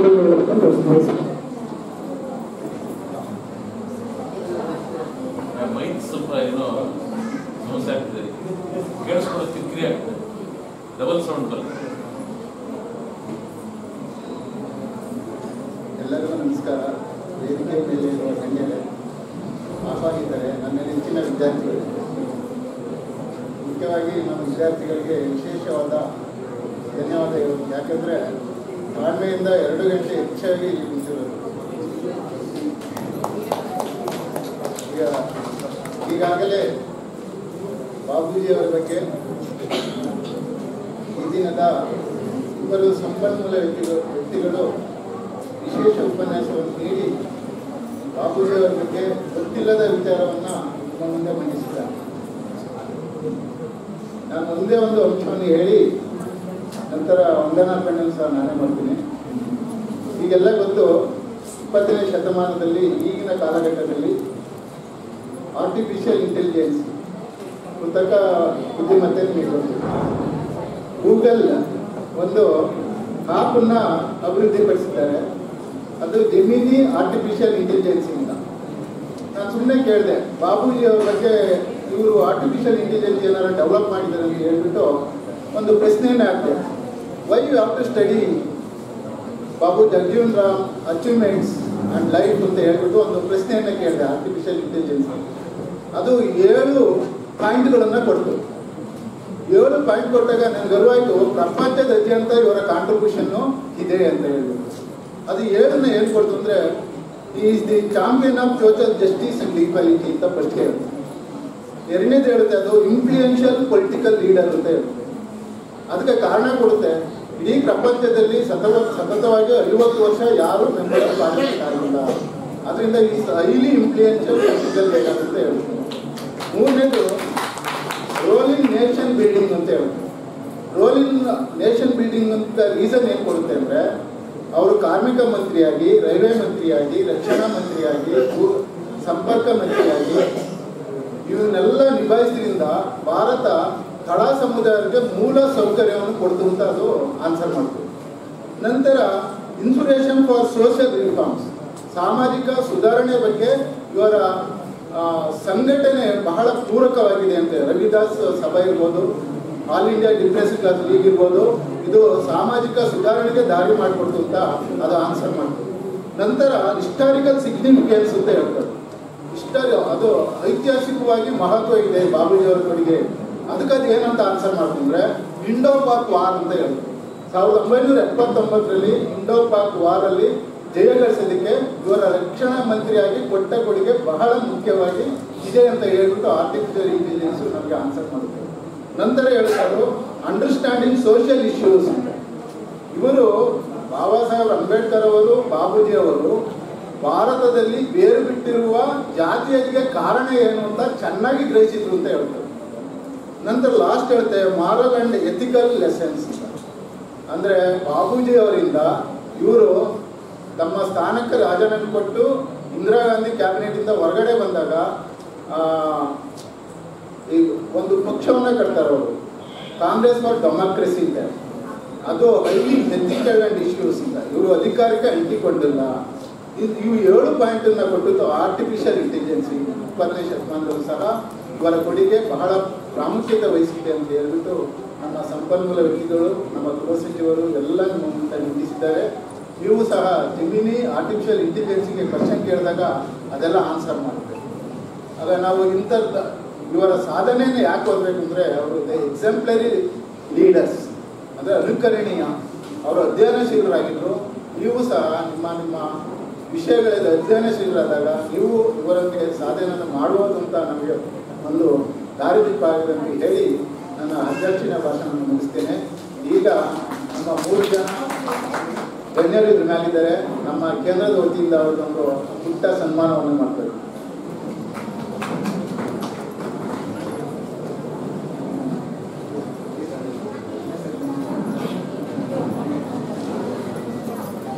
ಮೊದಲನೇದಾಗಿ ಹರೀಶ್ ಕುಮಾರ್ ಅವರು ಮಾಹಿತಿ ಆಯುಕ್ತರಾಗಿದ್ದಾರೆ. ಅವರು ನಮ್ಮ ಭಾರತ ದೇಶದಲ್ಲೇ ಯುವ ಮಾಹಿತಿ ಆಯುಕ್ತರು. ಅವರು ಮಾಹಿತಿ ಆಯುಕ್ತರಾಗಿದ್ದಾಗ NDTVಯಲ್ಲಿ ಅವರ ಬಗ್ಗೆ 10 ನಿಮಿಷದಲ್ಲಿ ಬಂತು. ಇಡೀ ಇಂಡಿಯಾದಲ್ಲೇ ಯಂಗೆಸ್ಟ್ ಇನ್ಫಾರ್ಮೇಷನ್ ಕಮಿಷನರ್ ಅಂತ ಅವರಿಗೆ ನಮ್ಮ ಕೇಂದ್ರದಿಂದ ಮಾಡ್ತಾರೆ. ಅದಕ್ಕೆ ಮುಖ್ಯ ಕಾರಣ ಅವರು ಡಾಕ್ಟರೇಟ್ ಪಡೆದಿರುವುದು ಜಗಜೀವನ್ ರಾಮ್ ವಿಷಯದಲ್ಲಿ.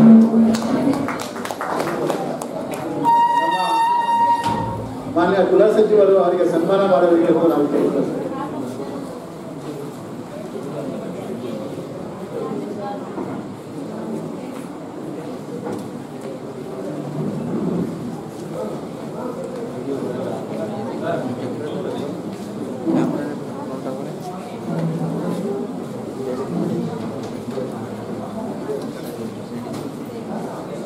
ಚಪ್ಪಾಳೆ ವಸಿ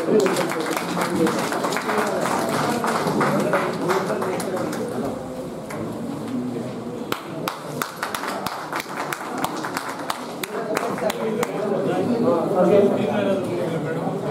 ಸಂಶೋಧಕರ ಸಂಘ ಮೈಸೂರು ವಿಶ್ವವಿದ್ಯಾಲಯ ಮತ್ತು ರಾಜ್ಯ ಸಂಶೋಧಕರ ವೇದಿಕೆ ಮೈಸೂರು ವಿಶ್ವವಿದ್ಯಾಲಯ ವತಿಯಿಂದ ರಾಜ್ಯ ಮಾಹಿತಿ ಹಕ್ಕು ಆಯುಕ್ತರಿಗೆ ಡಾಕ್ಟರ್ ಹರೀಶ್ ಕುಮಾರ್ ಸರ್ ಅವರಿಗೆ ಗೌರವ ತೋರಿಸಿದ್ದಾರೆ. ಎಲ್ಲ ಸಂಶೋಧಕ ಸಂಘದ ವಿದ್ಯಾರ್ಥಿಗಳು ಇದೀಗ ಸಂಶೋಧನಾ ಸಂಘದ ವಿದ್ಯಾರ್ಥಿಗಳಿಂದ ಮಾನ್ಯ ಆಯುಕ್ತರಿಗೆ ಅಭಿನಂದನಾ ಸಮಾರಂಭ. ಎಲ್ಲರೂ ಜೋರಾಗಿ ಚಪ್ಪಲಿ ಮುಖಾನವಾಗಿ ಅವರನ್ನು ಅಭಿನಂದಿಸಬೇಕೆಂದು ಕೇಳಿಕೊಳ್ಳುವುದು. ಇದೀಗ ಸಂಶೋಧಕರ ಸಂಘ ಮೈಸೂರು ವಿಶ್ವವಿದ್ಯಾಲಯ ರಾಜ್ಯ ಸಂಶೋಧಕರ ಸಂಘ ವೇದಿಕೆಯಿಂದ ಅಭಿನಂದನಾ ಸಮಾರಂಭ. ಹಾಗೆ ಈ ಕಾರ್ಯಕ್ರಮಕ್ಕೆ ವಿಶೇಷ ಉಪನ್ಯಾಸಕರಾಗಿ ಆಗಮಿಸಿರುವಂಥ ಪ್ರೊಫೆಸರ್ ಟಿ ಗಂಗಾಧರ್ ಸರ್, ಪ್ರಾಧ್ಯಾಪಕರು, ಕನ್ನಡ ಅಧ್ಯಯನ ವಿಭಾಗ, ಬೆಂಗಳೂರು ವಿಶ್ವವಿದ್ಯಾಲಯ, ಇವರಿಗೆ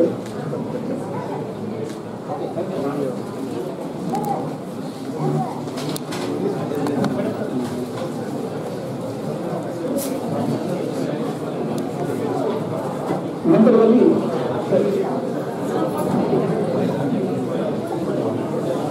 ಹಾಗೆ ಕಾರ್ಯಕ್ರಮದ ಉದ್ಘಾಟಕರಾಗಿ ಆಗಮಿಸಿದ ಗೌರವಾನ್ವಿತ ಗೃಹ ಸಚಿವರು, ಮೈಸೂರು ವಿಶ್ವವಿದ್ಯಾಲಯ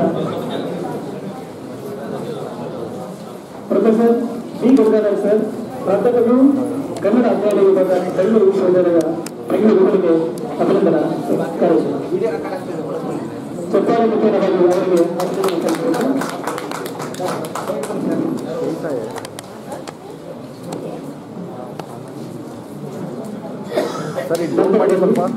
ಈ ಕಾರ್ಯಕ್ರಮದ ಉದ್ಘಾಟಕರಾಗಿ ಆಗಮಿಸಿದಂತ ಗೌರವಾನ್ವಿತ ಕುಲಸಚಿವರು, ಮೈಸೂರು ವಿಶ್ವವಿದ್ಯಾಲಯ ಮೈಸೂರು, ಇವರಿಗೆ ಗೌರವಪೂರ್ವಕ ಅಭಿನಂದನೆ ಸಲ್ಲಿಸಬೇಕೆಂದು ಎಲ್ಲ ಮಹಿಳೆಯರಲ್ಲಿ ವಿನಂತಿಸಿದರು. ಇದೀಗ ಶ್ರೀಮತಿ ಎಲ್ ಕೆ ಸಂತಾ ಮೇಡಮ್ ಅವರು ಗೌರವಪೂರ್ವಕ ಅಭಿನಂದನಾ ಸಮಾರಂಭ. ಜೋರಾಗಿ ಚಪ್ಪಾಳೆ ಮುಖೇನವಾಗಿ ಅವರನ್ನು ಅಭಿನಂದಿಸಬೇಕು. ಆಯ್ತು ಬಿಡಿ, ಅದೇನು ಮಾಡ್ಕೊತಾರೆ ಅವ್ರ ಕರ್ಮ.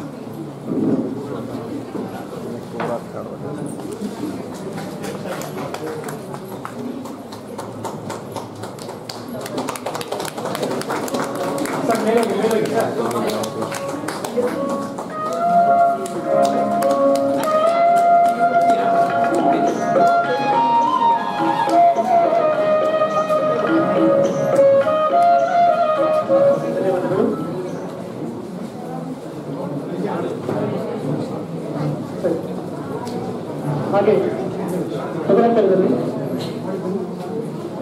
ಗೌರವ ಸಮರ್ಥನೆ ಸ್ವೀಕರಿಸಿದಂಥ ಮತ್ತು ಸಮರ್ಥನೆ ಮಾಡಿದಂಥ ಎಲ್ಲ ಮಹಿಳೆಯರಿಗೆ ಅಭಿನಂದನೆ ಸಲ್ಲಿಸ್ತಾ ಇದ್ದೀನಿ. ಕಾರ್ಯಕ್ರಮದ ಅಂತಿಮ ಘಟ್ಟ ವಂದನಾರ್ಪಣೆ. ಈ ಕಾರ್ಯಕ್ರಮದ ವಂದನಾರ್ಪಣೆ ಅಭಿಷೇಕ್ ಜೆ ಅವರಿಂದ ವಂದನಾರ್ಪಣೆ.